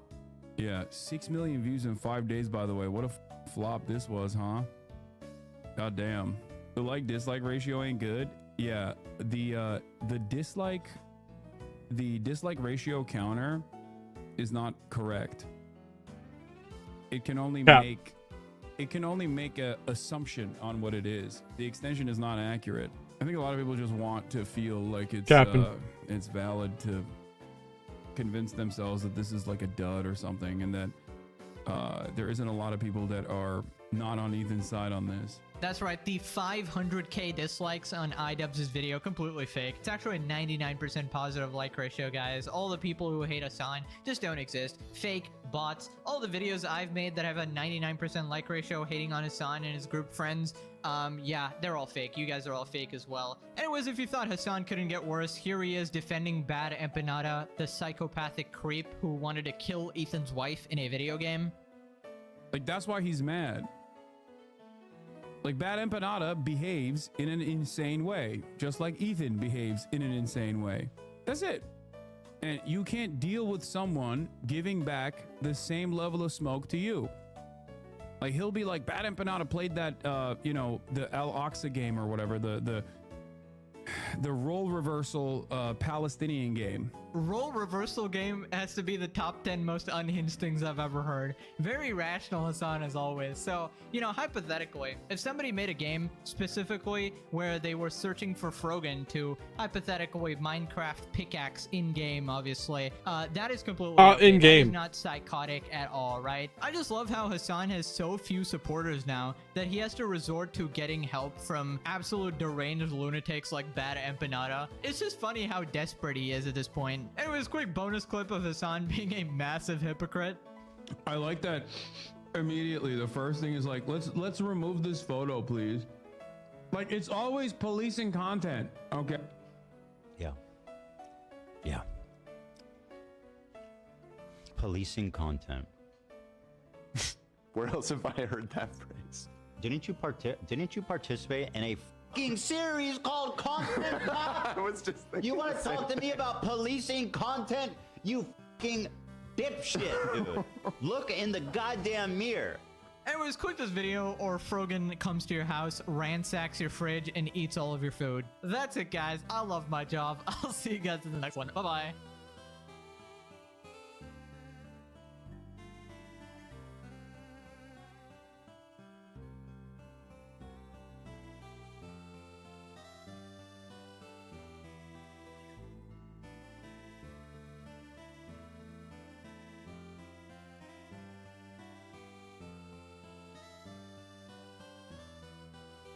Modern life is designed to break us. Who's designing it? Modern life is designed to break you. And no, I don't mean that in a poetic, metaphorical way. I mean literally, your job, your relationships, your lifestyle, even your sense of self, all of it is set up in a way that's meant to drain you, in a way that makes you feel like you're constantly behind, constantly not enough, constantly stuck, and constantly not as good as other people around you. And if you feel that way, it's probably not your fault. We're all going through something like this. Aside from the top 0.001% of people in wealth and status, I guarantee you that we're all going through something similar like this. It's not just dysfunctional, it's intentional. On a macro level, it's almost like there's a system in place, some kind of weird partnership between corporations, government, and just the overall culture that's been designed to keep you alive just long enough to milk your money and drain your life force in the process. They Is milking. it just me who feels that way, or have you kind of started to see the same thing too? I mean, something like that sounds extreme, but if you zoom out, I think that's exactly what it looks like. This system, if we should call it that, it's built for productivity, not people, for profit, not peace. And the craziest thing is that if you're not breaking under the weight of it all, then that probably means you're numbing yourself just enough to get by, and that's what they want. If you've ever wondered why you feel so disconnected from the world around you, why work feels so pointless, why dating feels like a rigged game, and why even basic happiness seems like something that's so difficult to achieve, you're not alone and you're not fucking crazy. The truth is that the world has changed, but we never got the memo. No one taught us that, and we find ourselves still trying to live out meaningful lives in a system that's quietly stripped away everything that used to make life meaningful. And while we're constantly told to just work harder and grind and hustle, the truth is that it's tough for most of us. If it were just myself going through this, I wouldn't have the arrogance to talk about this topic. It's only because I know that a lot of people, especially young guys my age, were feeling overwhelmed and just quietly wondering, like, is this all there is to life? And I think no one wants to say this kind of stuff aloud because doing so feels like admitting defeat, but someone needs to talk about it. And I feel fine with doing that because I don't see it as defeat. I see it as awareness. And awareness is the first step to breaking free, because what we're up against isn't just a country, a corporation, or a culture. I can't even explain it, but it just seems like some kind of machine that's designed to keep you constantly tired, consuming, and distracted from what's really going on.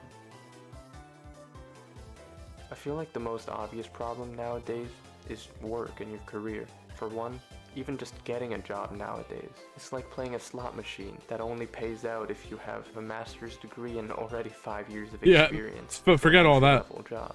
Some of the demands you see on job applications is just crazy nowadays. It's hyper competitive, it's cutthroat, and thanks to AI, things are about to get even worse. It's already hard enough to compete with other people around you in a globalized economy, but soon it's not just gonna be other people. You're gonna be competing against robots too. Machines that don't sleep, don't eat, don't get sick, don't take days off, and don't require money to survive. If a corporation can cut costs and get the same efficiency or even better, why the fuck would they not do it? It seems like the job market is just evolving faster than we can adapt, and most of us are left scrambling to catch up if you're not like the top 0.1% of talent. But let's say you do go through all that hassle of applying to the job, and you do get it. Congrats, what's next? You get to work 9 to 5 for the next 40 years of your life while the government takes your taxpayer money and sends it to Israel, giving your entire life and energy to a company that can just let you go without warning if they ever wanted to. But during the time that you are lucky enough for them to allow you to work for them, you spend your days doing tasks that just feel meaningless, sitting in boring meetings, writing mundane emails, and overall just pretending to care about things you don't really care about, if we're being honest. Also, you can do what? Afford rent? Food, a house, groceries, a Netflix subscription. It just becomes a cycle of living to work and working to live. But what's the point in all that? It feels like there's no dignity in it anymore. And unlike in the past, not even like a sense of stability. Again, the global marketplace is more competitive than ever, and companies have more reasons than ever to fire you without warning. The whole process of going through like a normal job and career, it just feels like endless resumes, endless rejections, and the looming fear of falling behind. But what's worse is that in the past, there was at least reason to justify living that way. They sold you the dream of a stable career with a pension and a paid-off house, but it's 2025 and it seems like that whole thing is a relic of the past. In the past, most people worked normal jobs and lived normal lives, but they had something to live for, something deeper, a family, a relationship, neighbors and friends around you, a community, a nice little house in the suburbs with a white picket fence and all that. It wasn't necessarily glamorous, but it gave life structure, and it gave the average person something to live for, and something that they could realistically achieve within their lifetimes. But now, that vision is practically a fantasy. That's all It's dead. very hard to be just a normal person in today's world and succeed and be happy. Everything has changed. For example, with the prices nowadays, home ownership is out of reach for most young people unless you inherit wealth or get incredibly lucky. Starting a family feels like an impossible task when you're living alone or with roommates and rent takes up half your paycheck. Even if you do try your best to live the American dream of that previous era while working a normal job, it would cost so much to raise just one kid, let alone 3 or 4 like many families used to have in previous generations. But even dating, which is the starting point to get to all of that, has completely fundamentally changed. Back then it was simple. People dated within their communities. There were natural opportunities to meet people through things like friends, school, church, or just hanging around the neighborhood when people went outside and cities were walkable. But now, everything is digital. You see those graphs about how online dating has just skyrocketed in recent years? Relationships, something that used to be deeply meaningful to us as people, it's just been turned into a fucked up game. Swiping, ghosting, algorithms, ELO scores. What the fuck, dude? It's harder than ever to find someone who wants to build a future together with you, let alone someone you connect with on a deeper level. And dating is extremely tough, especially if you're a young guy in this era. It just feels like you're playing a game that's stacked against you. Dating apps have basically ruined everything. Sure, they've made it more convenient, but they've also made it... I was talking about this earlier. Dating apps, you're like a customer. They don't want you to stop using it. way more superficial. Your face and your height are what you get judged on, and if you don't look a certain way, you're practically invisible. You can be a kind, thoughtful, intelligent person, but if your photos don't scream 6 foot tall with a chiseled jawline, good luck with that. And even if you do match with someone, the odds of it going anywhere meaningful are so slim. It seems like everyone's dating with 1 foot out the door already, and especially girls who have so many options on these dating apps. It's like trying to pick from a buffet. Everyone wants to keep their options open. Everyone wants to find the best person on paper instead of finding a person who's good enough and then trying to build the best relationship from that. So, long story short, we've gamified human connection, and in doing so, we've made it disposable. That's why more people are lonelier than ever, both guys and girls. That's why our mental health is worse than ever on a societal level. It's all just a system of endless short-term interactions. Cheap thrills, no depth, no commitment, just the next swipe. Everything is surface level, and it seems like we're losing the ability to connect with people in any real, lasting way. And part of it is because even the cultural messaging has shifted. A lot of people, but especially women nowadays, are encouraged to prioritize career and independence over everything else. Like, I want to be a boss babe. And that's fine if that's genuinely what you want to do. Like, no one's here to judge your life preferences. But if we're just being honest, it's led to a dynamic where relationships are seen as optional, even burdensome. And again, while some people might enjoy that freedom, I feel like a lot of us are afraid to admit it, but on a deeper level, we're craving something more. And that gives rise to the loneliness epidemic, as everyone likes to call it. Not worth the stress. It's so ironic that we're the most connected generation in history, but also the loneliest. You see the studies about people who say they feel like they're chronically lonely, and the numbers are only going up. Social isolation is really like a public health crisis, but no one's talking about it because no one wants to admit their problems. Because I feel like people think that's embarrassing to admit, but just being real, most people that I know live alone, work alone, scroll alone, and just aren't in relationships either, at least not long term. Me and my friends spend way too much time sending each other reels on Instagram, but even though we're technically connected through our phones, it's not genuine. And in general, just through social media, we find ourselves watching other people live their lives while quietly wondering why ours feel so empty. The truth is that everyone's feeling empty, it's not just you. Even the ones who post how glorious their lives are on their stories and Facebook pages. And again, the lack of third spaces is another reason. Most people's lives nowadays are just condensed to you work, you go home, you scroll or watch Netflix or some shit. Cities aren't really walkable. It seems like everyone's in their own little bubbles. There's not too many socially acceptable places where you can just talk to people or just hang out or meet someone new. Everyone seems isolated and atomized. And then you wonder, why does life feel so hollow? But the answer is obvious. It's because we're not meant to live like this. But even if everything does seem to work out for you on the surface, like you have a job, you have a partner, you're planning for the future, how do you afford everything? Housing prices, like I mentioned earlier, are going insane. The cost of food is rising. I show this picture all the time, but I've seen eggs that are selling for like $18 at my local grocery store. Oh, that's and crazy. All this time, wages are barely budging. It's not like wages are increasing so much to make up for it. Most young adults today just will never be able to match the buying power of their parents. And meanwhile, every aspect of life is being turned into a payment plan right in front of our eyes. You don't buy a car anymore, you lease it. You don't buy a service anymore, you have to subscribe to it. Even when I go on Amazon, which is supposed to be for like one-time purchases, I see all these options for like subscribe and save, where they deliver that thing like every few weeks or something. You're being conditioned to normalize renting out your life, but there's no alternative, so you keep on paying. The system is rigged for dependency, and those big companies just make more and more money off of you. It's not like I can just use a flip phone instead of an iPhone.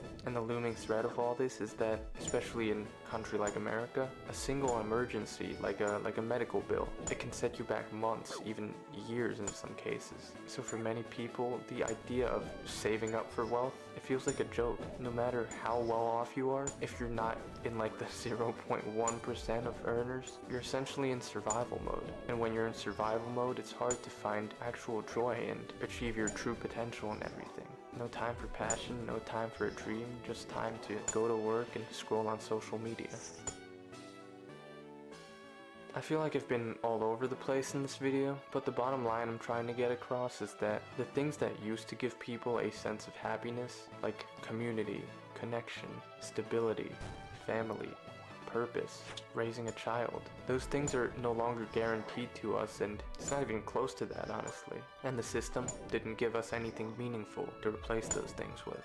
Instead, it gave us screens, it gave us social media, it gave But I us like hustle screens. culture, it gave I'm us on screens endless right now. content and dopamine hits. Every app you use is designed to keep you distracted. Even the news cycle is meant to keep you scared. I go on YouTube, and a lot of my YouTube feed nowadays is just bombarded with what's going on in the world, when it's not like I searched for that shit in the first place. The content machine is engineered to keep you scared, and when you're scared, you're more likely to listen to what the powers that be tell you. It seems like we're being kept stimulated just enough to never question why we're unhappy. And when we do it, we're told that we're the problem, that we're lazy or entitled or not trying hard enough or just too negative. But that's not the truth. The truth is that Gen Z, or whatever you want to call it, we're still trying. It's not like an entire generation of people just got lazy overnight all of a sudden. Some might say we're trying harder than any generation before us, at least on the mental side of things, but we're getting less in return. The game has changed, the ship has sailed, and the rules are different than what it used to be. And if you've ever personally felt like you're not built for this world, something just feels off, I just want to say that it's probably not you. Stop blaming yourself. You're conditioned to want to blame yourself, but it's not always your fucking fault. In the end, there's no perfect answer, but if modern life is designed to break us, then the only way forward is to stop letting it. And by that I mean to try to at least build something different. Why play by the rules of a game that's rigged against you to begin with? Maybe it's not the right time to just sit back and accept the hand that was dealt to you. Maybe it's time to fight back, but in your own way. Because maybe the solution isn't to play a broken game harder. Maybe it's to build a new game, and that's what I'm trying to do for myself. If you've watched till here, I can share some stuff about my personal worldview. Over the course of my life, I've been hurt to the point where I've accepted the fact that I will never be able to live the life that I used to imagine. I'm someone who's not built to succeed in this modern world. I'm extremely short and I'm not attractive in a world that prioritizes your superficial features. My mind works very differently than a lot of people. Like, I'm neurodivergent. I've never fit in. I've never been successful with girls. I've always Where are we going felt with like this an video? outcast. I was a good student until I wasn't, and started to really struggle with that, to the point where my stress and anxiety over school made me physically sick. I'm also just not the type of person who does well in very structured environments like an office. I feel like almost everything in my life has sort of set me up for failure. And all of that, again, just means that I'm not the type of person who can succeed trying to live a normal life in this world. But maybe that's okay, because the result of all that is that I've stopped comparing myself to other people. I've stopped chasing what I'm supposed to want because I feel like I can see through the trap of it all. And instead I'm focused on building something that feels right for me, no matter what other people think. Because fuck that, I'm not gonna succeed in their world anyways, so I might as well try to succeed in my own. Because if you're also like me, if you also feel like the world is broken some way, or if you just don't fit in, maybe the solution isn't to play the rigged game harder. It's to build a new game for yourself. That doesn't mean it's easy, but if you're doing that, or at least trying to find a way to exist in this world without losing yourself completely, and kind of are able to see the things going on around you for what they are at least, then I think you're doing better than you realize. You're not broken, you're just awake. Was that a hard quote to end it? I like that. Anyway, if you enjoyed this video, if you felt like you connected with this message in some way, or if my videos on this channel have ever helped you, I'd really appreciate if you'd consider joining me over on Patreon or my channel memberships. I'm really trying to build something with this Bro, I channel, forgot and about that. if you'd like to see that happen so that I can continue making videos long term and speaking about these kinds of issues, then your support would be greatly appreciated. And also check out my second channel where I post travel and hiking stuff. Really cool videos on there, and I'll have new ones out soon. Pretty cool. And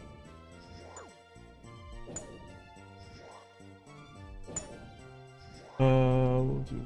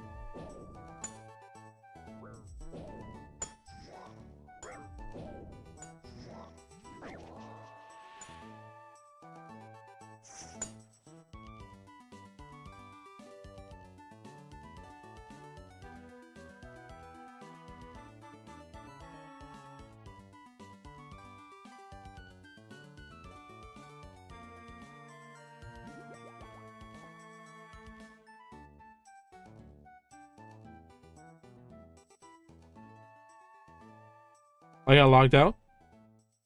They're locked?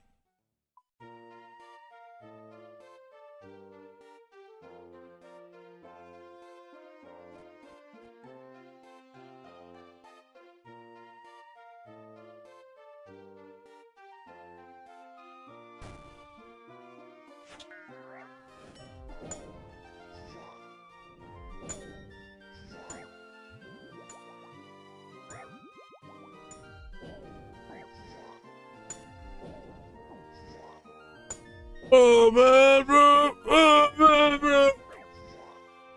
Ah.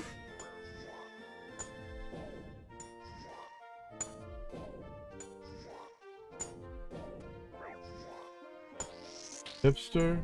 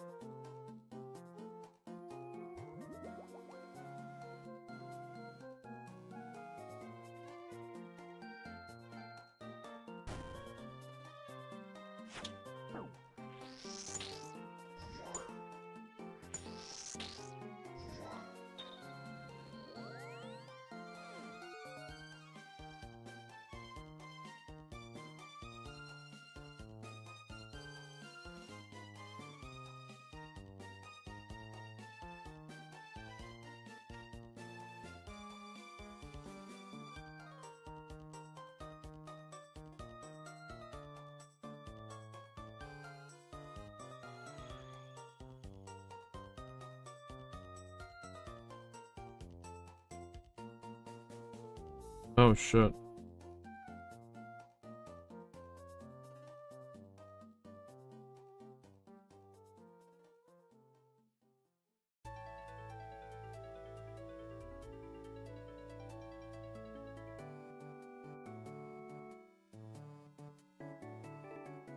True.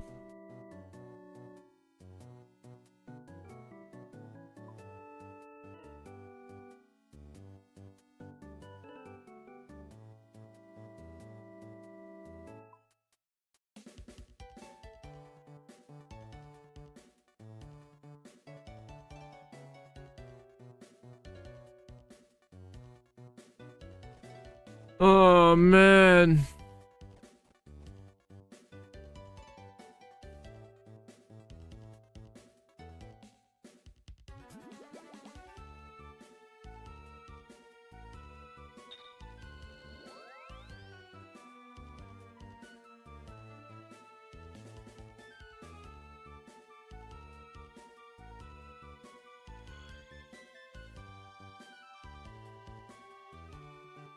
This is insane.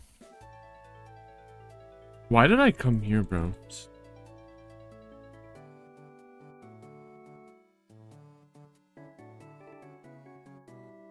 No, no, no, no. We're not.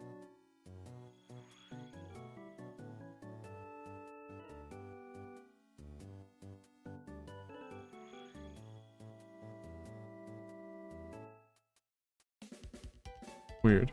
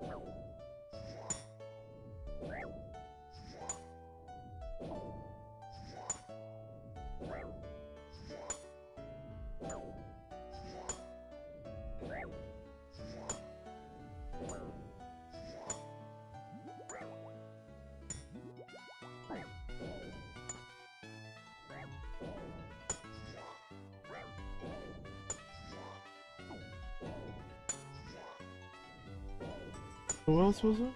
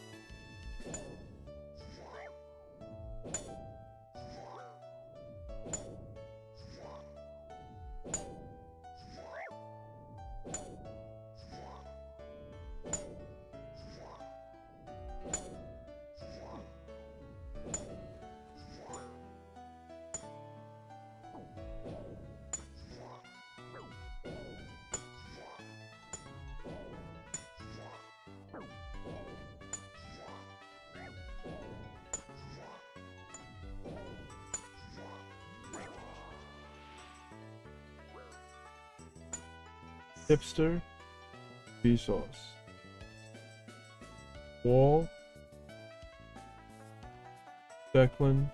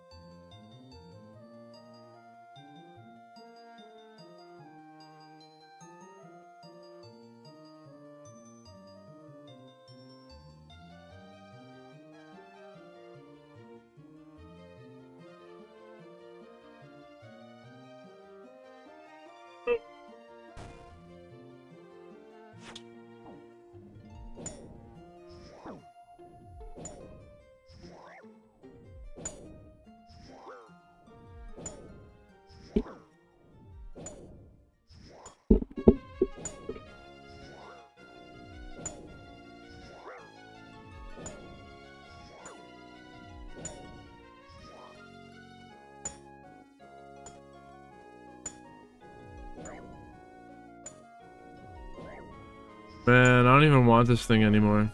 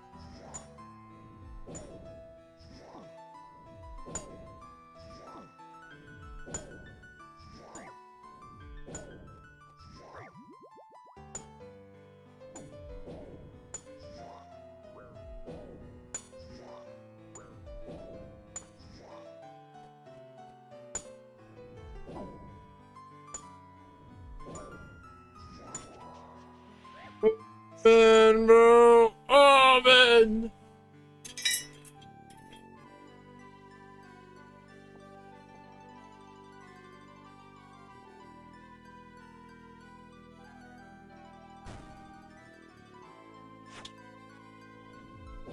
This is hell.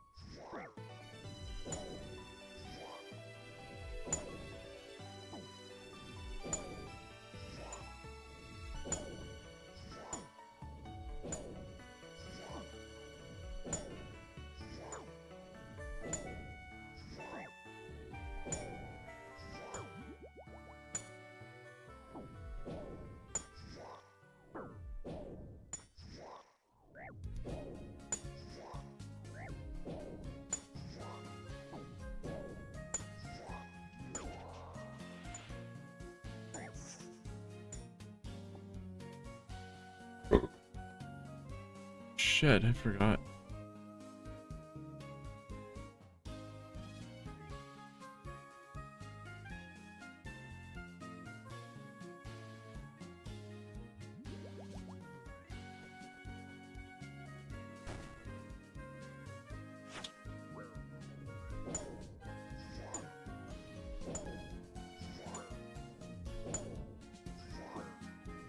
True.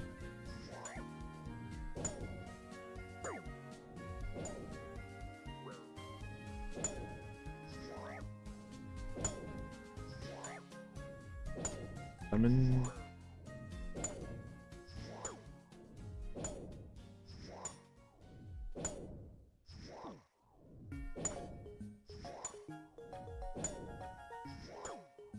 Friday.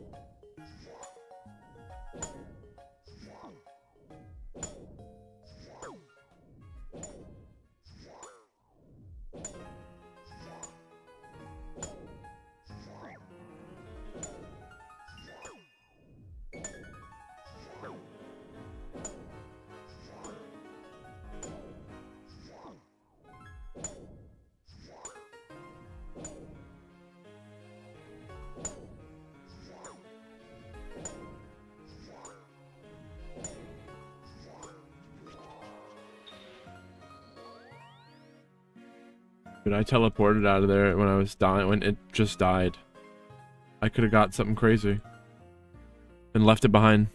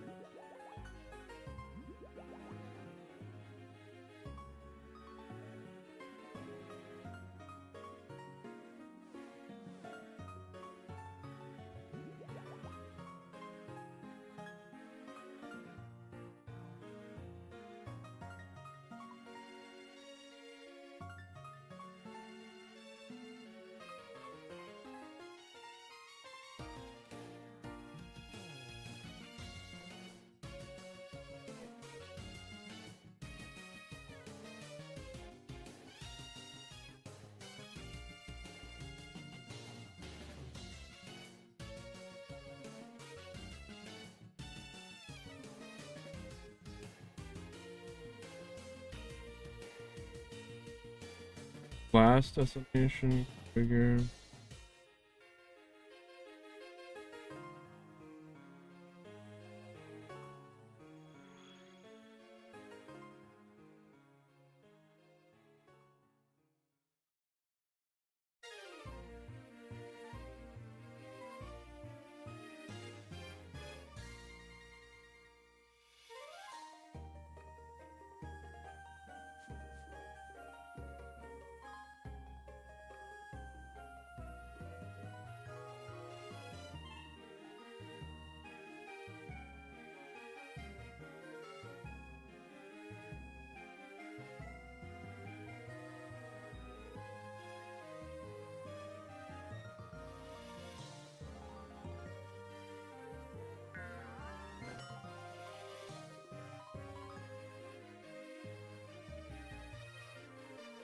That was my last kill.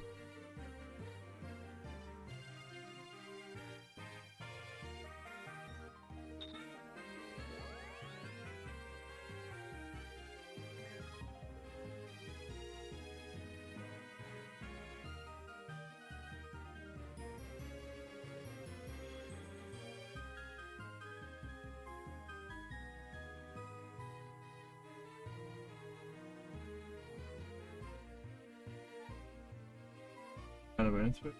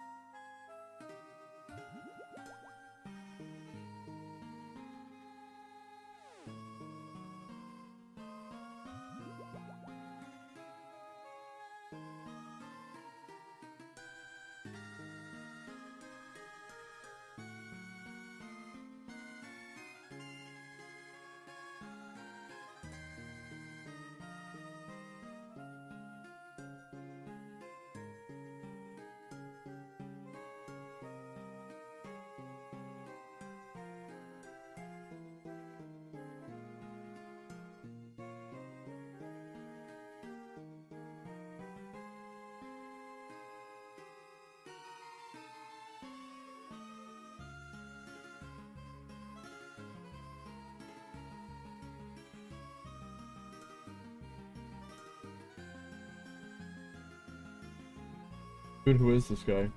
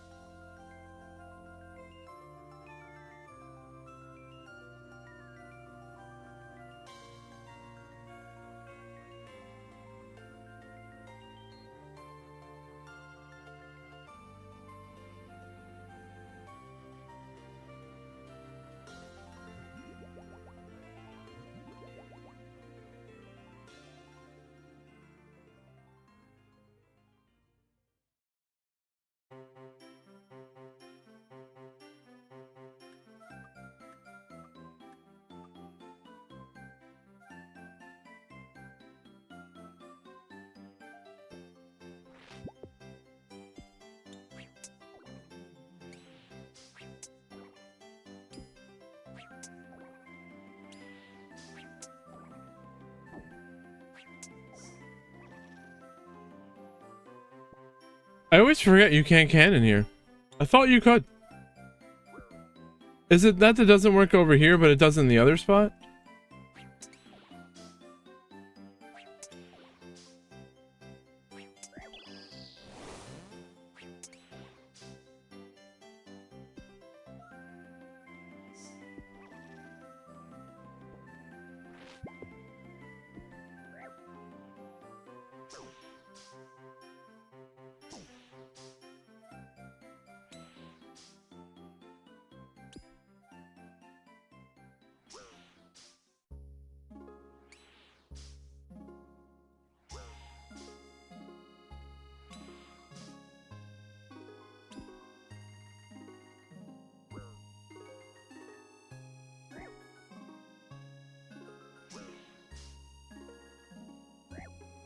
But we're not retaliating.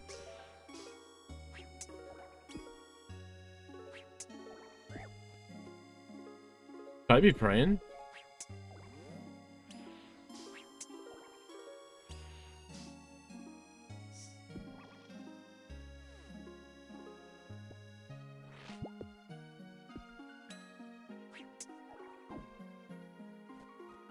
As a me.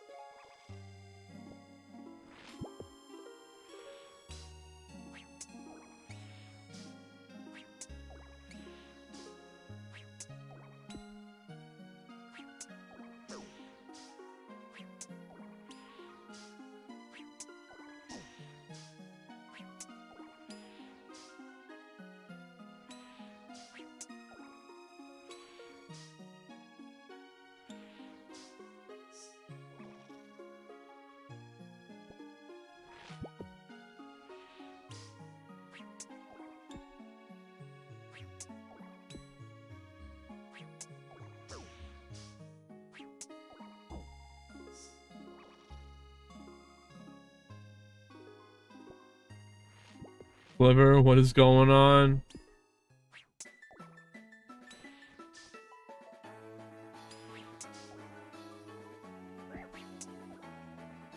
The never-ending journey for this Kraken.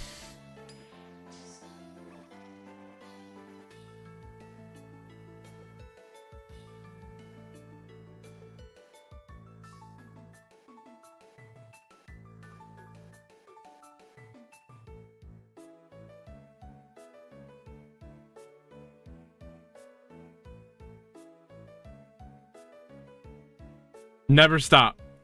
That's right.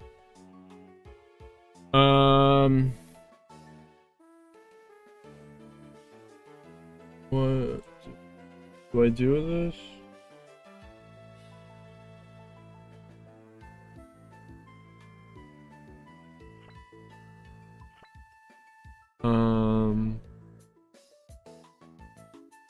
I don't want to do this.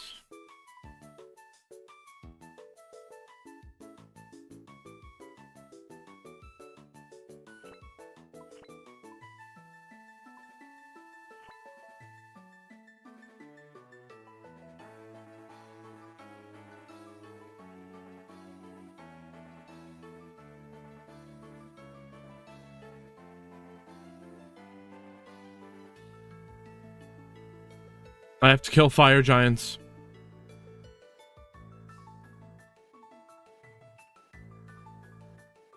Mill for noble.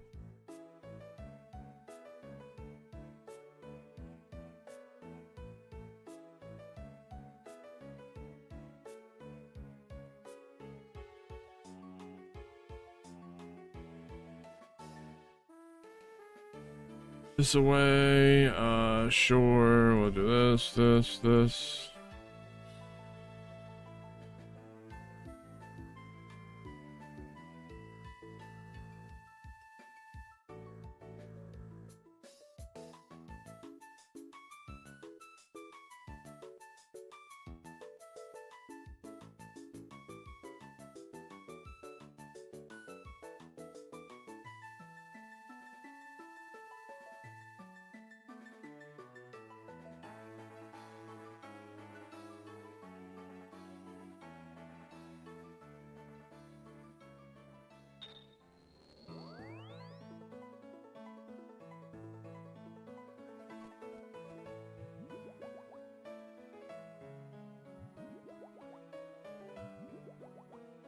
I just want this to be over so I can do different things.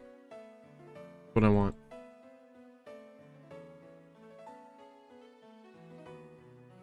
We are almost 1.5 times over odds. We basically are. Battlefield, Gnome Stronghold. I should have had it by now. Damn.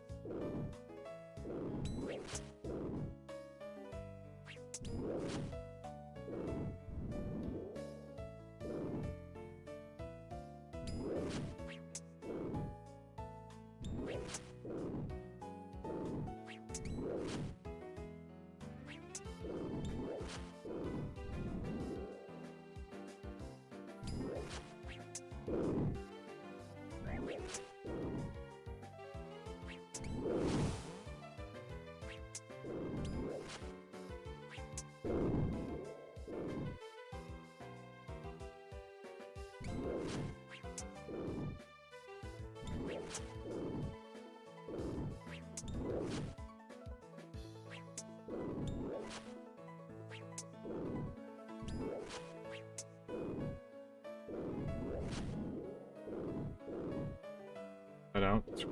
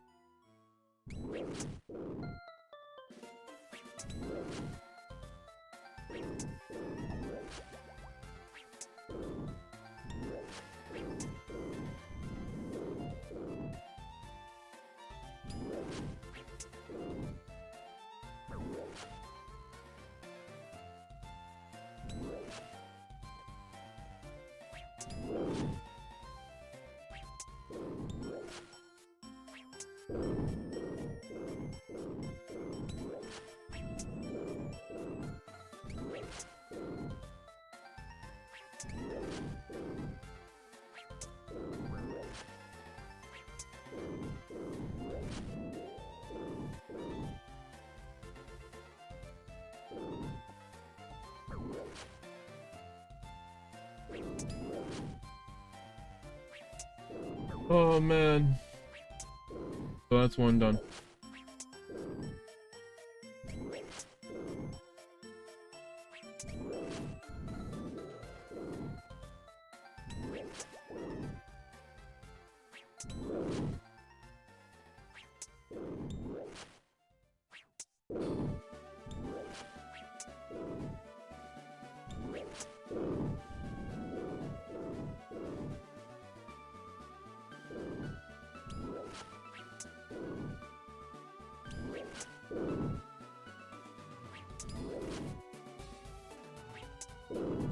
Oh, dude, I didn't even combat potion? I'm stupid.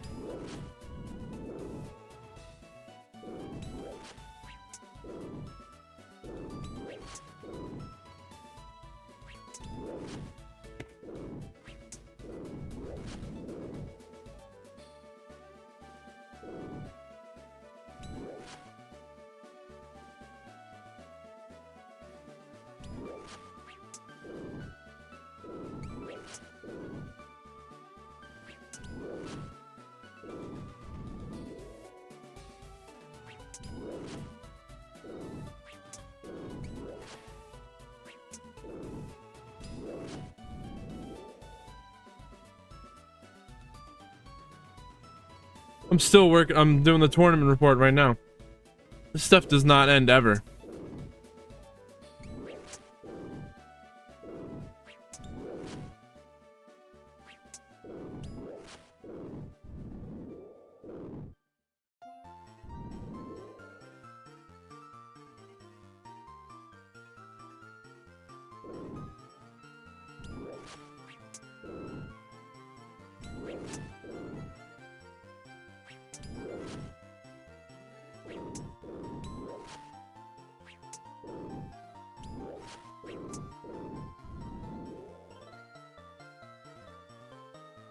True. Why we don't do that?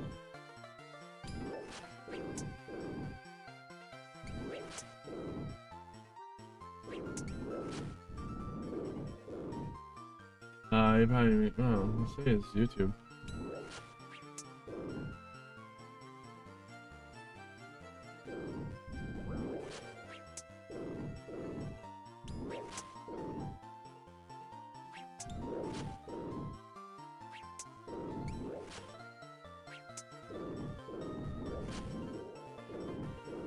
True.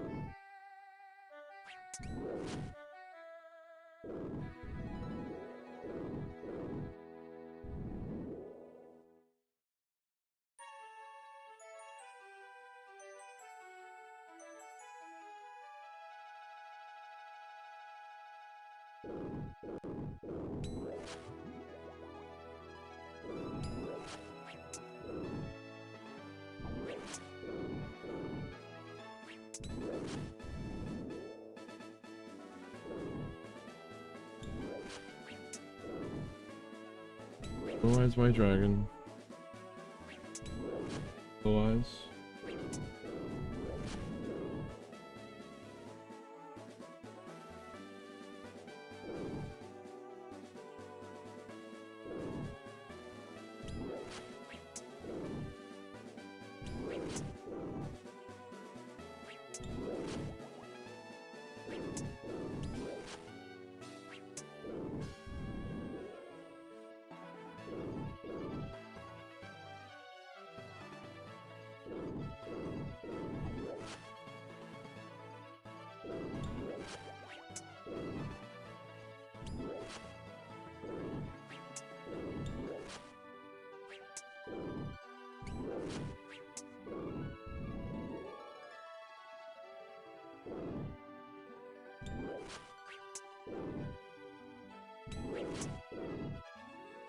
Blue Eyes.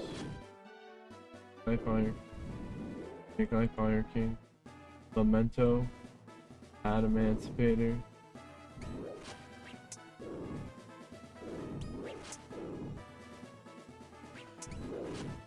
Blue Eyes. Blue Eyes.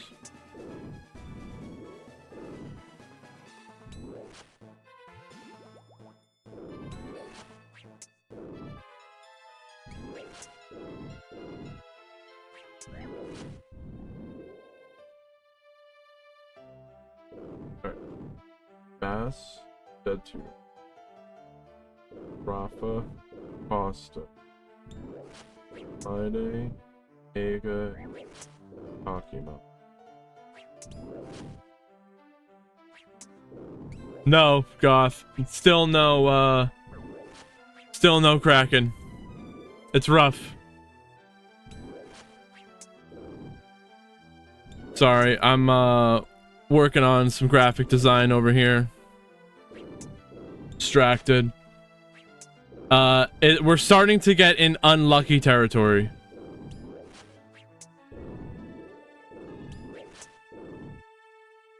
Getting bad. I tell myself I don't even want it anymore. Hoping that it'll show up.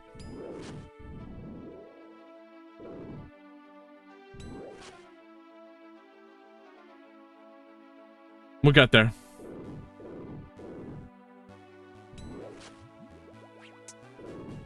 Someone in my clan said, they said, I'll sell you mine for 100 mil. I was like, deal, that would save me 100 hours.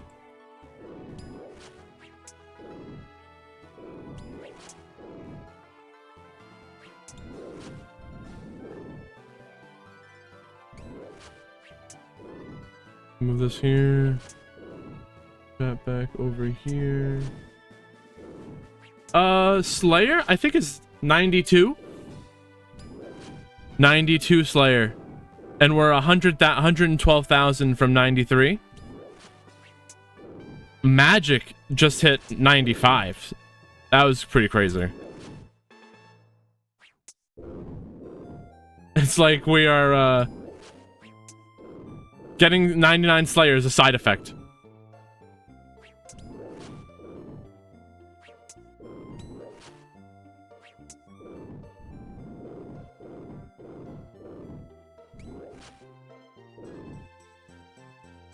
I just hit my 500th task recently, and we're at 516 now. I grinded up to 500 to get some extra points to make more skips. We're done here. Let's go. Pick it up. I didn't bring a teleport.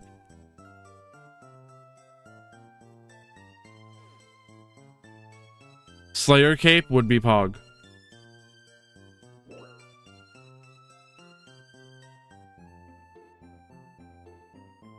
Let's go, let's go. Come on. What's our kill count? I think it's 4,200. Oh yeah, but then I don't know if it went much higher.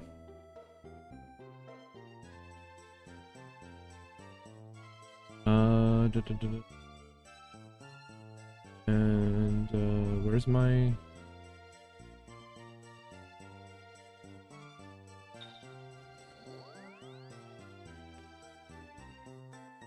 This is the quickest way to a fairy ring I found. I don't think it can get quicker than that.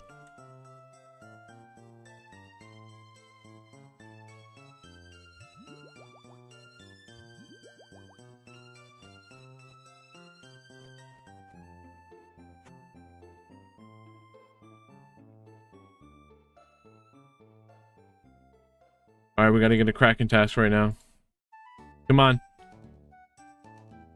I'm skipping Bloodveld. Basilisk? Where's the Basilisk?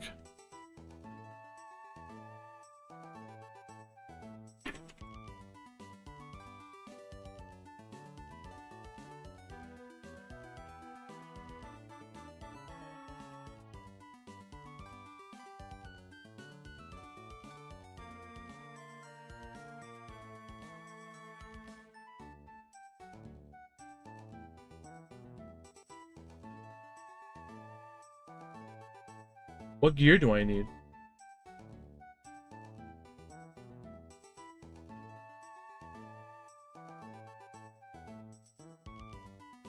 There's knights. You must bring a mirror shield.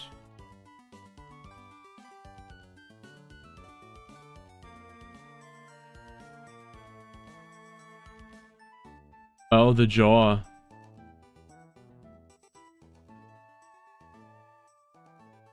The sentinel.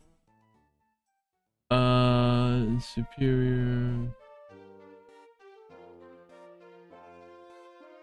Oh, it's like, it's a superior, so it has a chance of dropping. Wait.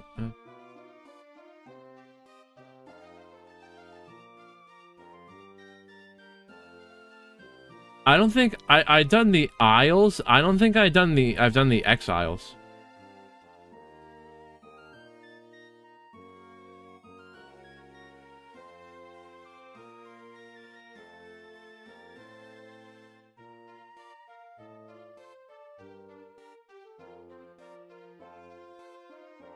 Yeah, I didn't do that.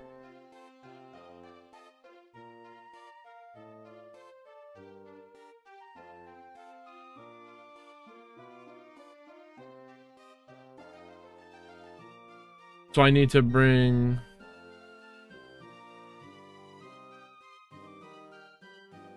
What's the V's shield? Oh, it's Ferminic Isles.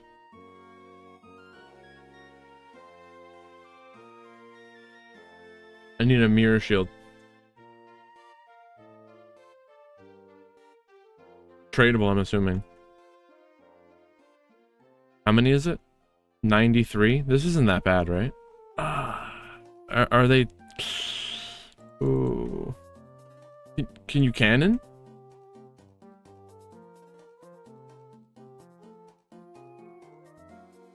No.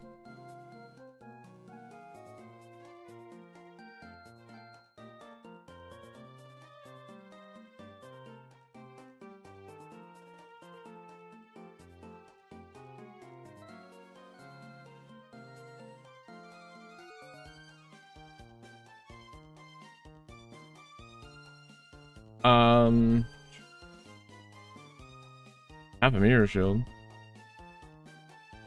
What are they weak to?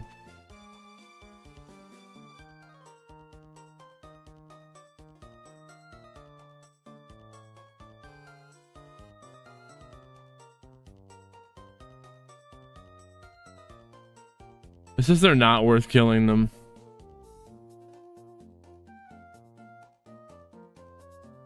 I don't want to use the points. All right, let's just suck it up. We gotta do it.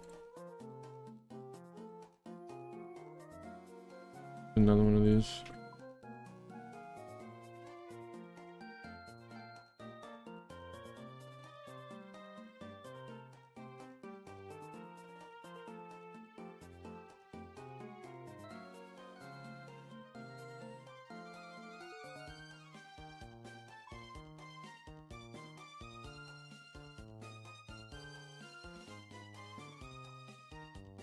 Crush?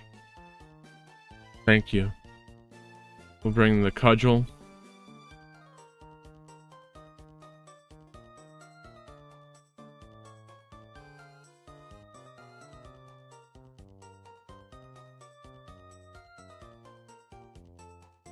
I don't know what else to bring.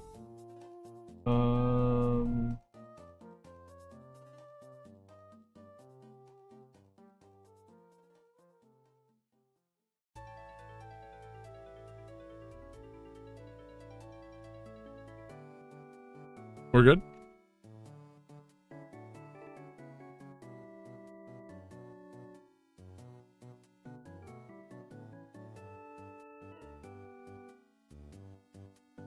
I think so.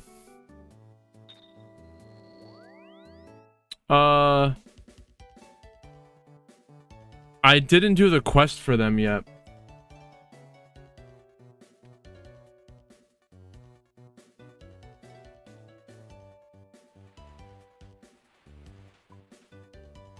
Wow, I just knew the thing.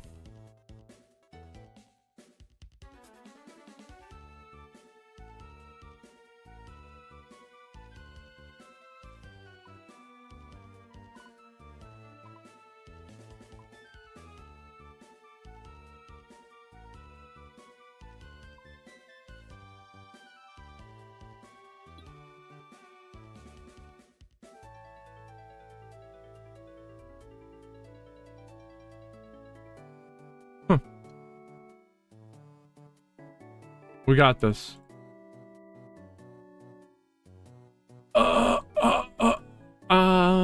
Expeditious bracelet. I only have 17 charges on it. Oh no. Oh.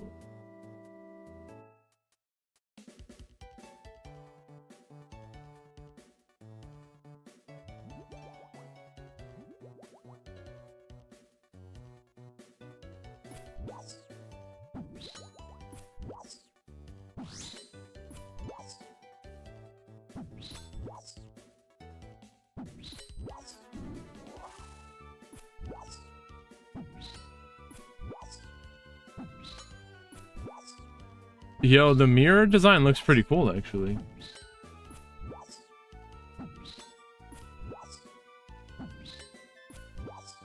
These guys, they die pretty quick. Where are the big guys? It doesn't matter. I can't go there.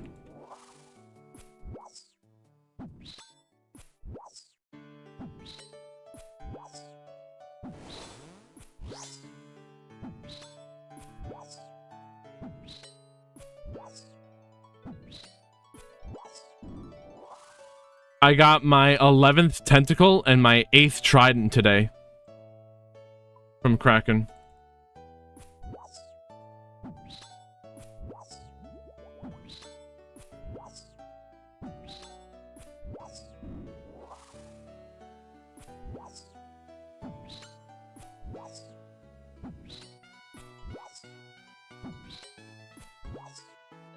Oh man, apparently there's a guaranteed 1 in 300 or 1 in 400 tentacle from the boss. I didn't know that.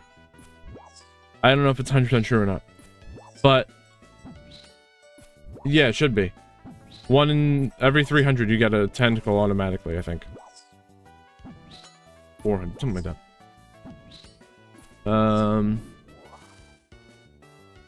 But the trident, I'm basically on drop rate 4.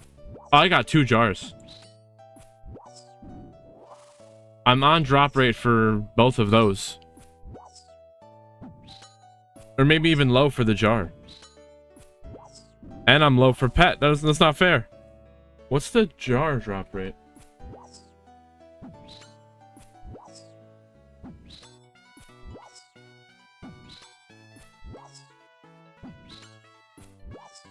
One in 1,000. I should actually have 4 of those. I should have 4 jars. I should have 4 jars and 1.5 pets. I only have 2 jars. And then what's the trident?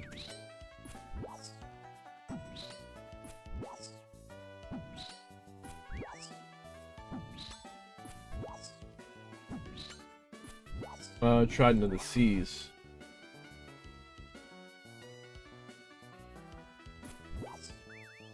That was a long reach.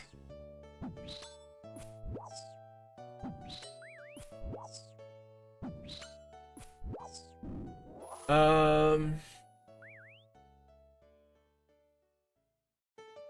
Trident's 152. That's also really low. 1 out of 152? I have 8 of those. Wait, actually, no, that makes sense. Yeah. Wait, no. 5, 1,000.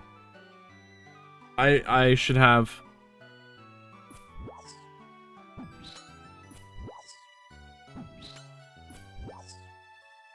5, 1,000. Yeah, that makes sense. That's actually on. That's on drop rate. Math. I've been up too long.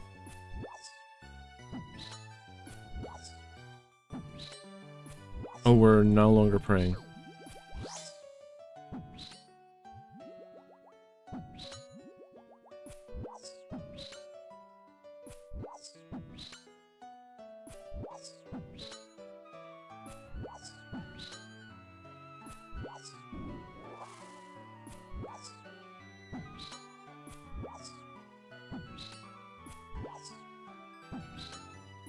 So we're low on jars of dirt and the pets. We're bad on both drops. Somehow it's gonna have to make it up to us, the game. Somewhere.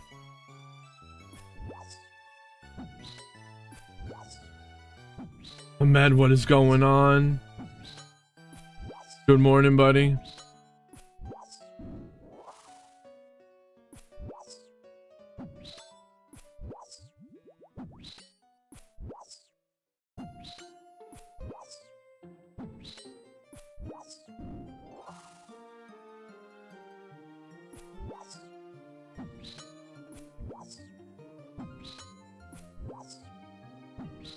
It's morning here, but I should probably go to sleep.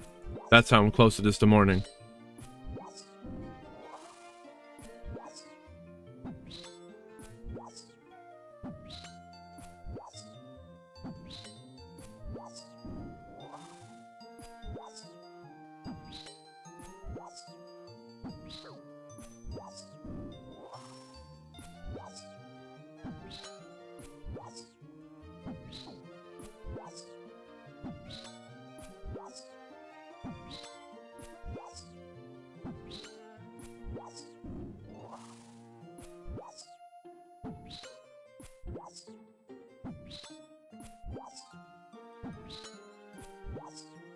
$16 more.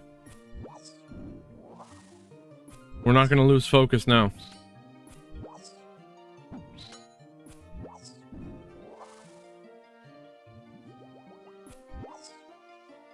Oh man, bro.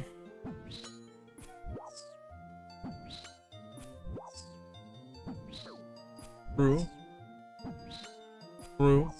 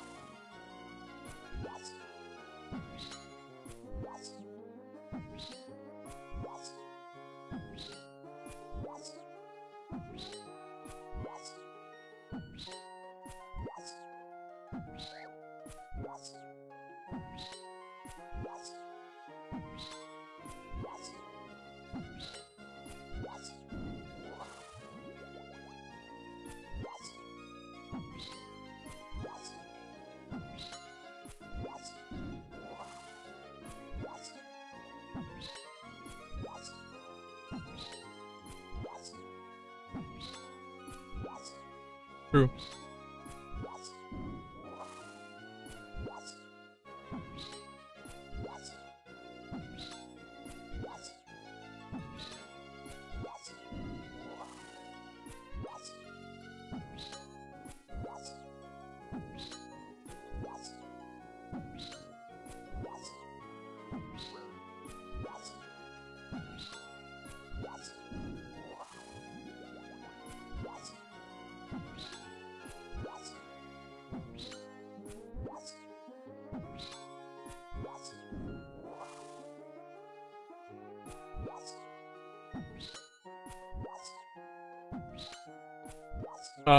In the house, if you saw my house, you would laugh at me.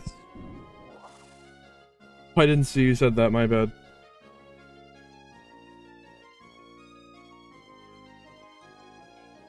Oh man.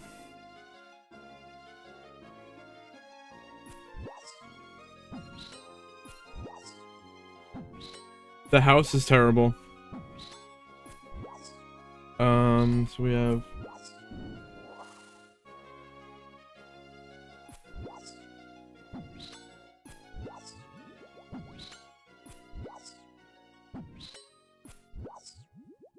the house actually isn't even a house. It's more like one room.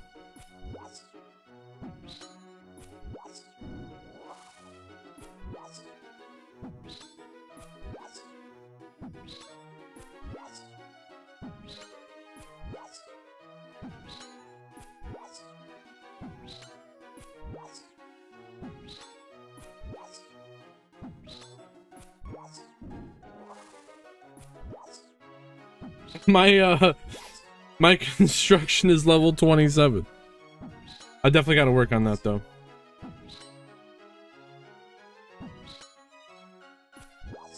Best dead to.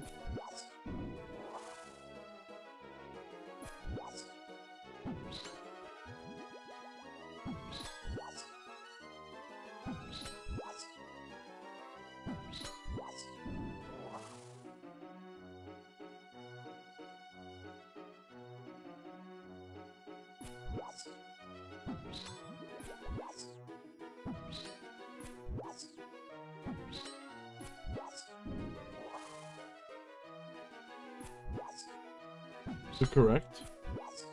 Bass, dead tube, Rafa, Pasta, Friday, Niga, Aiden, right.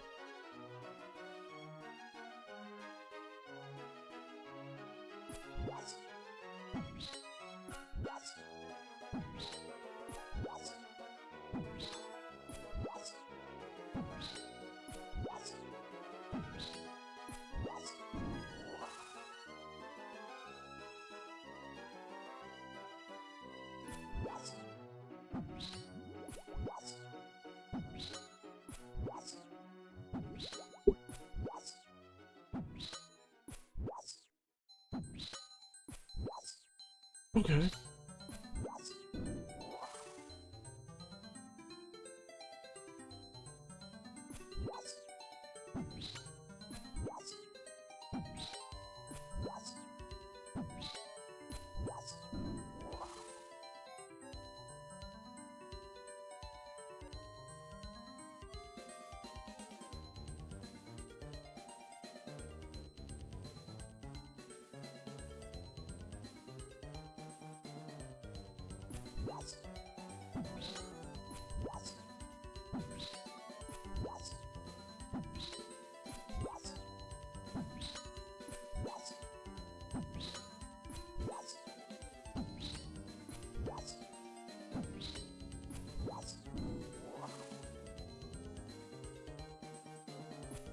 True.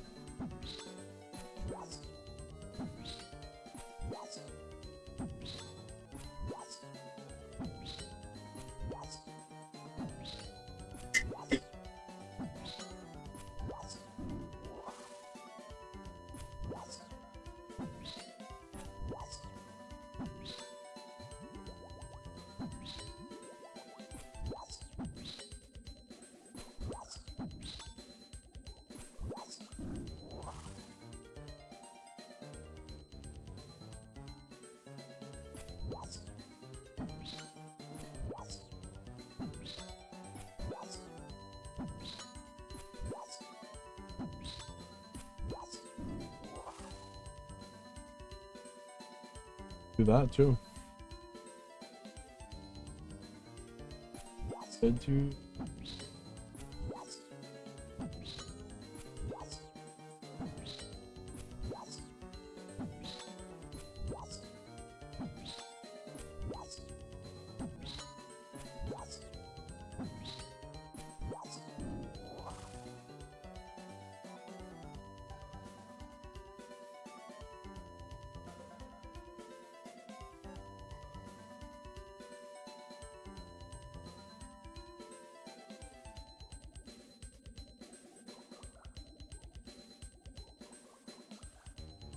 Oh man, bro. Not worth it all. Not worth it all.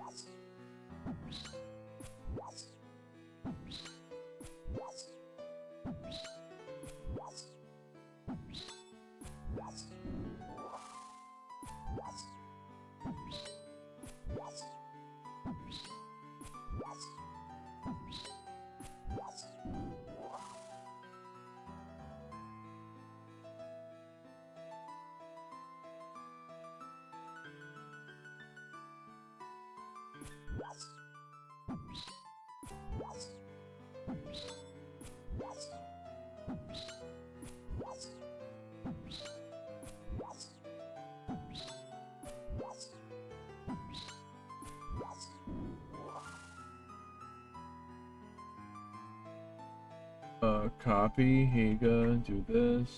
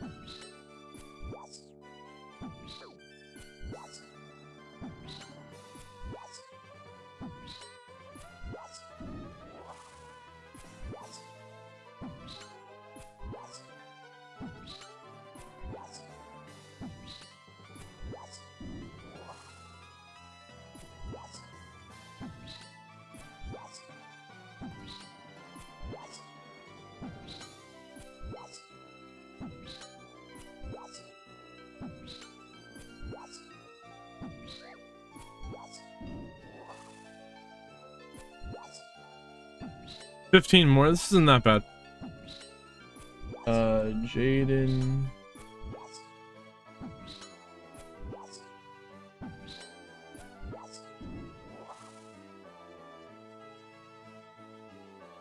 Oh, what's Higa playing? And what is this?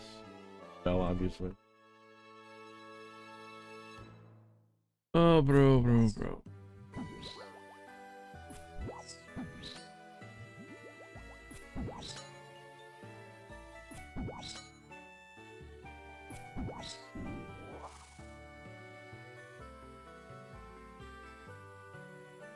Copy.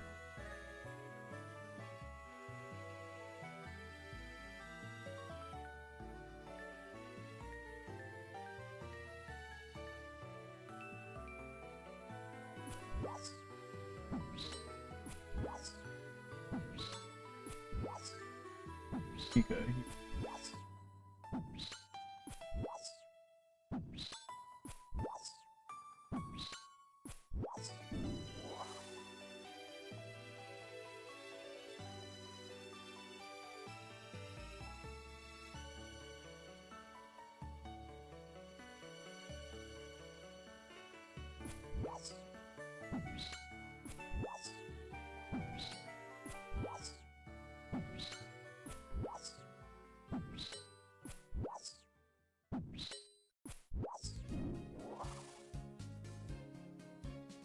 Is this actually 21 or 22? It is number 21.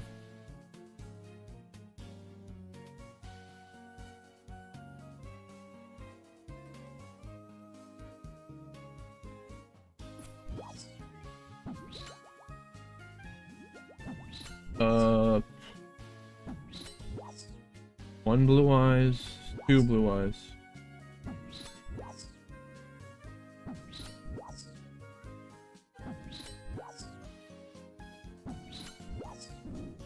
Two. I could have left that.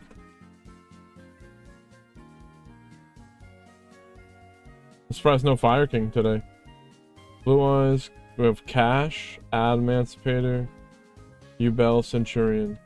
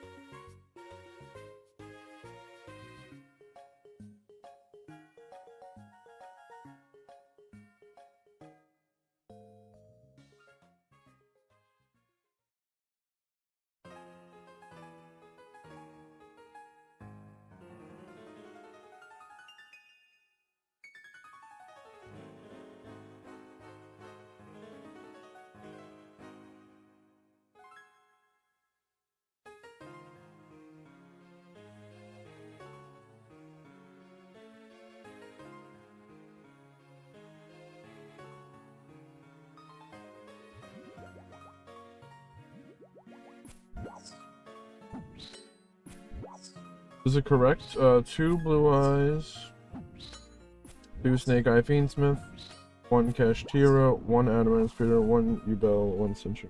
Looks correct to me. Download. That's the quickest I've ever made tournament reports in my life, and they should be accurate.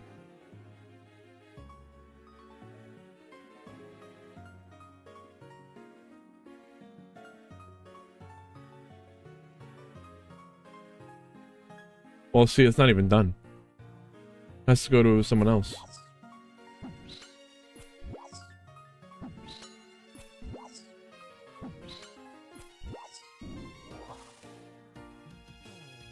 No. What?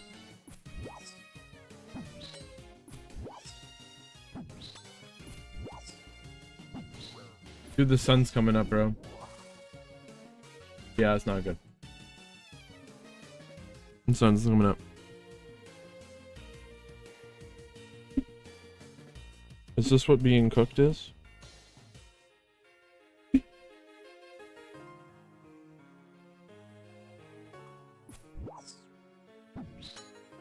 Oh shit, dude, the sun's up early, bro. It's fucking 5:30. Too many crickets.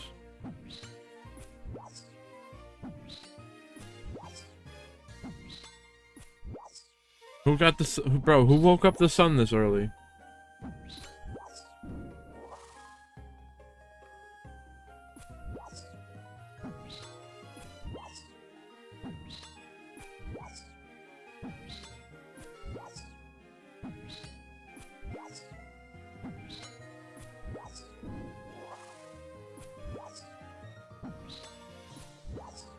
Bass.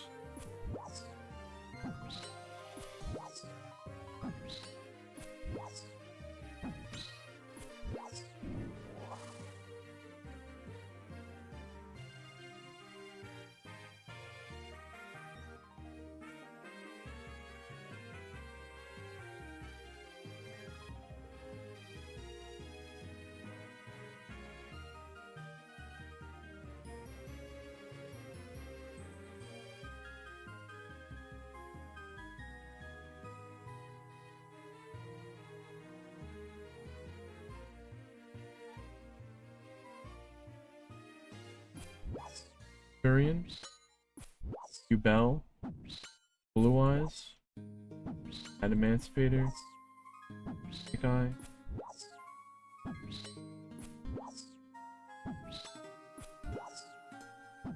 Kashtira, Blue Eyes, Blue Eyes,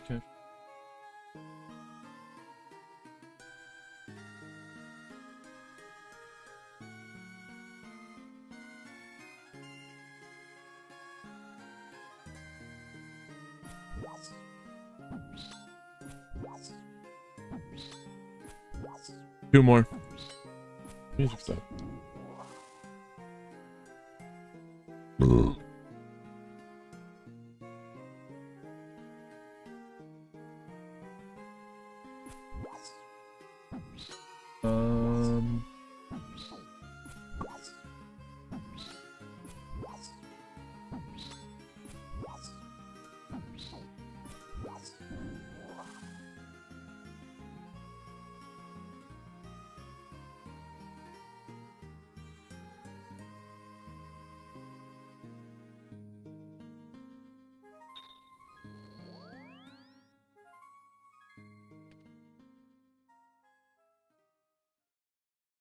Rip.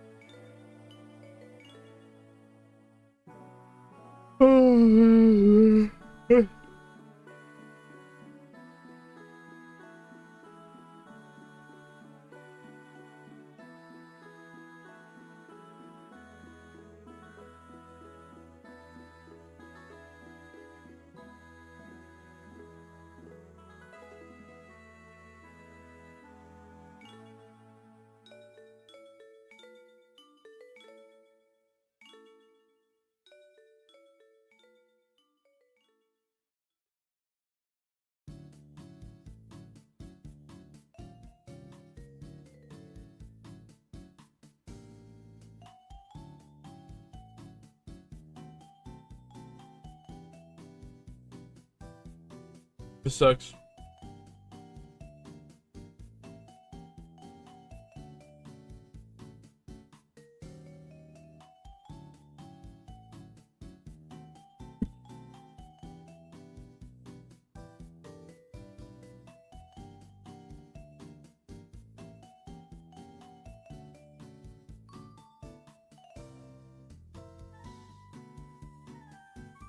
True.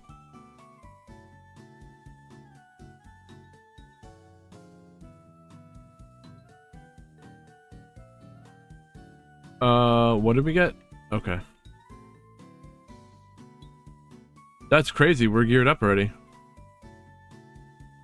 Gotta stop.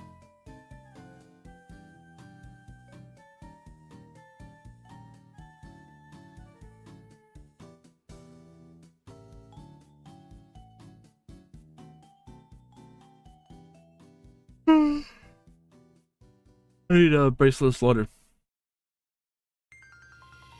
I'm not tired, you're tired.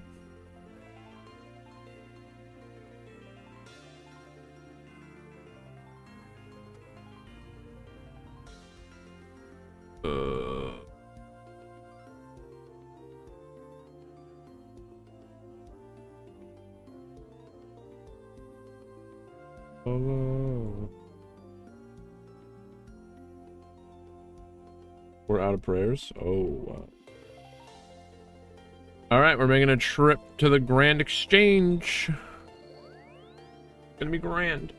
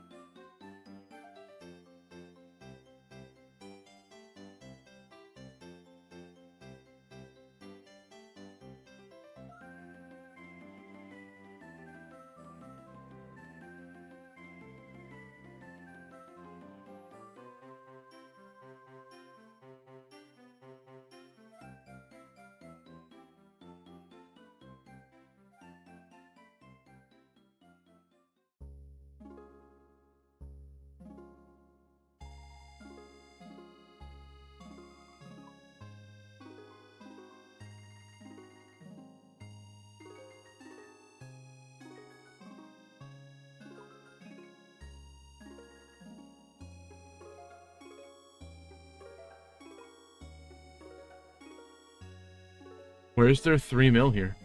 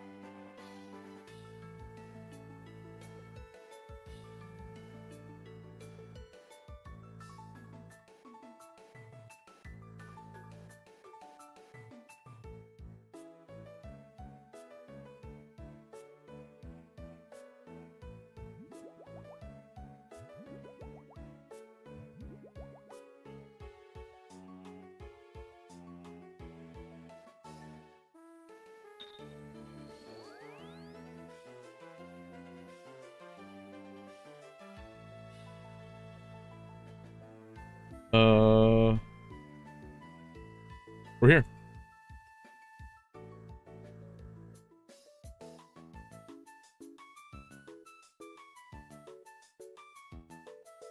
If we get a granite mall, that'd be cool.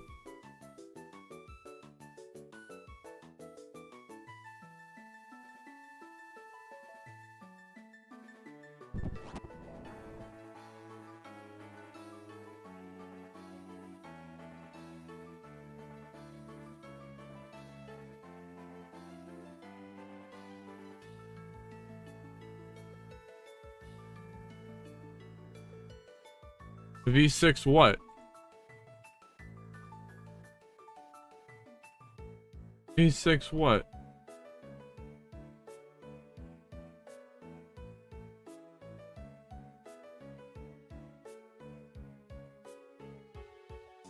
Magic stick.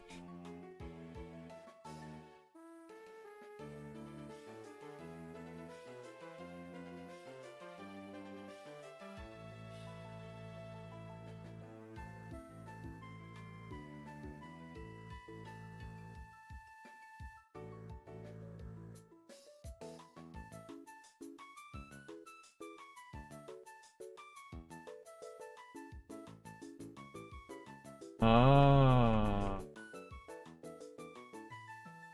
True. True. Now I switch worlds because it's weird. True. Yes, true. Get the fuck out of here.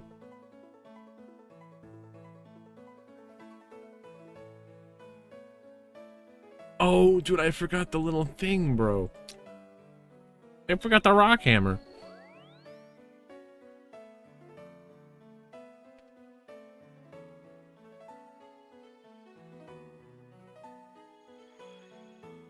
What?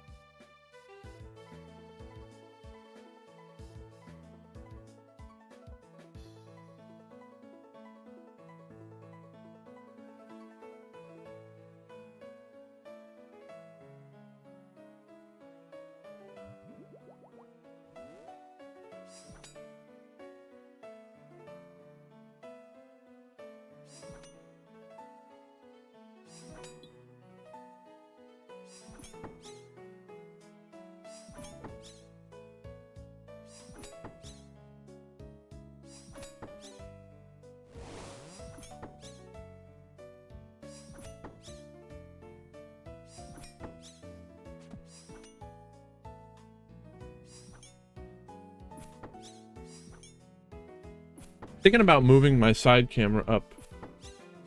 Oh, it can't do that. That's why I didn't do that. Well, that sucks.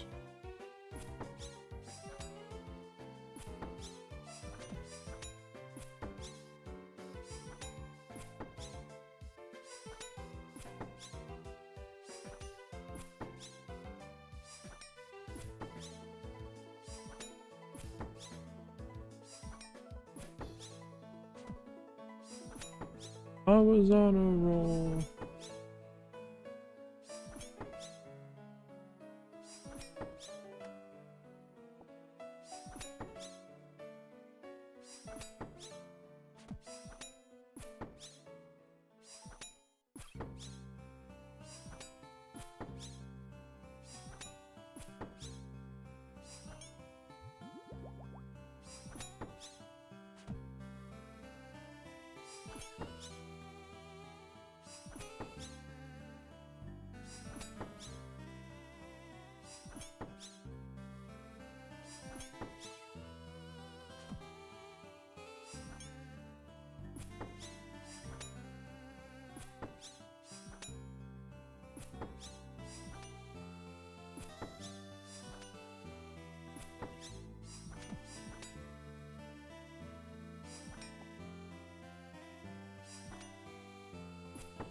Gold ore.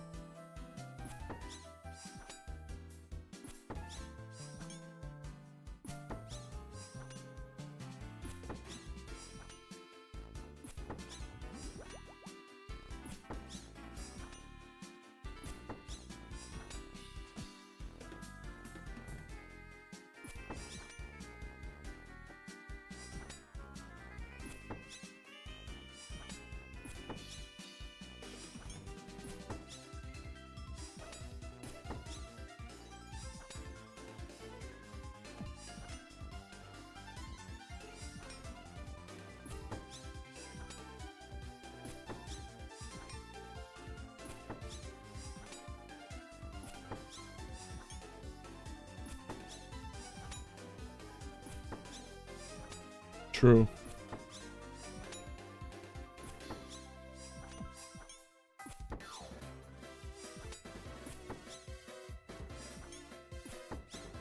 How is that?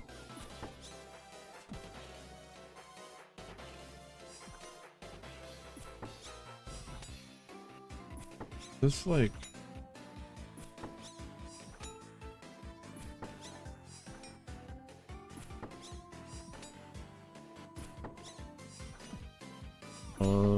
that's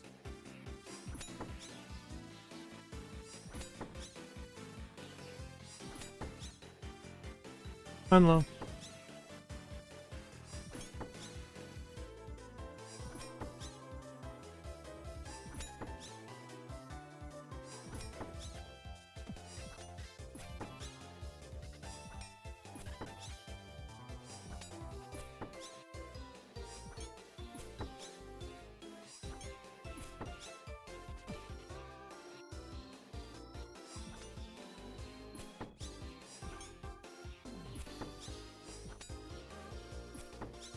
That's pretty good.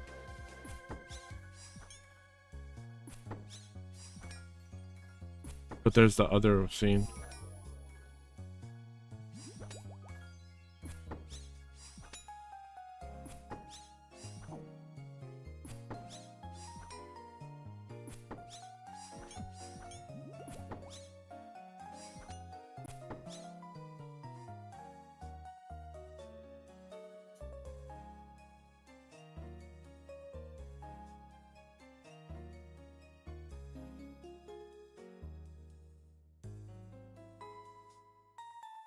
That looks pretty good too.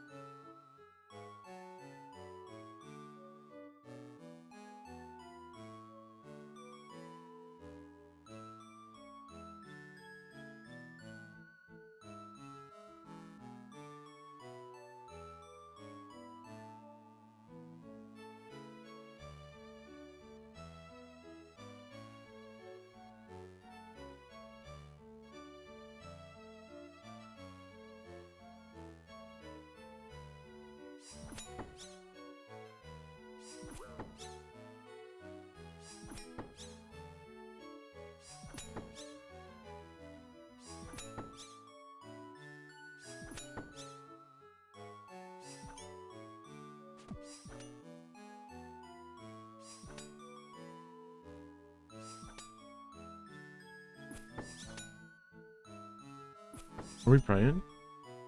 We're not praying, bro? Hi.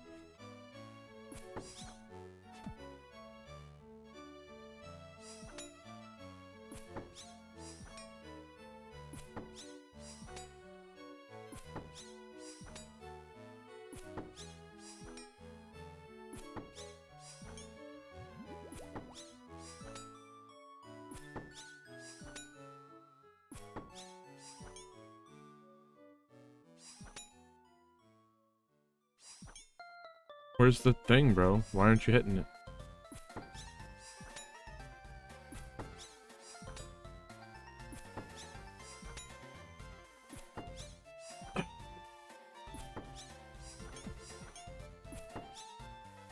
Oh, I'm over these.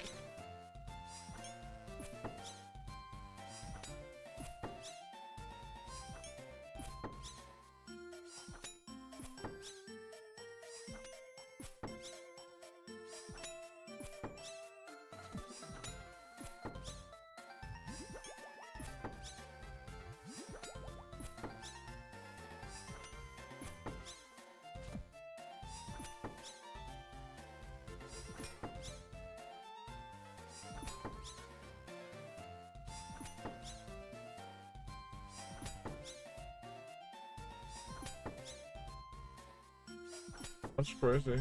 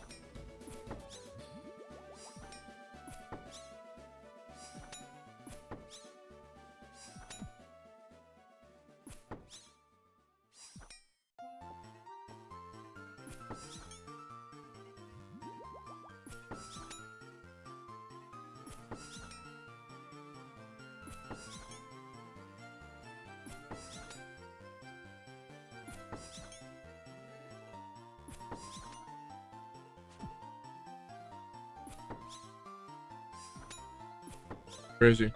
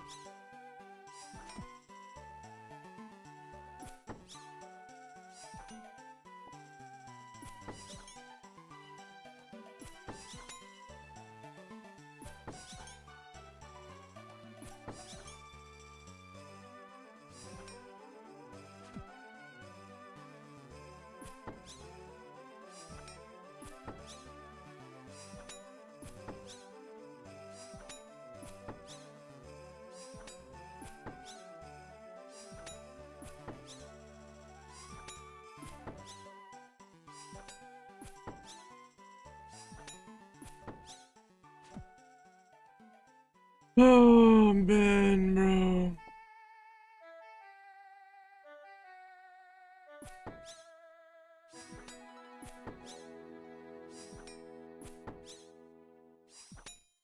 What's the look I want to do? That's what we do this. Blah.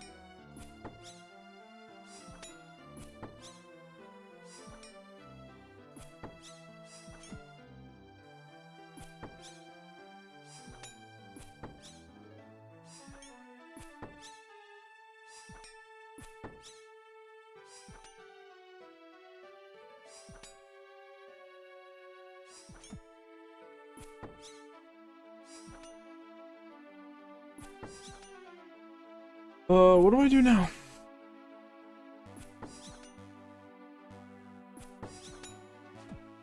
Edit the video?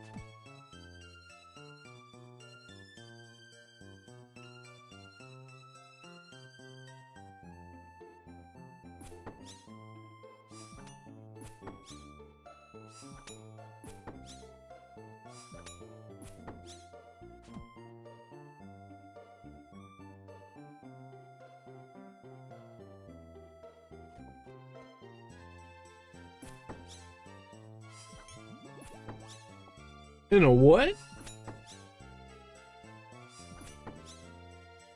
Ready to bank?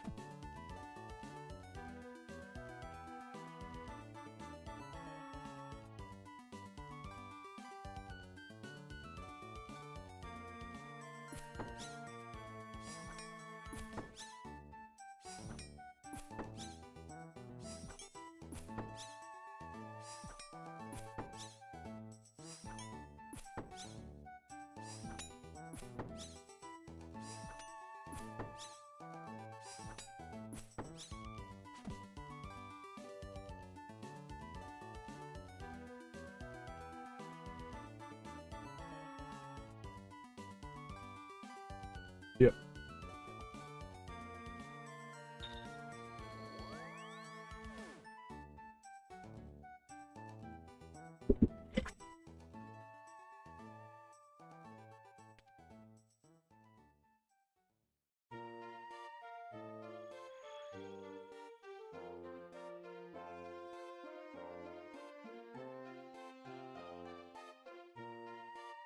Oh no.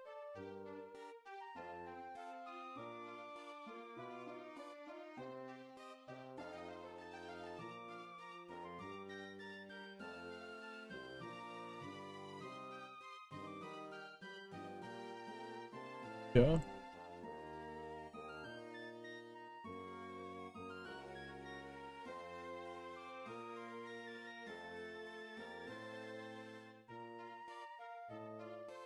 I have to. I can't not do this.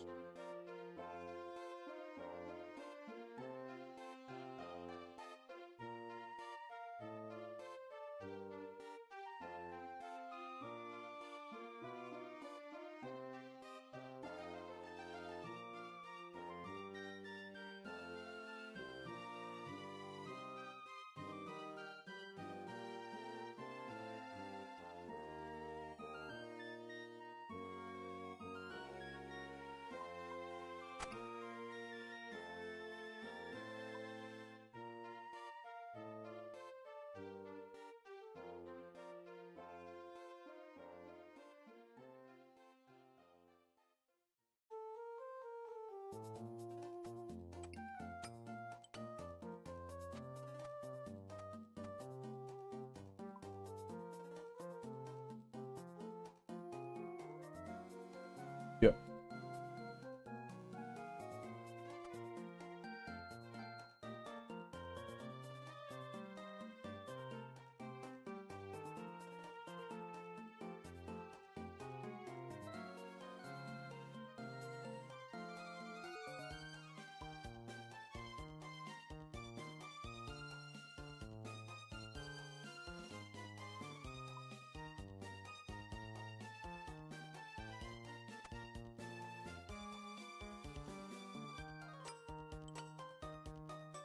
No, no, no, we want this, right? Yep.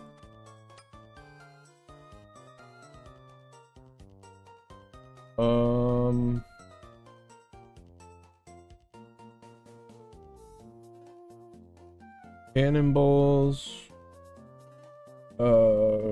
Combat potion.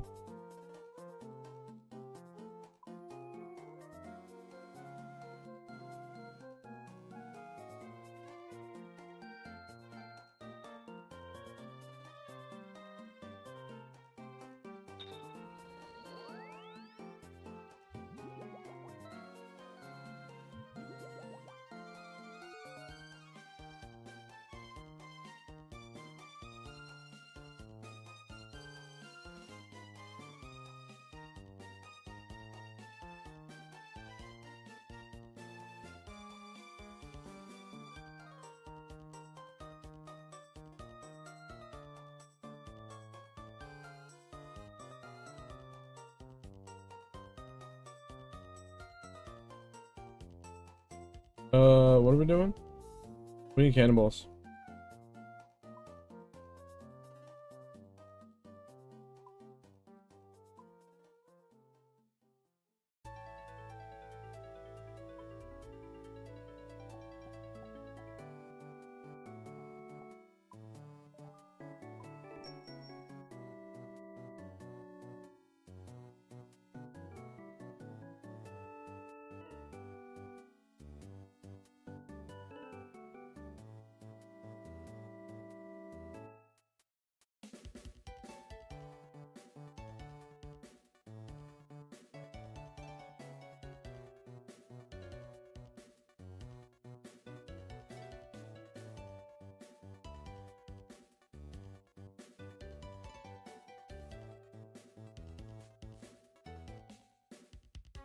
Yo, Rylon, what is going on?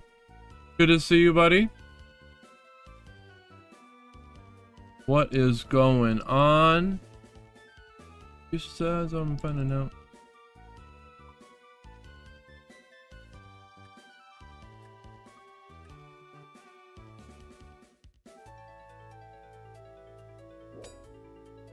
We're at like 42, or what is it?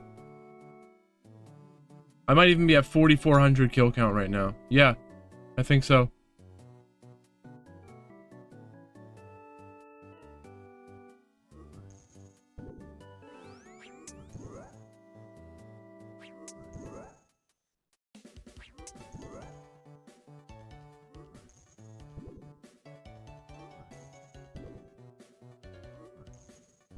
I'm up with my pizza rolls. Nice, enjoy that. We gotta kill 118 of these guys for the Kraken.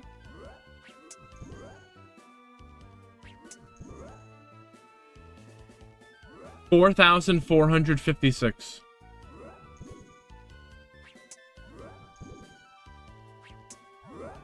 Crazy. I got my 8th trident today. And my 11th tentacle.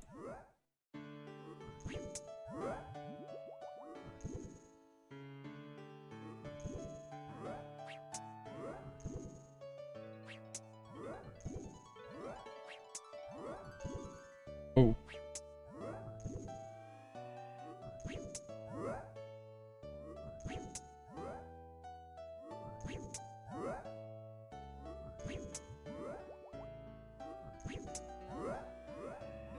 This is definitely a grind.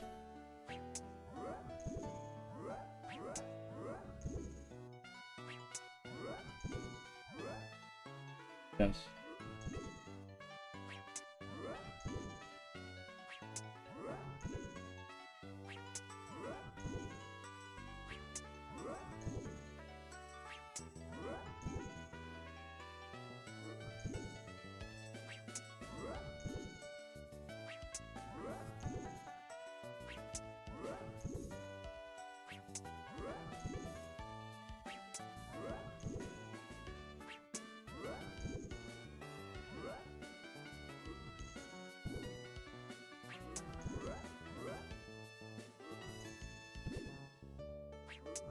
What thing? This pet? This Kraken pet?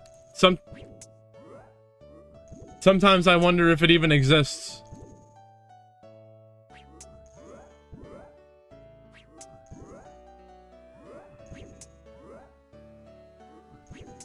It's definitely been a journey and a half. I can tell you that for sure.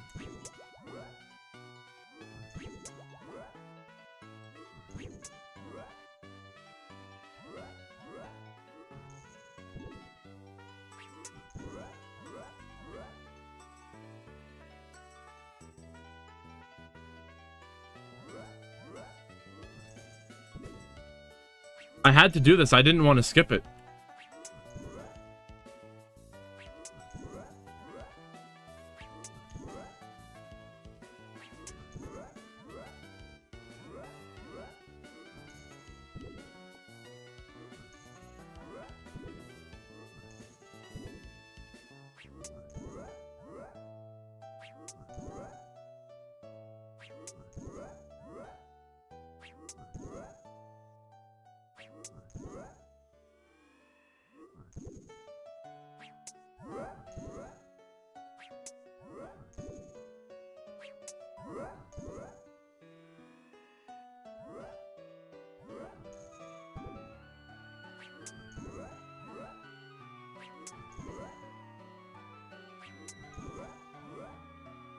It could be worse. You're right.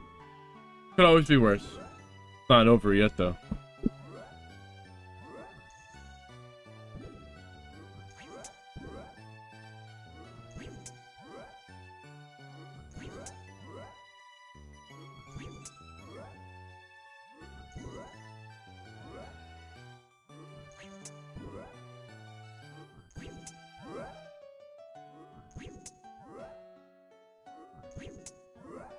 Why are you doing this? Oh.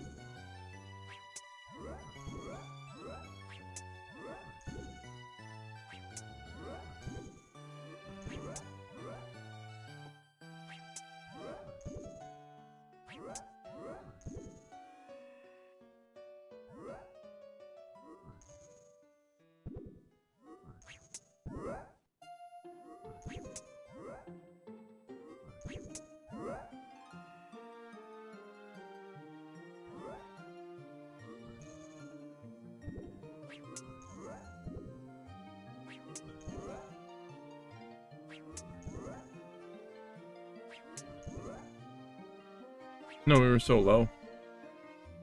Oh, yeah, because then it...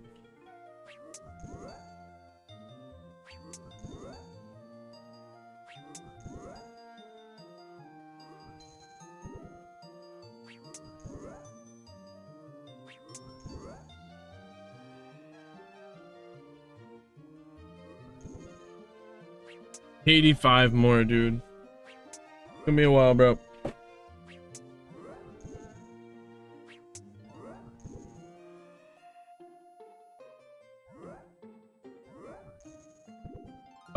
We have to pray for strength. Go, go, go.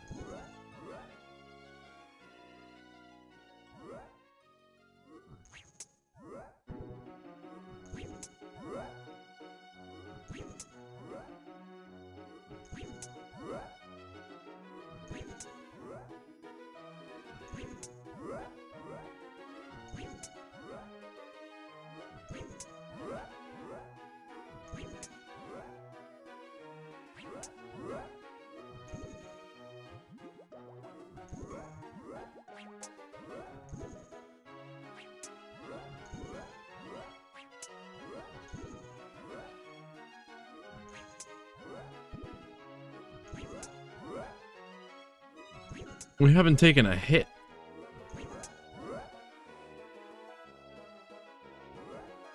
Come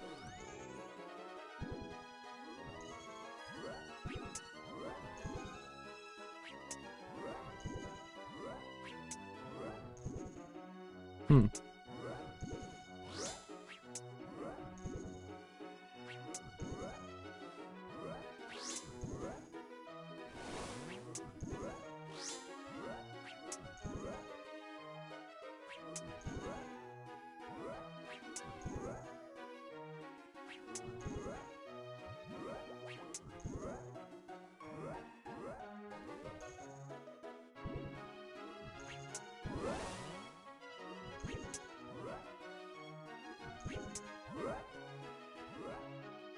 Oh, as I'm praying.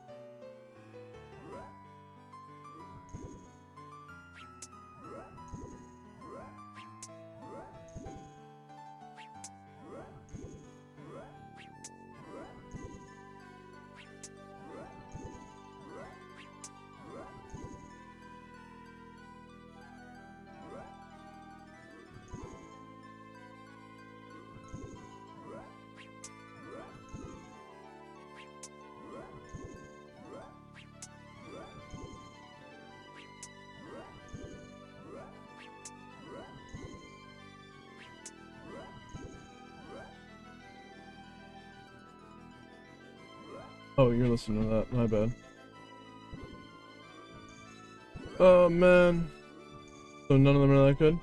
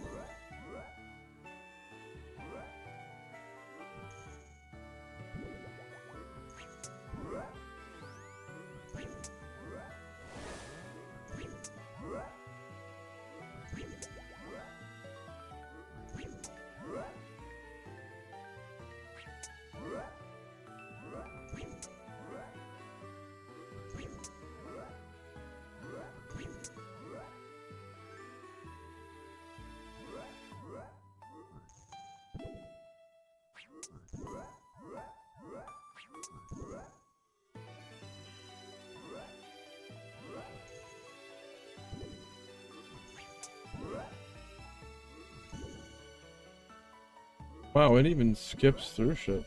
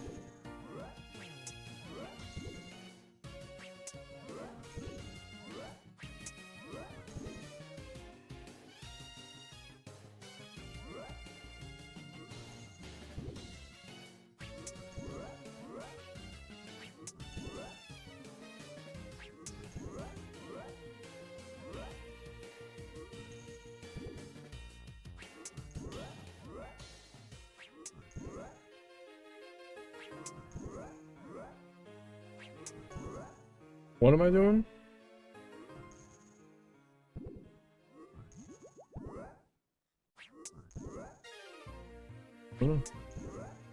Oh, yeah.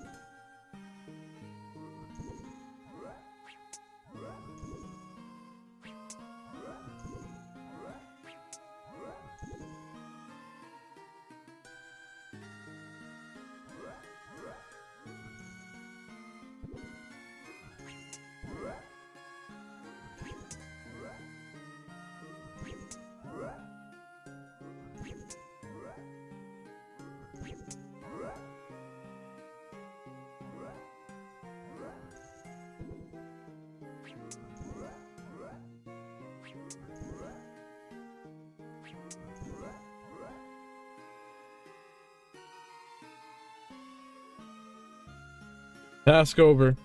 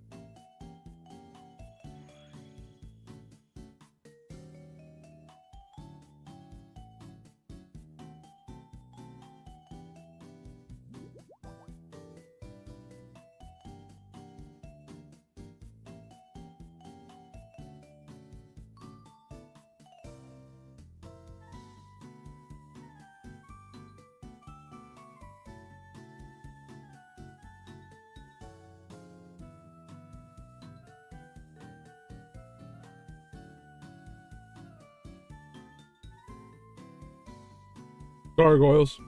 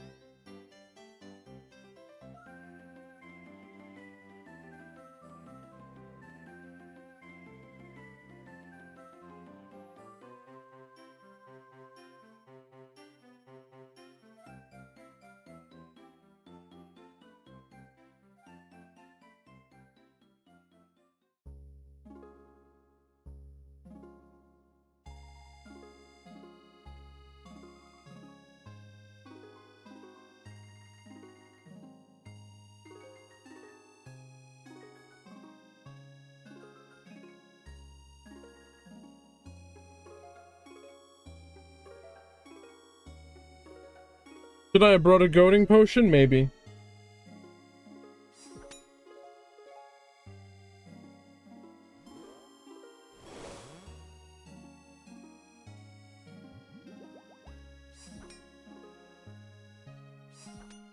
Oh, dude, I need the cudgel.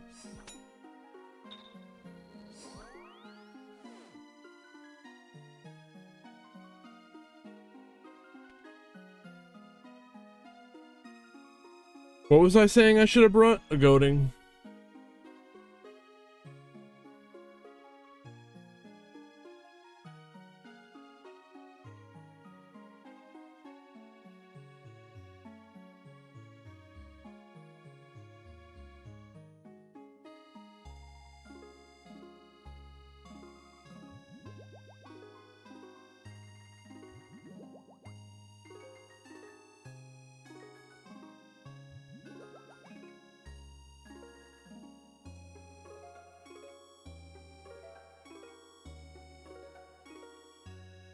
I had it? Oh, I needed the cudgel.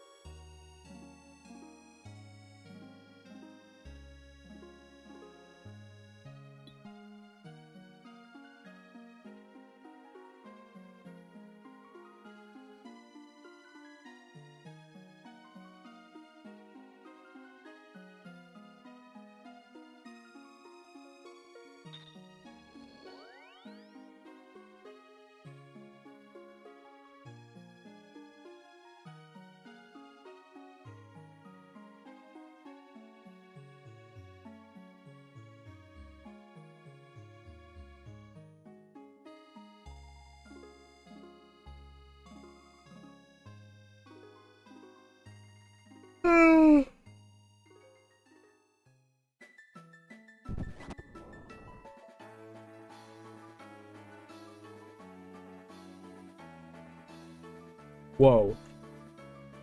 Whoa.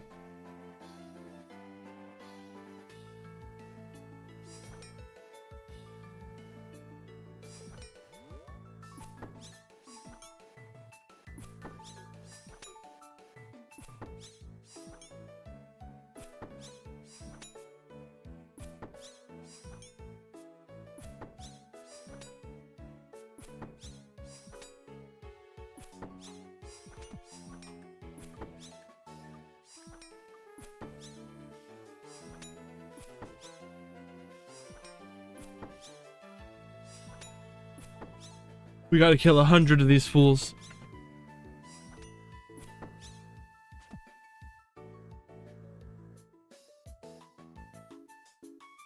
They ain't coming after me, bro. Should roll a goading.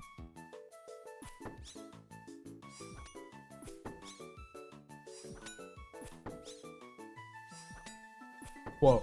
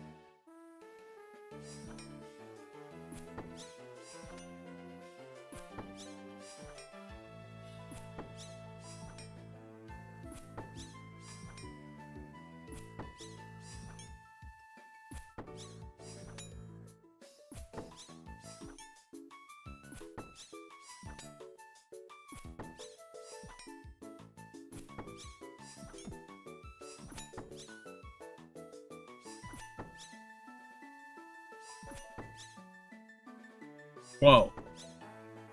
Whoa. Whoa.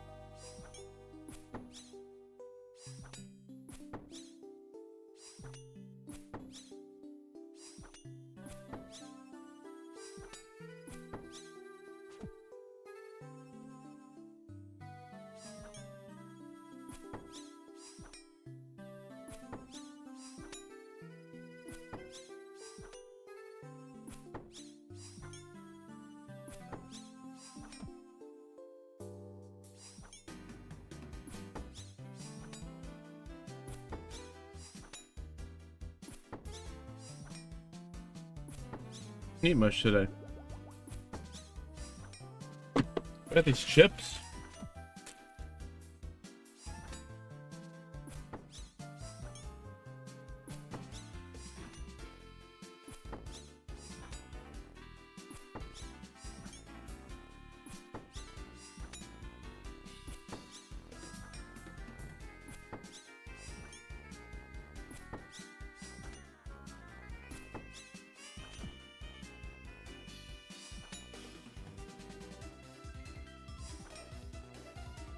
Water like a boat.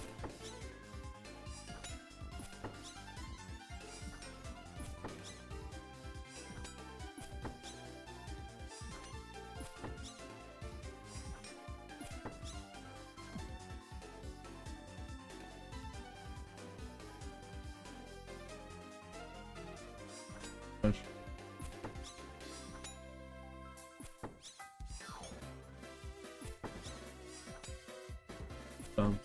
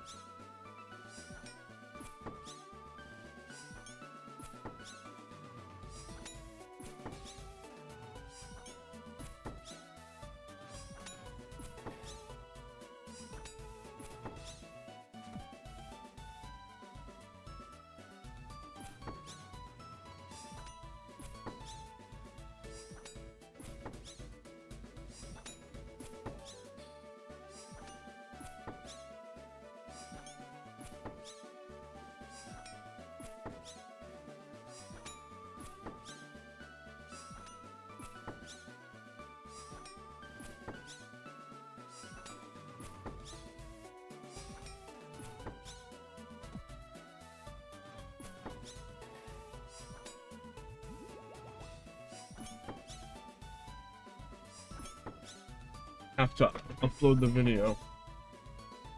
But I deleted all those ones.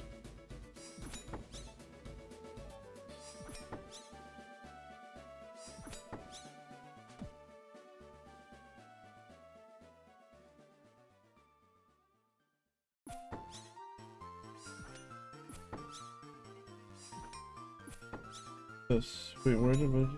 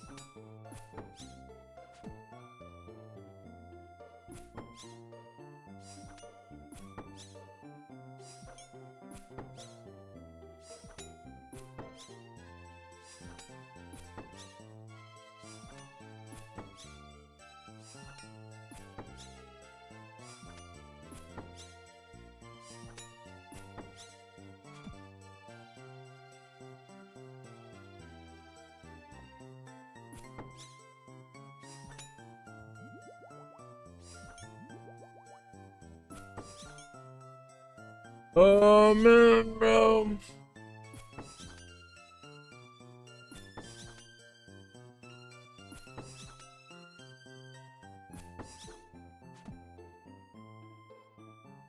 Let's see.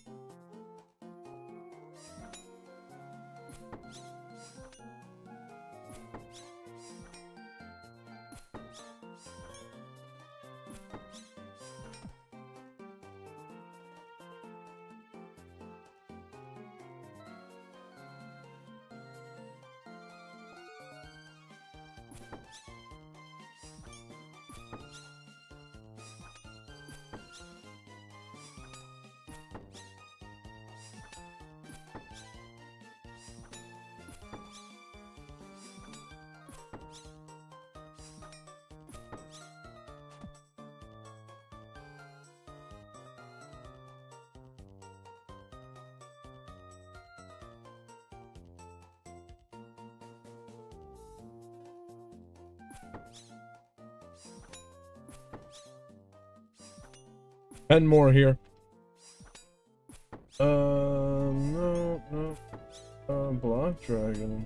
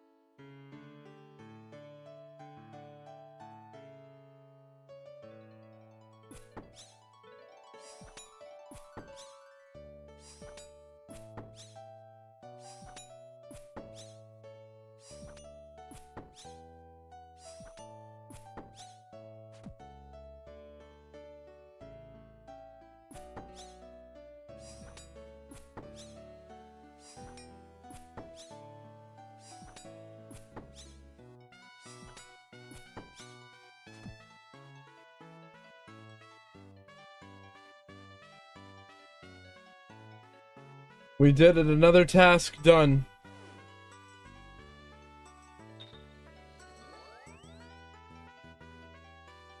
Oh, man.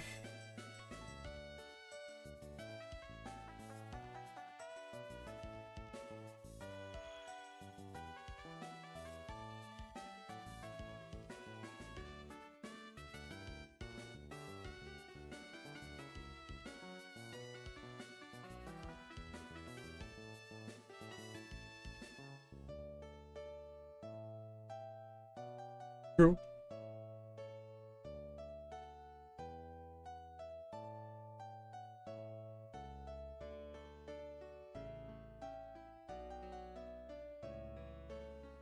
Dagonoth, we'll do that, but not right now.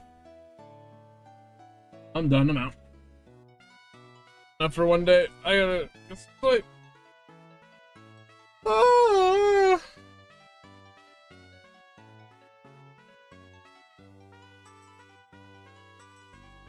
I will see you guys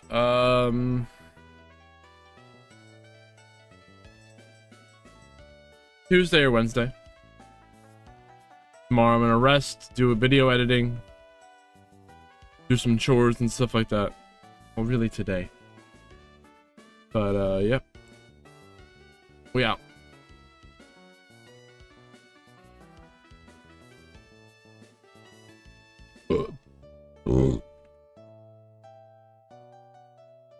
Day, and today we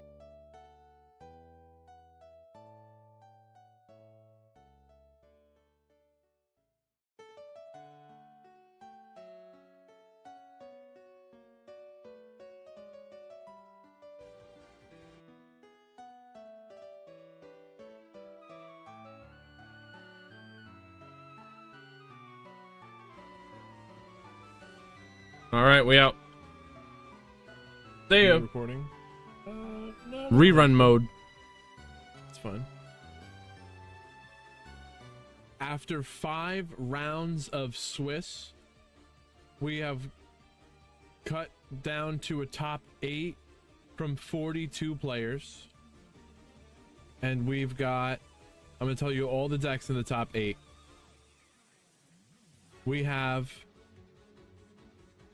Blue Eyes versus Adamantipator. And we're gonna see, how did they not have a deck?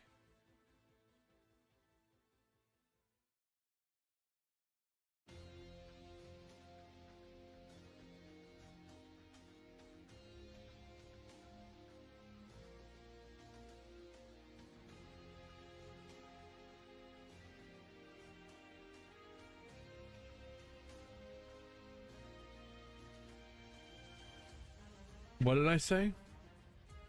We have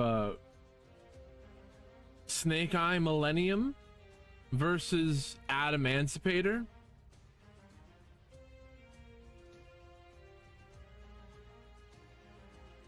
We got Snake Eye Fire King and this is Snake Eye Millennium.